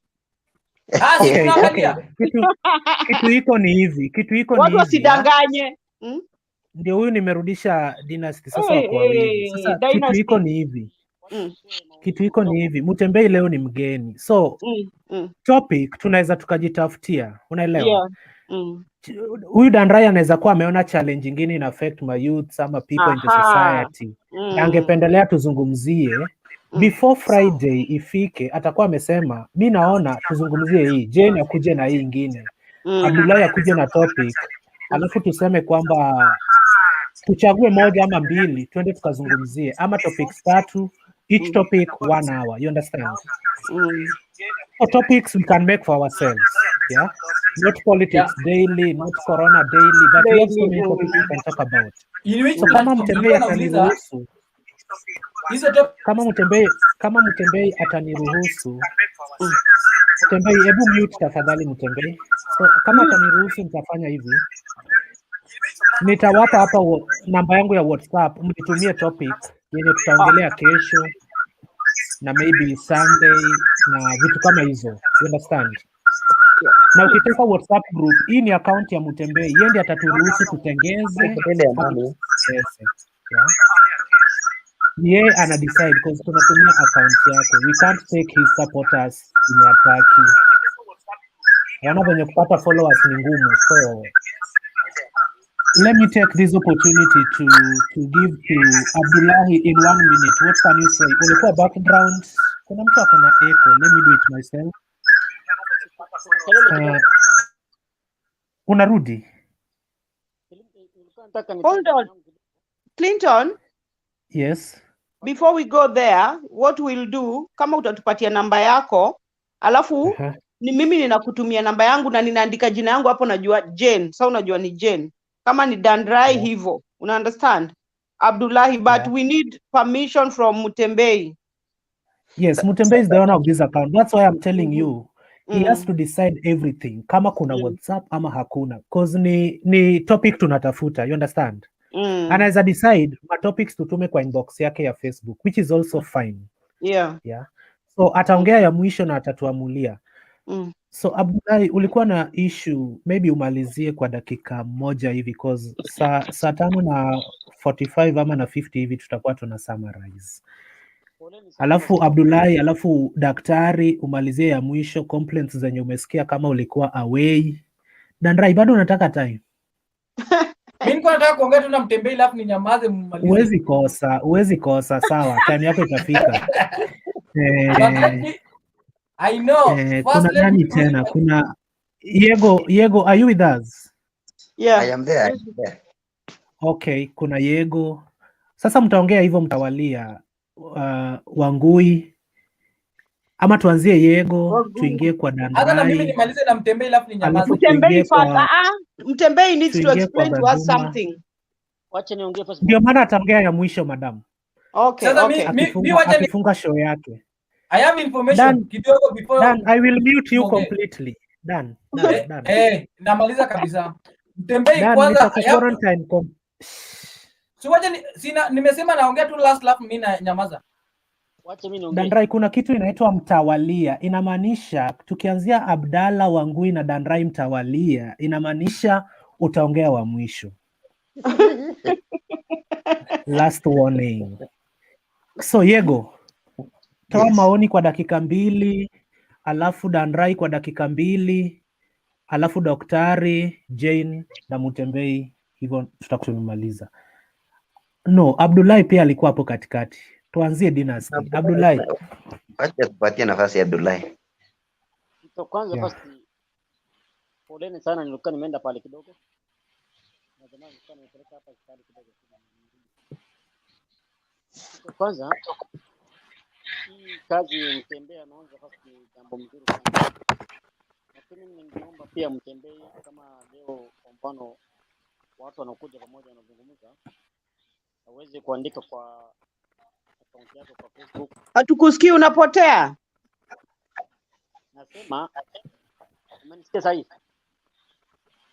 Ongea, tusikie. Yes. Nasema kwanza poleni. Nilikuwa nimeenda pale kidogo. Alafu kitu kingine mimi naambia Mtembei, kama kwa mfano kuna jadiliano kwa saa hii, natakana hii kitu hawezi kuandika kwa Facebook kuanzia jana hivi, ili hata Wakenya wengine pia ama sio watu ambao sio Wakenya wajua kwamba kuna leo kuna mazungumzo. Maana yeye kuna supporter wengi sana kwa Facebook. Hiyo pia ni mzuri kuleta watu pamoja ndio watu waweze kufahamu zaidi. Kitu kingine pia mimi nasema nataka niongee kitu kidogo tu. Kuna rafiki yangu mwingine alikuwa amezungumza mambo ya siasa. Sisi kama mtakubalia, alikuwa amesema hakuna furaha Raila na Ruto wataungana. Na mtu alikuwa amesema hivyo wakati ya siasa. Hiyo ndio sisi tulikuwa tunaongoja sana. Hiyo ndio mzuri kabisa. Hata mimi naombanga Mungu kila siku Raila na Ruto wawe kitu kimoja, ndio wajue kwamba 2017 ilikuwa 2007 ilikuwa kidogo. Wajue kwamba 2007 ilikuwa kidogo. Kwa mfano mimi naambia kama watu ambao support wa Raila ama Ruto, usijaribu kuungana. Mkiungana ndio mtaumia kabisa. System ndio utaweza kufanya kazi saa hiyo. Kwa hivyo mimi naambia kitu kwanza, kitu mwisho mimi nataka nizungumze, hii ugonjwa iko na tuweze kujidunga. Sio lazima kuuliza mtu wewe umejidunga. Hapana. Ni mzuri watu wote wajidunge. Wewe kuona Abdullahi hajajidunga, hapana lazimisha Abdullahi ajidunge. Sio lazima mimi nijidunge ama nini. Hii ni siri yangu tu. Lakini kama sisi ni wa Kenya, ni mzuri kila mtu ajidunge. Ile rais wetu ameweza kutuonesha, wengine wanasema ile kitu rais amejidunga sio vaccine. Kwani wewe ulikuwa sasa ulikuwa State House, ulikuwa unamuona? Kwa hivyo ni mzuri sisi tupate sheria ya Kenya na tuweze kuvaa mask, tukae mbali na watu, sanitize, ndio tuweze kuangalia maisha yetu. Kusema kweli sasa hii sisi wa Kenya tuko na raha sana.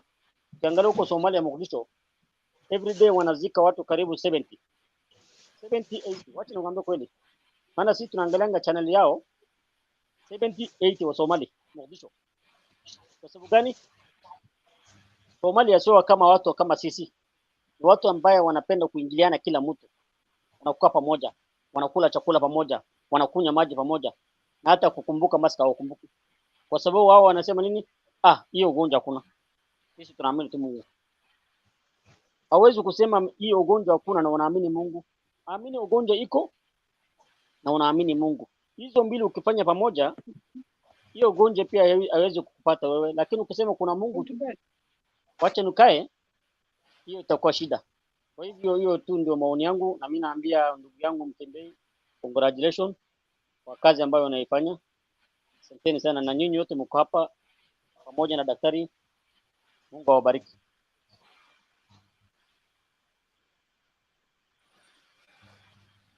Clinton. Clinton ni kama amepotea. Twende kwa the next. Yegon. Okay, thank you very much.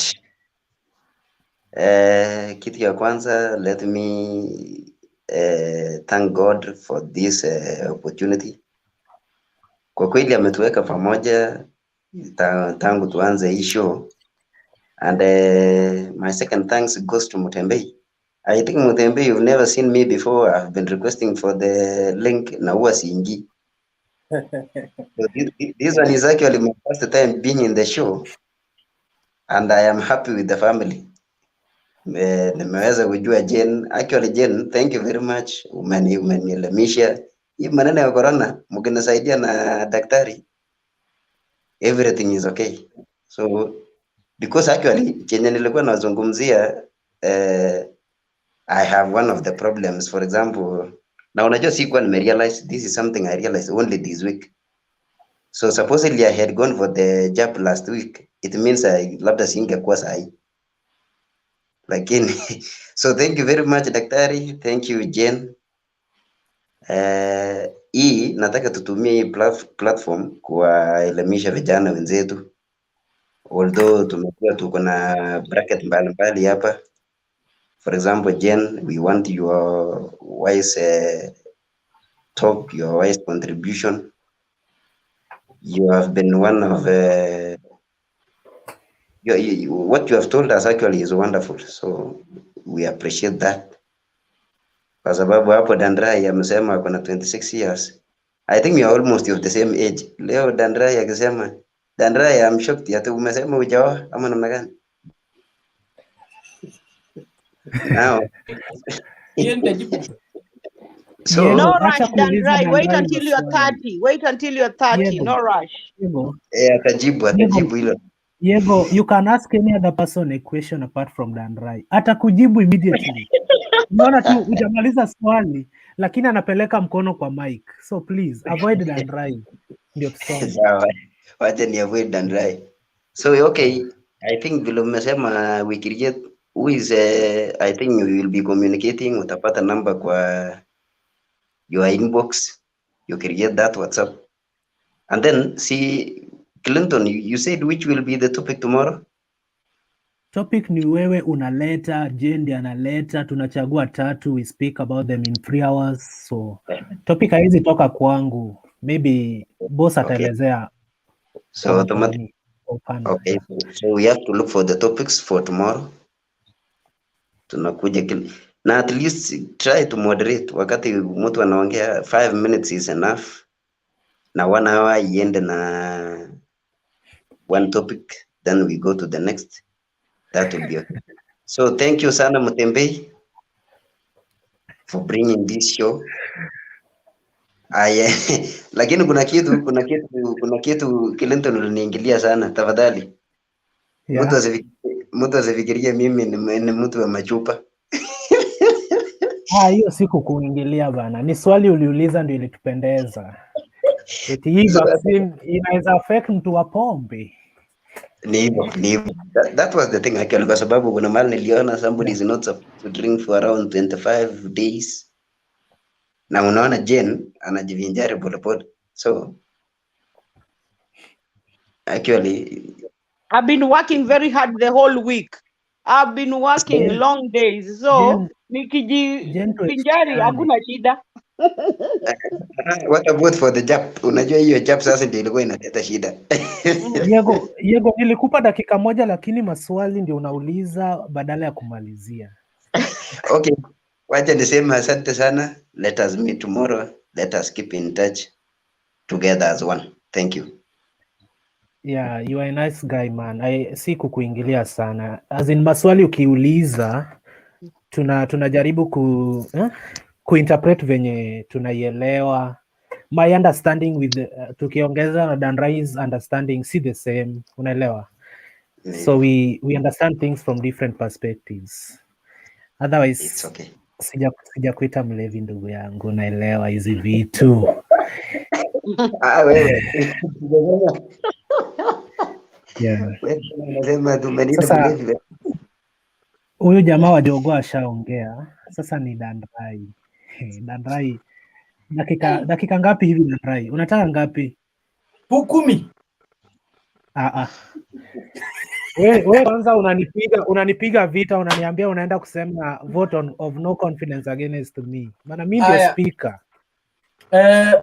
Unajua kitu inafanyika, first let me just appreciate, although I was not aware. In fact nafika hivi and nimefungua tu laptop yangu hivi. Na unajua nimesubscribe hapo kwa Magical Kenya News. Naona live. Nikiongelea hivi naona sura nyingine kama imebanjuka kama ya Clinton, nikasema ni sawa. Watu wako live. Sasa mimi by the way hata sijakula sapa. Vile nimeingia hivi is Dan Rai in order to call me sura imebanjuka hivi. Is he in order? Na anasema namchukia. Kesho nikitoka kwa show kabla haja contribute. You don't call the speaker names. I withdraw. Yeah? I withdraw. Okay. Withdraw and apologize. Withdraw, yeah, and apologize. Withdraw and apologize. Hapana, lazima mjue mimi ni Mjaluo, sita apologize. Sasa let me start. Mutembei, let us appreciate at least kwa wale watu tunaongea saa hizi tuko 1 2 3 4 5 6. Tuko watu 7 na wale wanatuona wako 38. Means in total tuko around 40 something. And I want to appreciate this platform. By the way, nimekuja nimehubiri kwa sababu natakanga watu wanione, kwa sababu nataka kitu kidogo. Saturday nawaambianga Sunday muangalie Magic News YouTube, kwa sababu most nimejua hawana credit ya kuongea airtime. Sasa watatuona tu tukiongea. So nakonga na market hii kitu. Mtembei, unaona hiyo sector imechukua ya kumarket. And I sent you my number hapo, wacha nikucrucify kwanza. Na tuko agree last time, you never call me, you never text me. And I had a serious business with you. Wewe Mtembei. Hiyo ni ya kwanza. I hope dakika moja yangu ijaisha. Ya pili, I'm going to count every minute that I talk. Ya pili is about Jane, Daktari, Abdullahi, Ego, and everyone here. And I can't forget to appreciate our Clinton. Kuna mtu amefungua nini? Background. I can't forget appreciating Clinton. At least leo amejaribu kunipin down. Lakini si kila siku uangalie vile Mutembei anachezanga na mimi. Ukinipatia time namaliza ndio mtu mwingine. But I appreciate for that time. So something I wanted to say. Mutembei, I have an idea ndio nilikuwa nakuja naye hapa. Unaona private chat. Sometimes wanasemanga if you want something to go further, to go far or further ama high, lazima ikuwe na asamu ukarabati imefanywa kidogo kidogo, si ndio? So ukarabati nilikuwa najaribu kufanya hapa apart from kuongeanga WhatsApp, kuongeanga YouTube, sometimes tunakosa platform ya share with you something, ama nikwambie wewe ni journalist kama mimi, wewe Mutembei, kuna somewhere kuna news nyingine inachoma somewhere that tunaweza rusha kwa YouTube. Sasa unaona hiyo hatuna namba ya kuongea, unaona. Na hapa ndio nilikuwa naona kama tunaweza kuwa na group at least, hata kama tutasema hatutaweka watu wote ama nini, but wewe utatupatia criteria that tunajua huyu na huyu na huyu, because there are some people you don't believe in everyone, you believe in a few. I think it's a good English, believe in a few but you can trust anyone at your own time. Sasa kama tunaweza kuwa na group, tukisema hii group Clinton alikuwa anasema hapa, tunaweza tupanga ka topic to discuss, because there's someone yeye ana benefit because of siasa. Kuna someone yeye hataki siasa, ana benefit from like daktari ametuambia hapa Gadhomi na Jena ametufundisha according na hiyo vaccine. Na kuna mtu apendi hiyo. Kuna someone ana benefit from akisikia tu story vile vitu zinafanyika coast, ama culture ya Wakikuyu, ama culture ya Wajaluo and whatever. Kuna mtu ata benefit na hiyo. Sasa nilikuwa naona kama tunaweza kuwa na hiyo topic, tuletanga like that, we make sure everybody benefits. Because kuna mtu atakuja sikia tukiongea siasa anaona kama tunapiga kelele. But kuna mtu atakuja akose kusikia siasa but asikie kuna topic tutaongelea about ya hii vitu ya vaccine, afurahia aongoje. Na wewe unajua kama Fourth Street we depend on listeners and viewers. Sasa nikimalizia, nijua Clinton karibu kunipatia warning. Nikimalizia, the main thing that I was saying like hii time tukiamua tusikue inatushtua hii Kenya. In fact sisi ndio tuko Kenya, nyinyi wengine mko nje. Sisi tunajua kafi tunaingia saa 2. Kama mnaweza kwanga mnatuambia hiyo by saa 2 pa inapata kama niko kwa nyumba at least nicheze na boy kidogo, itakuanga hii kitu inaenda live, itakuwa sawa. And YouTube najuanga sometimes kuna kwanga na ile waiting, unaweza weka like this topic ama this live tutacover after 30 minutes. I know Mutembei najua, so mtu akienda hapo aone live ataambiwa like imebaki 15 minutes 12 minutes hadi 7 minutes, mtu atakuwa anajua naongoja. And the last thing, Mungu wabariki na nyinyi wote market this thing. By the way, this is a platform that we can educate many people, tell them to subscribe vile wanaweza wote wa subscribe hapa, then we market. May do tell people everywhere, bana mimi unajua nakuanga live siku hizi YouTube Sunday kuanzia saa 3 unione hapo, saa 3 nikishaingia kwa nyumba ndio wanione. Sasa nawaambianga like we market Dynasty Abdullahi, ambia watu wenyu wote wakonge wanaangalia hapa, because we are going to get the brain, wale watakuwa wanatusaidia. Apart from us kuna wengine wako na idea mingi kutuliko hapa. Kuna mtu atakuja kukuchambulia hapa about budget inafanyanga benefit that. So that's my close remark and I appreciate everyone. Mutembei jua hizo vitu nimekwambia usisahau, na Clinton pia wewe ujue usitumie hewa sana. Continue. So Danrai, asante kwa maoni yako, umeongea vizuri. Nimechukua 5 mambo na kupimiana time. We have to go with the time. Danrai ukiongea 50 minutes, alafu Jane aongee 5 minutes. I am unfair. So time matters a lot. When do you may propose tutafute topic, tuseme politics for 1 hour, alafu hizo zingine pia for another hour, hivyo. Na ukichukua 50 minutes, sisi wengine watu 10 na tutaongea kwa dakika 5. So time is a must. Kama unasema time si a must, next week utaongea kwa dakika 3. I admit utacheza kiwewe jamani. Ni kesho. Asante sana Danrai. Kuna nani alikuwa next? Daktari amengojea time yake ndiye anakuja. Daktari ameenda, wacha ni unanisikia? Inamletea shida. Ongea tu kama daktari ana load. I know my network will be horrible now that I'm traveling home. Daktari, rekebisha network na urudi tena. Ayaga, una nini ya kusema?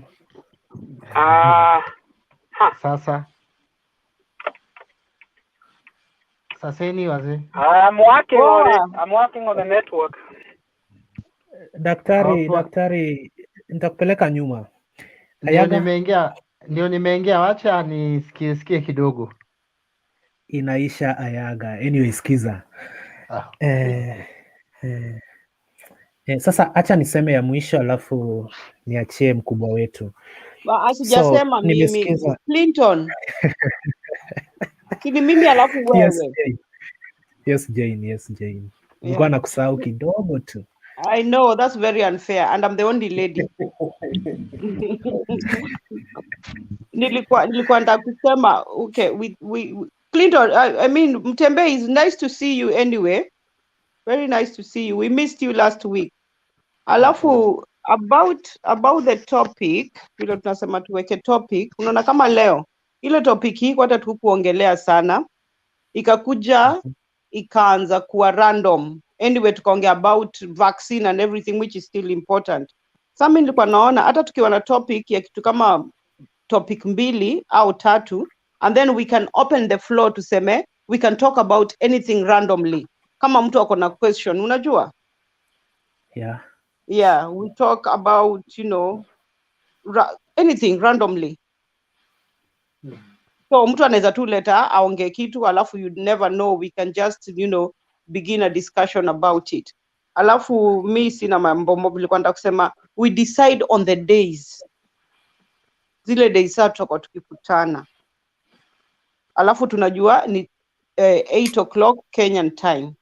Hiyo ndio kitu tulikuwa nataka, at least mtu akishajua. Kama leo unaona hatuna watu wengi kwa sababu nobody knew about today, so that's why maybe they didn't even bother to check their phones. Watu wanajuanga mostly ni kesho. So if we can decide about the days, it can be very good. Yes. Are you done, Jane? I'm done. Na mkuwe na wiki njema na tutaonana kesho. Na happy Easter everyone. Hata tulisahau kusema happy Easter. Hiyo tutasema kabla tujaenda. Ayaga, umesikiza ya kutosha? Unmute, Ayaga. Yanipata sasa? Kabisa. Asante. So mimi hata sikuwa najua, huwa nimeiona nikasema wacha leo niingie nijiintroduce, so next time nitakam mapema. So nataka tu mnipe hiyo ka program. Kesho saa 2. Kesho saa 2? Yeah. Uko wapi Ayaga? I'm in Nairobi. Okay, saa 2. Okay. Yeah. Saa 2 Nairobi. Okay. Yeah. So Ayaga, topic kama program tushakwambia ni saa 2 from Friday maybe mpaka Sunday hivi. Yeah. So topic ni wewe utaleta, ama tunajaribu create a way in which we can get to the topic. So utakuwa unajionea tu hapo, worry less. Okay. Thank you. Daktari ametafuta network mpaka akaenda na network. Anyway, anatusikiza. So mimi ningependa tu kusema hivi kwamba haikuwa rahisi maybe kwa sababu hakuna mtu alikuwa na expect Friday tukuwe na show.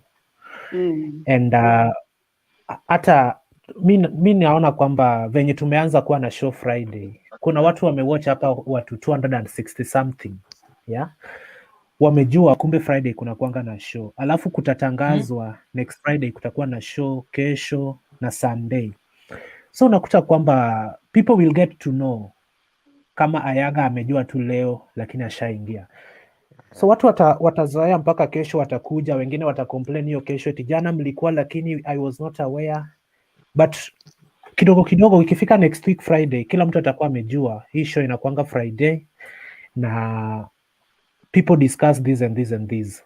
So we have to be organized. Let our viewers not say, watu wamekuja kwa show bila topics. Let us discuss our topics either in WhatsApp, either anywhere we can meet with the boss, and then we come here with the topic na tuseme kwamba leo tunazungumzia hii for 2 hours, hii for 2 hours, show inaisha, things like that.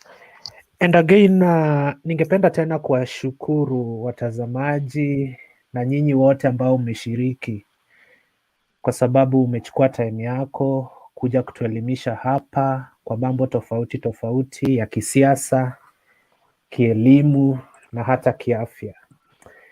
Hiyo pia ningependa kuwashukuru tena sana. Alafu jambo langu la mwisho, ukiongoza show kama hii, hata Mutembei anaiongozaga, lakini ukisoma hapa ma comments kuna wenye huongea mbaya, na anaweza kuwa ni mtu moja kati ya wale comments 100. So mtu kama huyo we can decide not to block him, ni attention tu hapewi. Ukifanya kitu na upewi attention, kuna venye hata unaibika, either utadelete hiyo comment ama utangojea upewe hiyo attention ambayo haitakuja.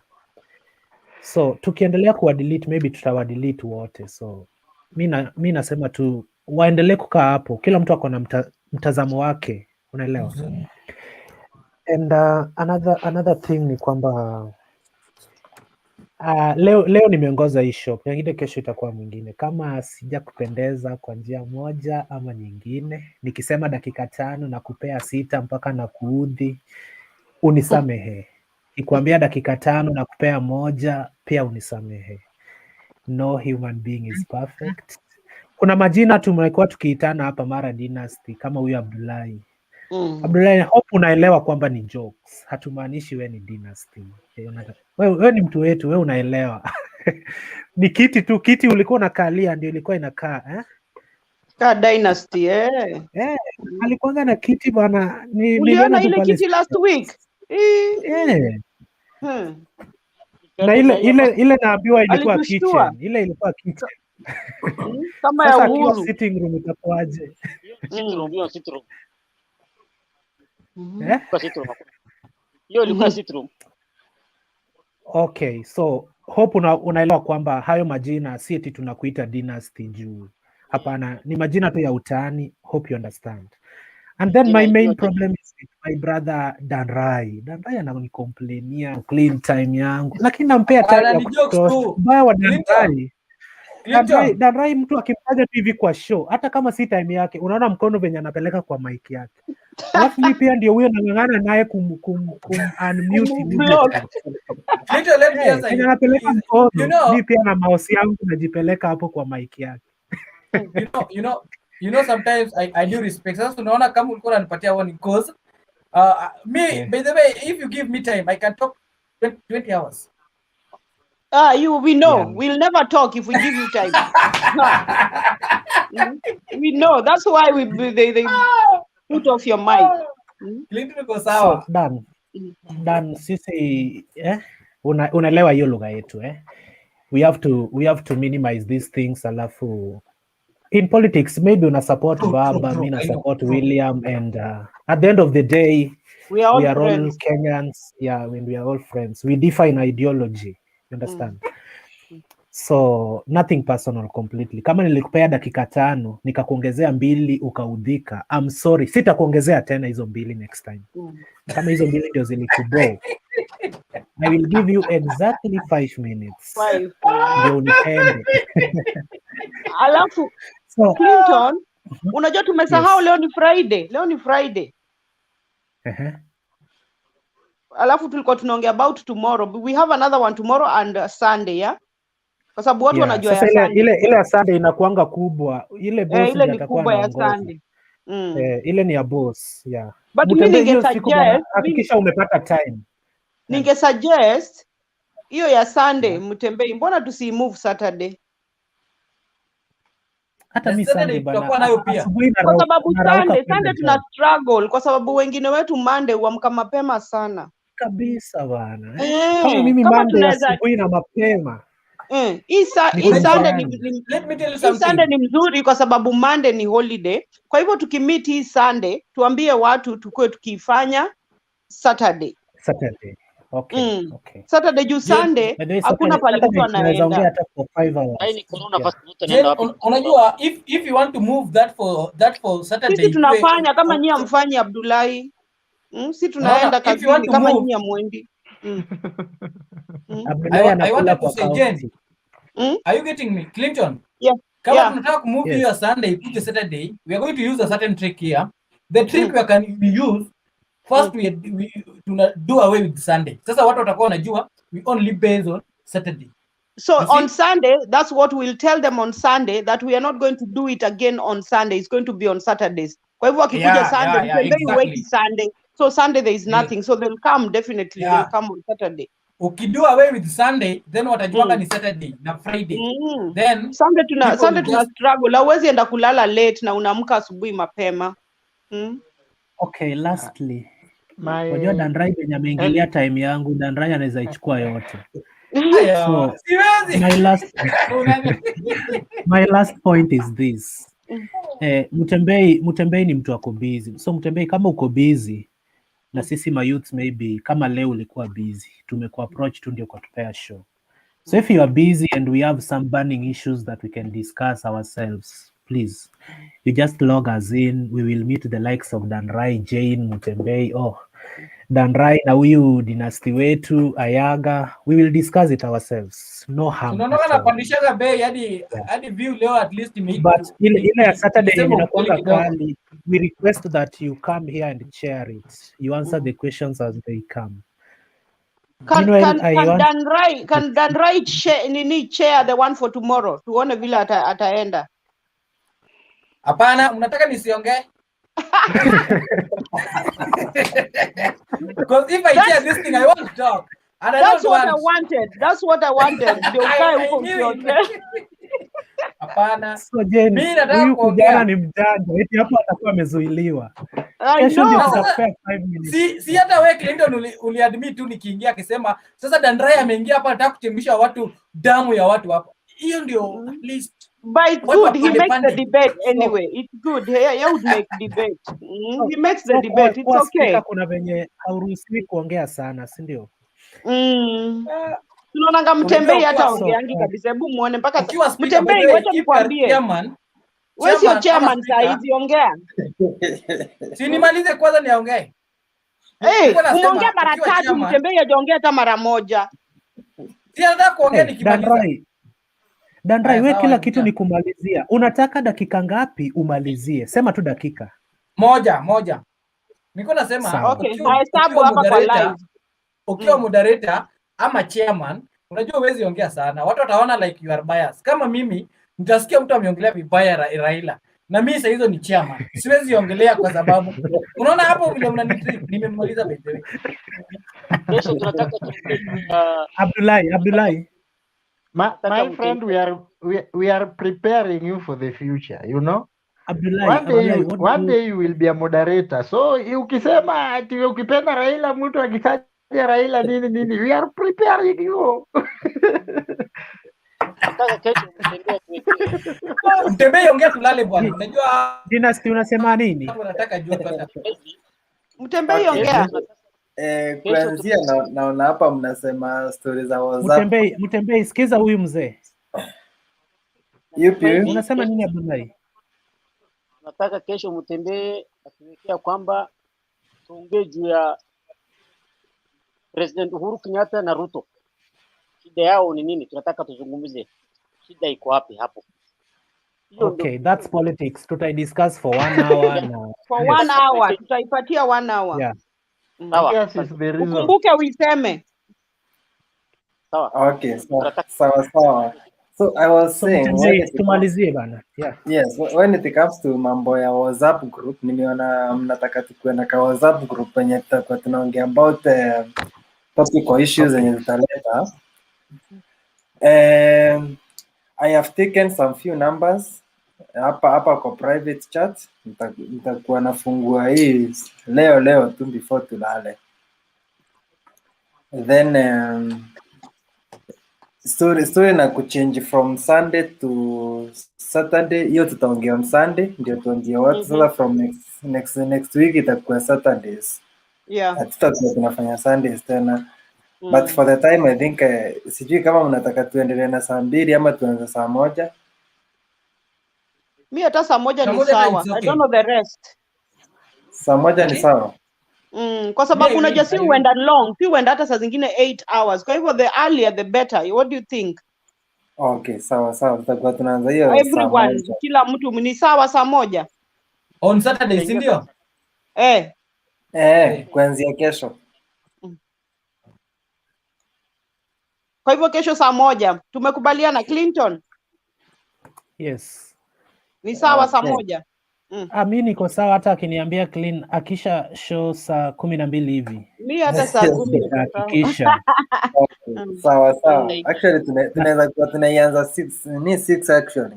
Si lazima ikuwe saa moja huko. Saa moja exactly. Yeah, 6. Na si eti ikianza 6 sasa Dandrai apewe 15 minutes. Bado ni 5 ama 3. Naona kama worry, tutamute. Lazima angejipeleka kwa mic hata kitu sidhani kama tuta focus on youth. Acha ikuwe tu ni ya watu wa kawaida kama sisi. Instead ya vile tunasikizanga MPs kwa TV, sasa tukue sisi ndio tunakuja hapa kudiscuss issues sisi wenyewe.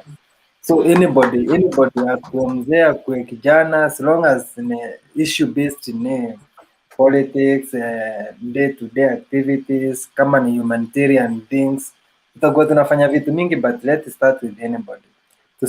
Tusiweke limit ya youth peke yake. Everybody want to speak na hawana place ya kuongelelea.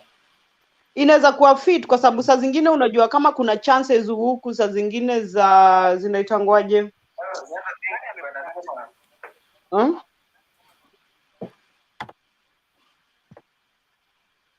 Unaongea je? Nimeshangaa.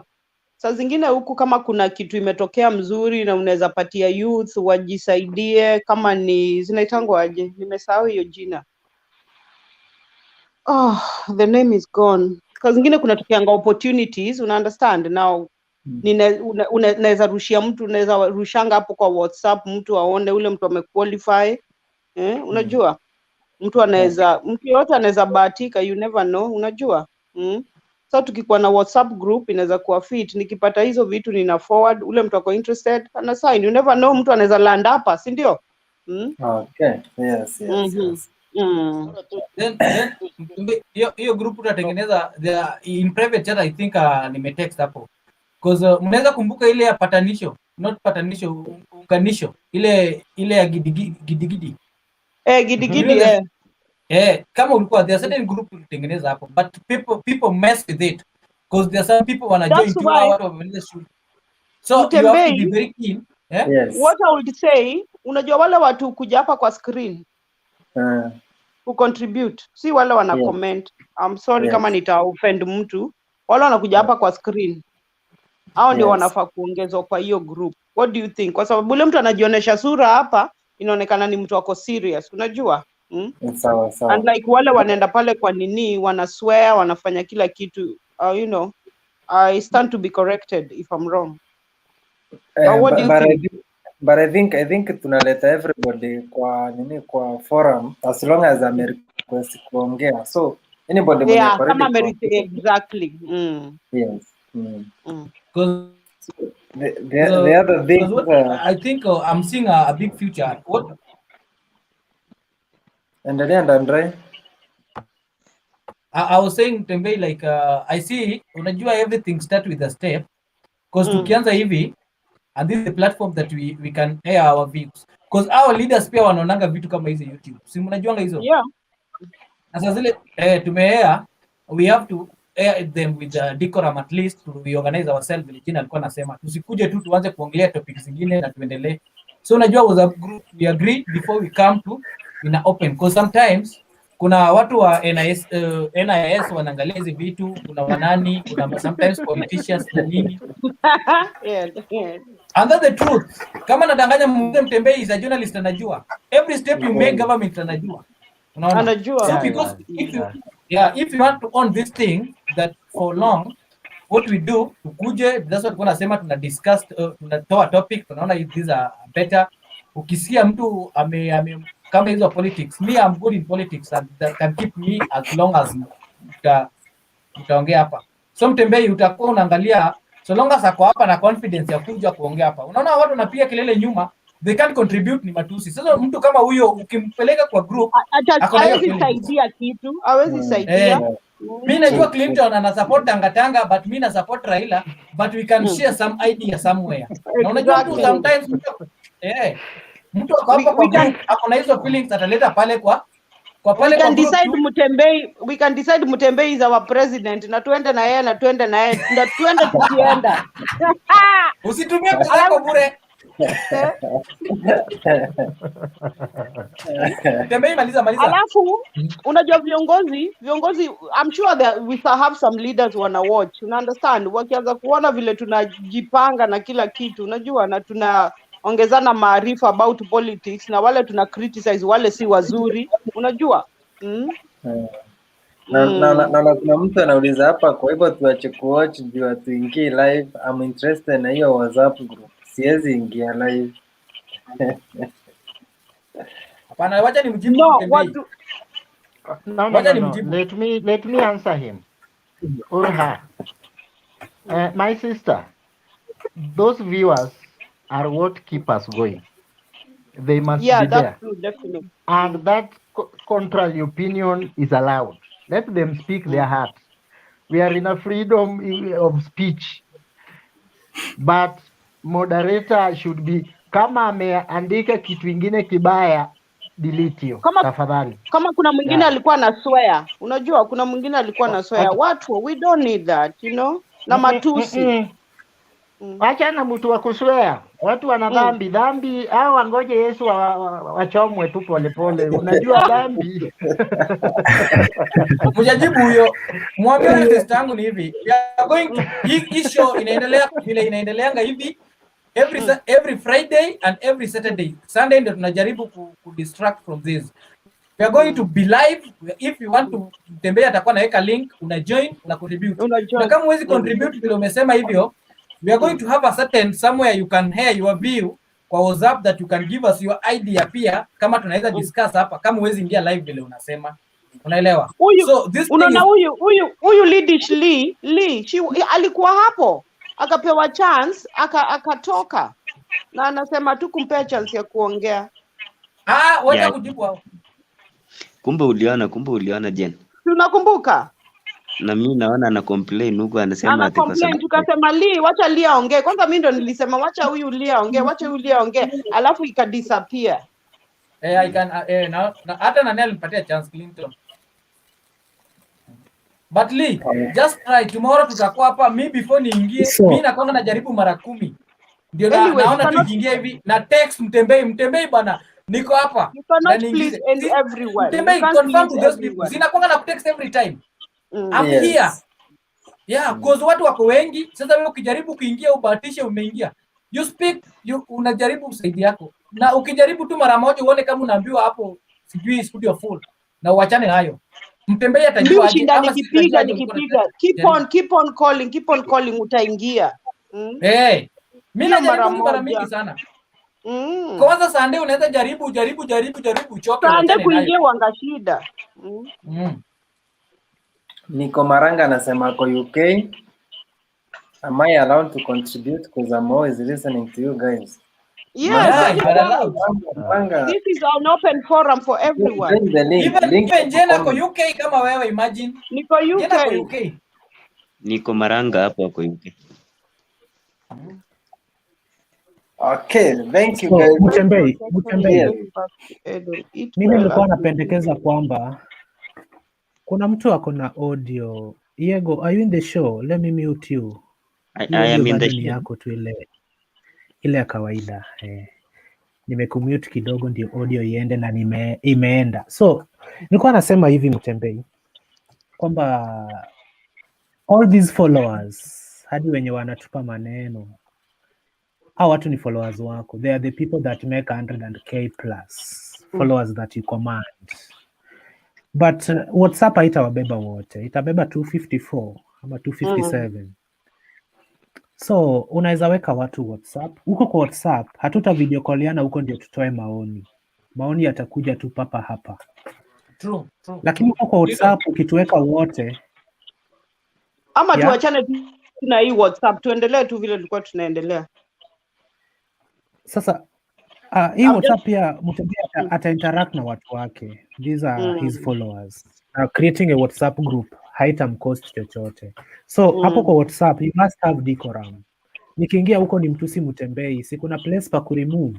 Definitely. Block. Yeah, that's now private conversation. So WhatsApp tunaitaka kwa sababu tunataka matopics kutoka kwa Dandrai, Jane then we choose these topics, tuseme leo tutazungumzia hii, ingine tuidefer mpaka next Saturday. Unaelewa? So WhatsApp group is good. We can interact with our followers. Mtu atani inbox aniambie clean, ukifika huko mtakapokuwa mna discuss sitakuwa, but uliza hii swali kwa niaba yangu. Yeah. So unaona hiyo WhatsApp, unaona kama ule dem alikuwa anasema anataka WhatsApp ni yenyewe hawezi ongea live. There are some people are restricted that hawezi kuwa live. Unaona? Mimi hakuna mtu ana restrict. Sasa na feel like ama pia watu wengine wako shy, hawawezi ongea kwa WhatsApp. Mtu anaweza mwambia Mutembei, I feel like Dandrai ana atupatie time kidogo ama nakanda sana. At least hapo you can get the views. Na opinions. Yes, but I think WhatsApp vile Clinton amesema iwezi tubeba sisi wote. Na unajua tukisema WhatsApp ni free, sasa tuweke link hapo. My friend wengine wataingia na wataribu hiyo kitu. Mtu atakwambia you want to earn 2000 every day. Sijui in 2 hours time. Na hiyo ndio inakuwa inaribu. Nasemaga either WhatsApp nyamaze lakini usiletee ujinga. That's the truth. Sasa hii WhatsApp iwezi kubeba kila mtu. Hapa tutakuwa tuko kila siku means hapa tutakuanga tuko. Live itaendelea, WhatsApp itaendelea. Na kama tutaona WhatsApp itusaidii, hapa ndio tulipani tutarudi. Sasa usikue na worry about WhatsApp. In fact, hakutakuwa na discussion. WhatsApp Mutembei atakuwa na interact na watu wake, wale ambao watakuwa wanamkosea heshima. Kuna mademu wataingia huko kumkatia.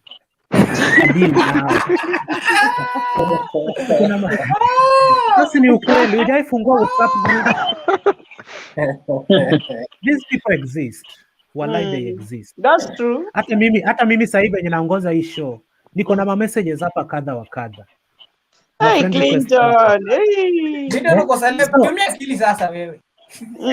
So nakwambia Jem atajifanya hapa malaika, umuingize group, akuja kuambia umenibamba. You don't start crying in the town within Nairobi ati kuna mtu amenikatia. Kunatumia kile nasema. Clinton huyu ameandikwa Uhuru Kenyatta.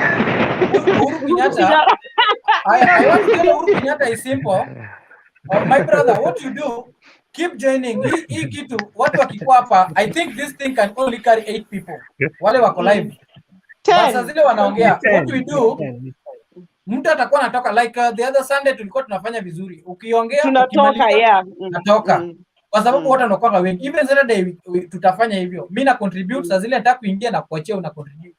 Because mimi siwezi kaa huko kama Clinton anakaa background 6 hours. Clinton peke yake ndio tumemkubalia kae hapo na Mutembei for 6 hours. Clinton na Mutembei watakaa 6 hours. Na hata mimi karibu niingie hiyo link lakini sitaingia, nitakuwa natoka kidogo kidogo. Sasa hatutakukubalisha kuna mtu ataongea. Mutembei tumedecide WhatsApp group lazima utengeze, add people as much as possible. Unaona Didisha anasema atulaumu, connection yake ndio ilikuwa poor. Unaona, we gave him chance. Thank you Lee, at least for understanding. Thank you so much. Mimi nilingangana na Lee, nilingangana aingie show sana. Na mimi nikasema wacheni Lee aongee. Sasa zile alianza kuongea ikapotea. The Mwarabu alisimia wifi. Add as many people as possible. We interact there, tupate topic, turudi kwa Facebook live, YouTube live. So how do we send you our numbers? Because we can't just send the numbers like that, man. There is private chat inaenda kwa inbox ya huyo Dynasty hapo juu. Private chat itakupeleka mpaka. Itakupeleka mpaka kwa. Mimi nimemaliza sasa. Maybe Mutembei kabla you need to prioritize first of all those people who are on the show wakati unaongeza to the group, kwa sababu watu wanaweza jaa ni watu nje, and yet I would wish to be there and I am one of them. No, what we will do, Yego, listen, what we will do, Yego, tukianza sasa zile tuko wengi tunapeananga nafasi. Si leo ndio siku yako ya kwanza? Kama ni siku yako ya kwanza Sunday tunakuanga wengi kabisa juu kila mtu anajua ni Sunday. Sasa si upeana nafasi. Dandre akiongea anatoka. Una understand? Mimi nikiongea ninatoka. Hivyo alafu tunapea watu wengine nafasi. Tena nikitaka contribute na kuanga na jaribu naingia then na contribute naenda. Na contribute natoka hivyo. Sawa, kwa hivyo Mutembei utaingia ulikuwa tu. You unasema just keep on nimalizie. trying. By the way, naona kama Maraga akona point, by the way. Respect everyone. And that's why unajua kitu najaribu kusema ni hii kitu lazima ikiwe na techniques. Sasa hii kitu lazima tusongeshe kama yetu. Na sasa tunasema tutakuja na idea mingi sana. Hata wacha na hii ya WhatsApp. Idea itakuwa mingi na tuseme rule ni hii na hii. Imagine kama rule ya kuingia na kutoka. Si ilikuja tu na ikakuwa rule. Na ikakuwa rule. Unamaliza, unatoka, utarudi baadaye. Hata you don't need to be told to go. You just go. Unasikia tunasemanga wacha niende nipatie wengine Clinton was struggling with the people. Sasa hivi ndio inakuanga. Sasa Yego usijali. Usijali, utaingia. Ukisha contribute, by the way na contributing hivi, you leave, someone anaingia. WhatsApp I was talking about the WhatsApp. WhatsApp. Mutembei. Mutembei, mimi nina swali. Yes. Nataka kuuliza swali. So hii maneno ya mtu akiongea alafu anatoka. Unajua yule yakuja nyuma anaongelelea tu the same ile kitu ameongelelea. Na hapa we need to have a situation where a panelist anaongea, anangoja rebuttal from another person alafu aji-explain. I think that one will be better. But nikiongea kama dakika 5 hivi. That's what we normally do. Si ati utaongea pengine kuna mtu anataka kukuuliza swali. Umesema kitu na pengine mtu anataka kukuuliza swali. So utakaa mpaka uulize swali bla bla. Maybe ukisikia saa zile issues zako zime-expire, then unaenda hata usema kitu utaendanishwa. Usipoenda utaendanishwa. Ayaga WhatsApp ni kitu moja kuzo. Unajua mimi kama naweza ingia show na I don't talk, iko tu hapo. Sometimes unaonanga like na stop my camera. Kuna wacha blank na waongei. Sitaki my privacy or my family to be exposed here. Sasa unaona na kuna kazi nafanya. Sasa tunaonanga like kushinda hiyo, what you do ni kutoka vile Yego amemute hivi. Hii saizi nimejua Clinton alikuwa ametoa hii. Mtu mwingine akuja aongee tena hivyo. So swali yangu amjajibu. Nilikuwa najaribu kusema hivi. The moderator is the one to deal with this kwa sababu ataweka wewe backstage. Unajua kuweka backstage hautakuwa kwa show.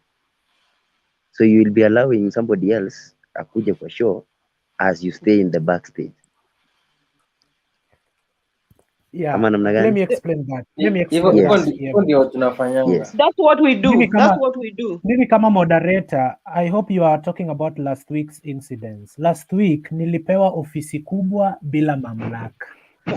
Ndio maana kina Bunge walikuwa nasumbua. Alipigwa na butwa, aliangushiwa tu pap. Last week si kupewa mamlaka ya kuchungulia hapa chini nione Danrai anaongea sana nikimbilie mic. Lakini kwa sasa hivi tunavyoongea naweza mua Danrai asiongee mpaka tumalize hii show. Na hizo so my idea leo imefanya vibaya. Je, umeona hii Clinton? Nilikuwa naongea na TV. Hata nasema tu naona hapo ati host mute your mic. And I was like nakasirika. Siwezi sema na nyamaza. Nikianza tu kuongea nasikia host mute your mic. But nakusikia. Yego, you address one person. Mimi bado Danrai, tulia kidogo kaka. Swali ni hiyo kwa WhatsApp group tuipange vizuri. Tuweke kama ni Saturday, tunajua tutaifanya Saturday. Tujue panelist will be this and this and this, Yego, Ayaga, Danrai and whatever. Because you cannot hold 10 people. Wake 10 people. People will be just repeating themselves. No rebuttal. No. I want to disagree with you, Ayaga. No. Ayaga, you don't understand how it works. Ayaga, tumeka hivi kwa street. You are seeing the same people here on the street because there is no people who are calling in. Observation. Hiyo ni fikira yangu tu.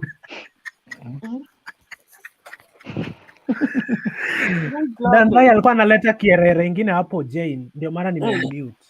Sasa okay. ulikuwa unajibu Ayaga alafu Dandrai pia ndio huyo, so inabidi anaikwa kando kiasi. So Dandrai Ayaga ni hivi. Hapa kila mtu lazima contribute. Do you know even viewers kuna wengine wanataka contribute. Even me I just started like a viewer. Unaona? Na si vile niliona kama viewer nikataka contribute. Basi sasa ukisema ni panelist tumekaa hapa, hiyo ni kama tunaleta in a special way like sasa kila mtu na wengine watakuwa naongea, nyinyi mnasikia. Tukisema ni panelist, hata wewe Ayaga utapata chance, mimi mwenyewe nitapata chance. Najua vile nitakuwa na unaona. Ukikosa chance sasa kaka, wewe muda kidogo ushakuwa deep state huku jamani.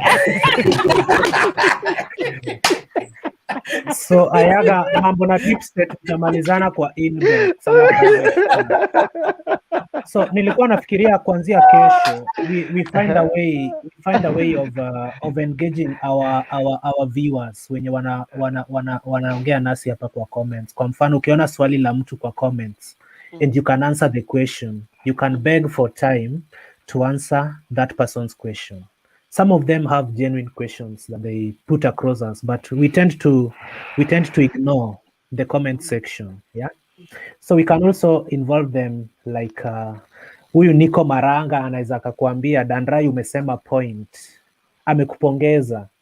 Hata kama umetofautiana na kila mtu kwa show, lakini kuna mtu ana feel hiyo point yako imempendeza, na nikimwona hapa chini kwa wenye wanajaribu kuingia nitamleta nisikie ako na nini. We just involve our viewers as well. Yeah, we don't pretend as if we are addressing ourselves. Okay. So naomba nimalize show ama Dynasty uko na issue? Because naona unaweza maliza. Kwa hivyo kesho ni 6 o'clock. Yes. Okay.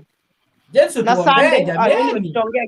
6 o'clock kwanza Keep time. Tunataka maombi Clinton. Kama unataka maombi, mbona unacheka cheka? Mimi nashangaa tu hapa, nimeona tu host mute ya mic jamani. Nataka muongee mmoja. Nimesema Dynasty aseme neno la mwisho alafu ni waombee tumalize show. Dynasty. Ayaga niko nakwambia everybody wants to contribute no matter how it looks like, ni kama tunajirudia, kila mtu anataka kuongea point yake at least asikike, because everybody akona point na atakuwa tofauti na mwingine. So apart from that, you guys you have done a good job. Naona YouTube mmefika 8,000, Facebook mko na 20,000. Hiyo ni kitu mzuri wenye wamefikiwa. Nasema hivi, I hope utakuwa kesho Mutembei. Unizimie hiyo TV inaniletea hiyo reflection. Mutembei. Abdullahi, una nini la kusema bwana? Dakika ni moja. Saa 6:40 ni moja. Nilikuwa nasema itaanza kesho saa ngapi? Saa 2. Someone was talking before. Itaanza saa 12 kesho. Yeah. Yes. Ayaga, I have to punish you now. Sasa mwisho wa time itajulikana. Excuse me, is it saa 12 Kenyan time? Yeah, Kenyan time. Okay. Mtu kama mimi nitaingia kitu kama saa 3:30 ama saa 4. Sawa. Sawa Dynasty, wewe ni Dynasty kujangi on time. Before ingine nitakuwa naongea kwa niaba yako. Hiyo nafasi yako nitapewa naongea. Hiyo nafasi yako. Kwenda huko Dandrai. Hata mimi nitaingia saa 2. Sawa. Lakini before maliza Clinton, naona kama kuna vile umekula kitu kidogo. Alafu hii tabia ya ku-unmute mic wako. Hii tabia ya ku-unmute mic yako bila idhini. Hey, Clinton na Dandrai. Nikikumute, you have to wait. Yeah? Imagine a situation whereby Dynasty is talking, Dandrai is talking, Ayaga is talking. It becomes noise. Na imagine, hiyo ndio point nilikuwa nataka to make point, I have to mute. Unajua nimepima watu sana. Hadi tuanze show. Naona kama Clinton ana force Dynasty kuongea every time. Ako tu Abdul, uko na kitu ya kusema. Hata Abdul hana kitu ya kusema. Mimi niko na kitu ya Unajua kusema. Dynasty anaweza mchotea. Dynasty anaweza muona kando. Hata lazima mnipange hata mimi. Dynasty ni system. Maliza Clinton, maliza show bwana. Maliza show. Dynasty tumbo ngumu. Nataka kumaliza, Wewe nataka jamani, kumta tumbo Mutembei ngumu, haizi nitafuta kando. nataka nimuulize Clinton, maliza bwana. Maliza twende. nataka kumuuliza Mutembei swali. Dan, acha kierere. Anaongea na Mutembei. Mutembei sio tangatanga, sio keleweke, sio kwa ODM. I don't know, sijui kwa njia gani. Hiyo tumemaliza. Hiyo ndio tunataka kujua. Maybe ako kwa Dida ile chama ya Dida ile. Mimi na kuanga saindi zote, naweza chapa saindi zote as long as zinaniletea mafani wangu tu. Lakini siku hizi mara nyingine mimi nataka utetee deep state sana bana. Hii deep state. siku hizi Mutembei, siku hizi Mutembei ni mtu wa BBI. Mutembei ni mtu wa BBI. Na wacha nimwambie Abdul, kesho nataka kuja na points. Naona kama ukuje na watu wako nitachemsha. Unajua nikiongea sometimes naonanga Mutembei, ushaona comments vile inatembeanga. Nataka kesho watu wa Gideon Moi nitawachemsha nione mko wangapi. Kesho nitawapangilia ile form nzuri. Wako kweli, wako very few. So, si ndio huyo Abdalla hapa na ni Dynasty bwana. Sasa huyo na ni moja tu. Order. Ngoja, sio moja. Order. Sijui mbona nikitaka kumute mtu hii mouse inajipeleka tu kwa huyu kijana huyu.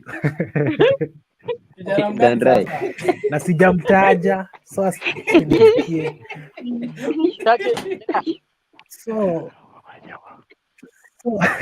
mimi najua Wakenya wanajua.